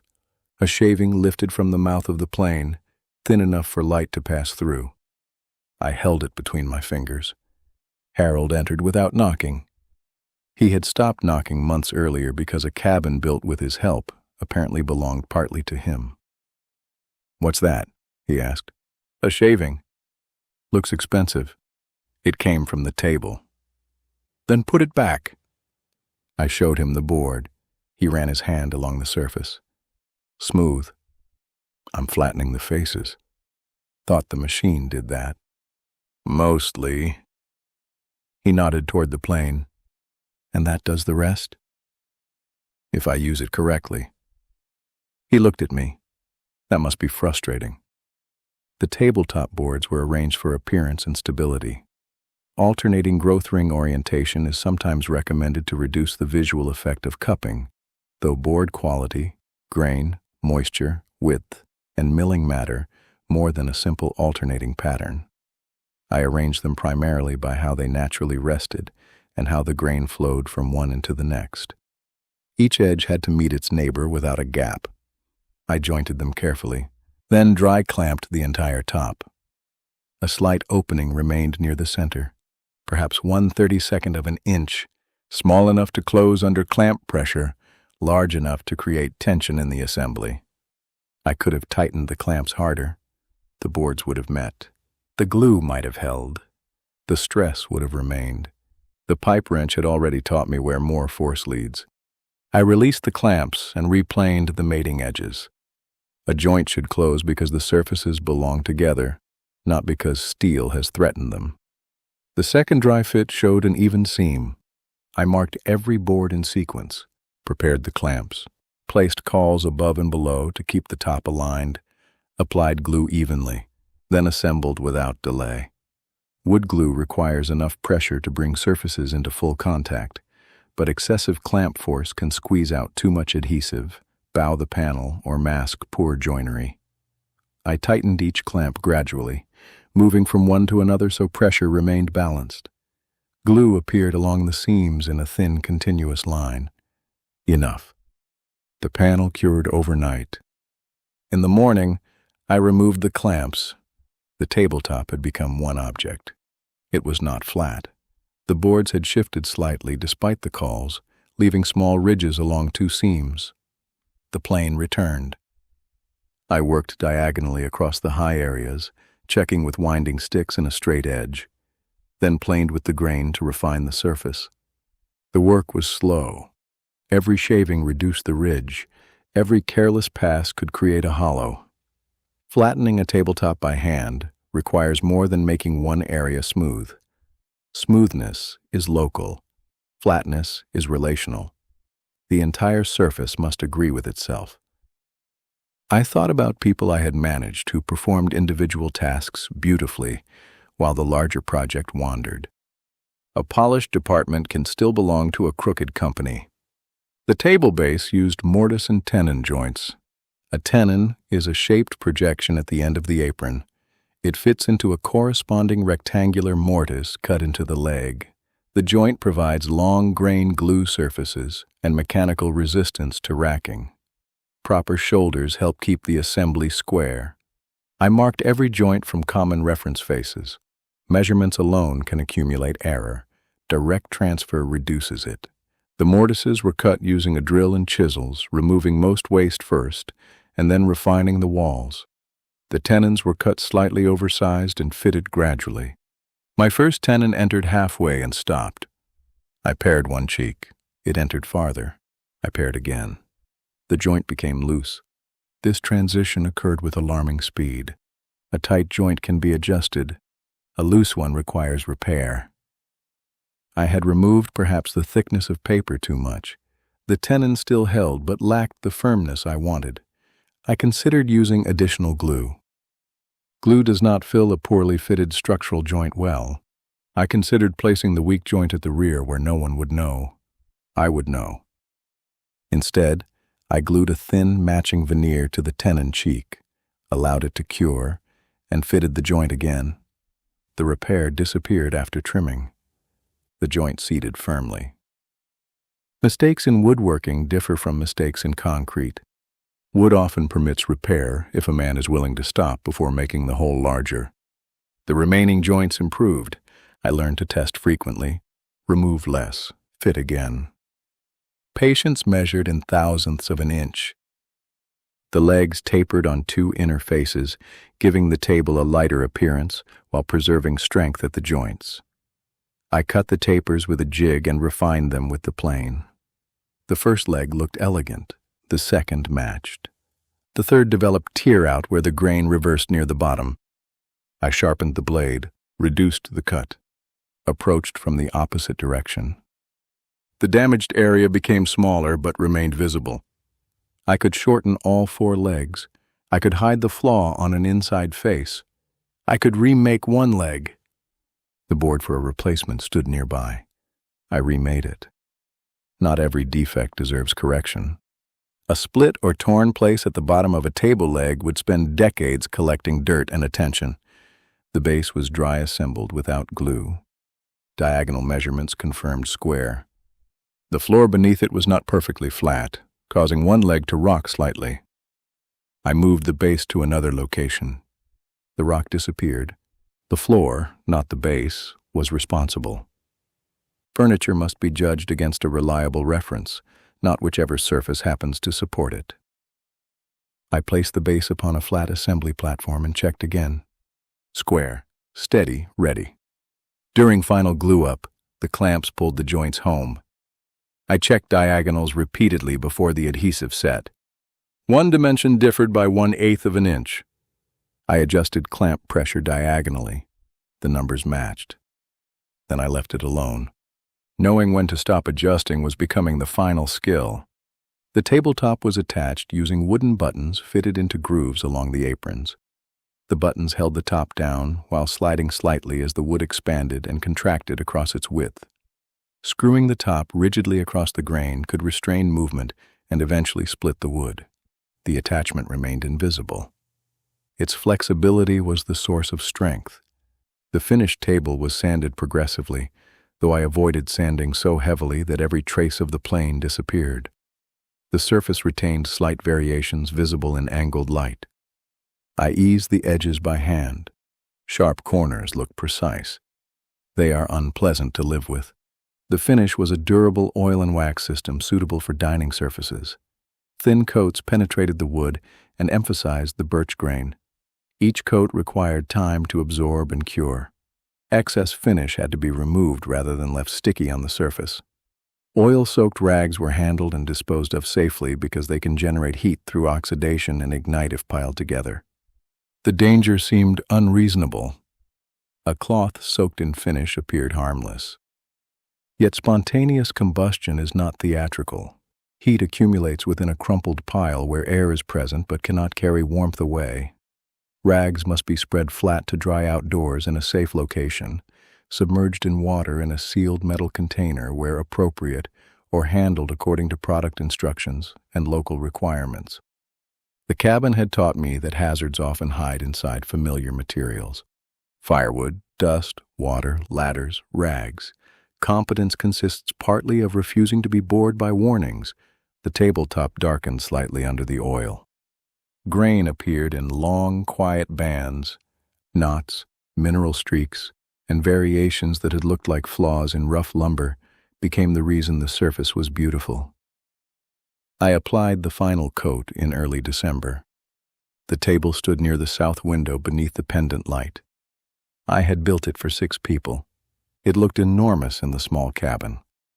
For several minutes, I thought I had made a mistake. Then Harold arrived with Carl. Daniel came later. Marcus brought Wes. Rebecca stopped by after checking another well nearby. The table filled, 6 people. Exactly.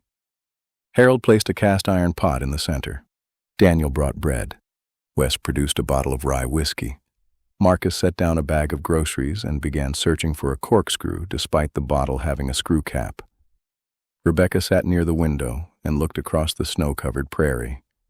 "Good location," she said. I laughed. "What?" "Nothing. It took me a year to decide that." I cooked stew on the propane range and warmed bread near the stove. The kitchen cabinets remained incomplete. Plates did not match. 2 people sat on folding chairs. Carl used an overturned wooden crate. No one complained. The table carried bowls, mugs, elbows, bread, spilled salt, a damp glove, 3 notebooks, and Harold's hat, despite repeated instructions that hats did not belong where people ate. It did not rack. It did not rock. It simply accepted the evening. Conversation moved from wells to weather to local taxes to whether modern chainsaws were less reliable than old ones. Harold argued that every machine manufactured after 1995 contained at least one part designed by someone who had never been cold. Marcus disagreed. Wes agreed with both of them. Daniel watched me occasionally, not obviously, enough that I noticed. After supper, he stood by the south window. "You finished it," he said. "The table. The cabin." I looked around. The trim remained incomplete. 2 cabinet doors needed hanging. The loft railing required another coat of finish. Exterior grading would need correction in spring after settlement. The woodshed had not been built. Neither had the workshop. The road needed more gravel. The wellhead required final landscaping. The list extended across several notebook pages.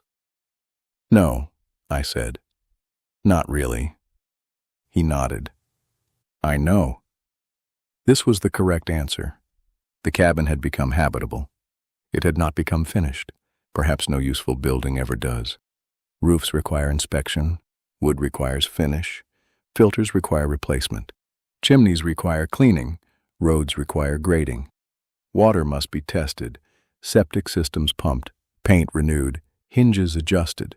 Buildings continue asking questions after the builder believes he has answered them. The guests left around 10. Headlights disappeared slowly down the road. The cabin grew quiet. I cleared the table, washed the bowls, wiped the surface. A faint ring remained where Harold's wet mug had rested. I rubbed it dry. The ring faded. For the first time, I slept in the cabin without planning work for the following morning. Snow fell overnight. By dawn, several inches covered the road and roof. The sky was pale blue with broad white clouds moving from the west.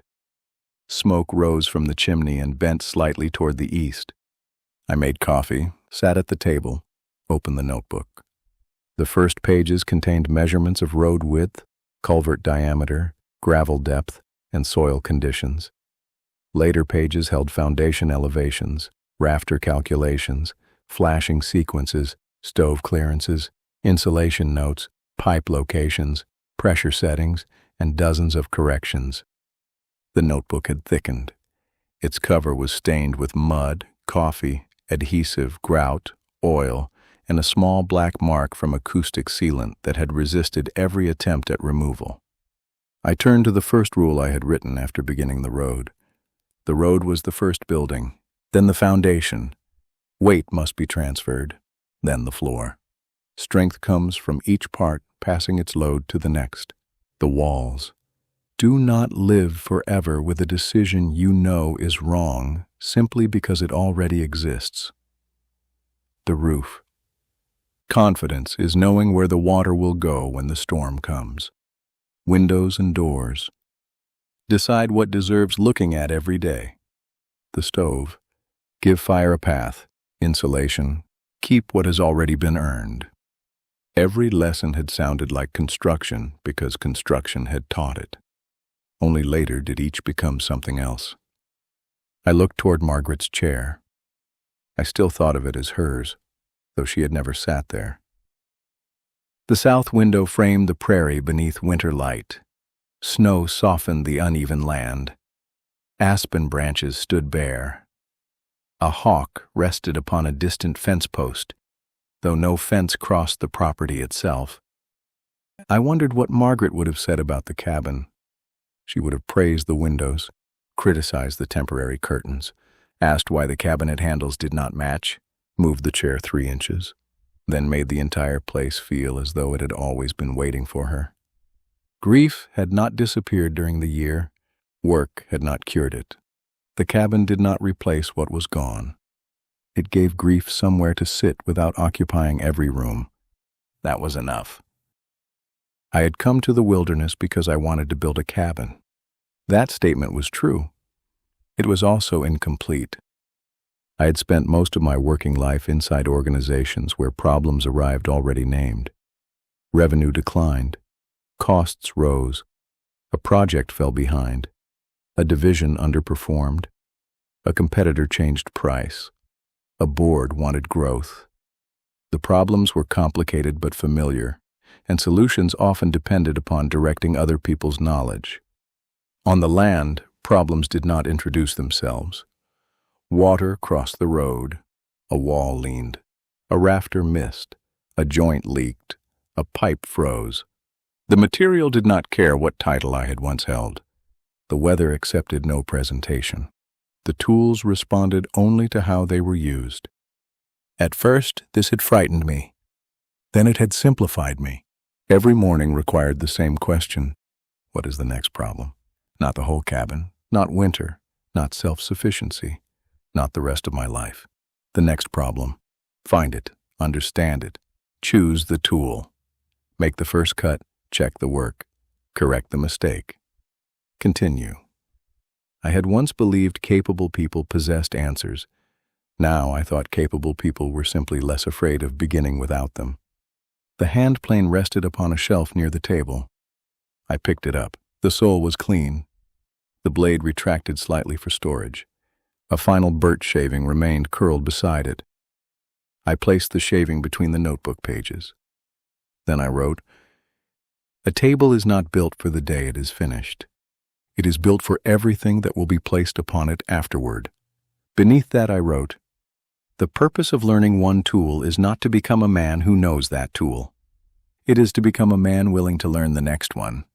The hand plane was the 10th tool. The table was the cabin's first invitation. Outside, snow continued falling across the Alberta prairie. Inside, the stove burned low and steady. Water waited beneath the ground. Heat remained within the walls. The roof carried snow. The foundation carried the roof. The road disappeared beneath white, but remained exactly where I had built it. Nothing was complete. Everything worked. I closed the notebook and rested both hands upon the table. The wood was warm from the morning sun. I had come to the wilderness because I wanted to build a cabin. It took me far longer to understand that the cabin was only the excuse. What I had really been trying to build was a man who knew how to solve the next problem with his own hands.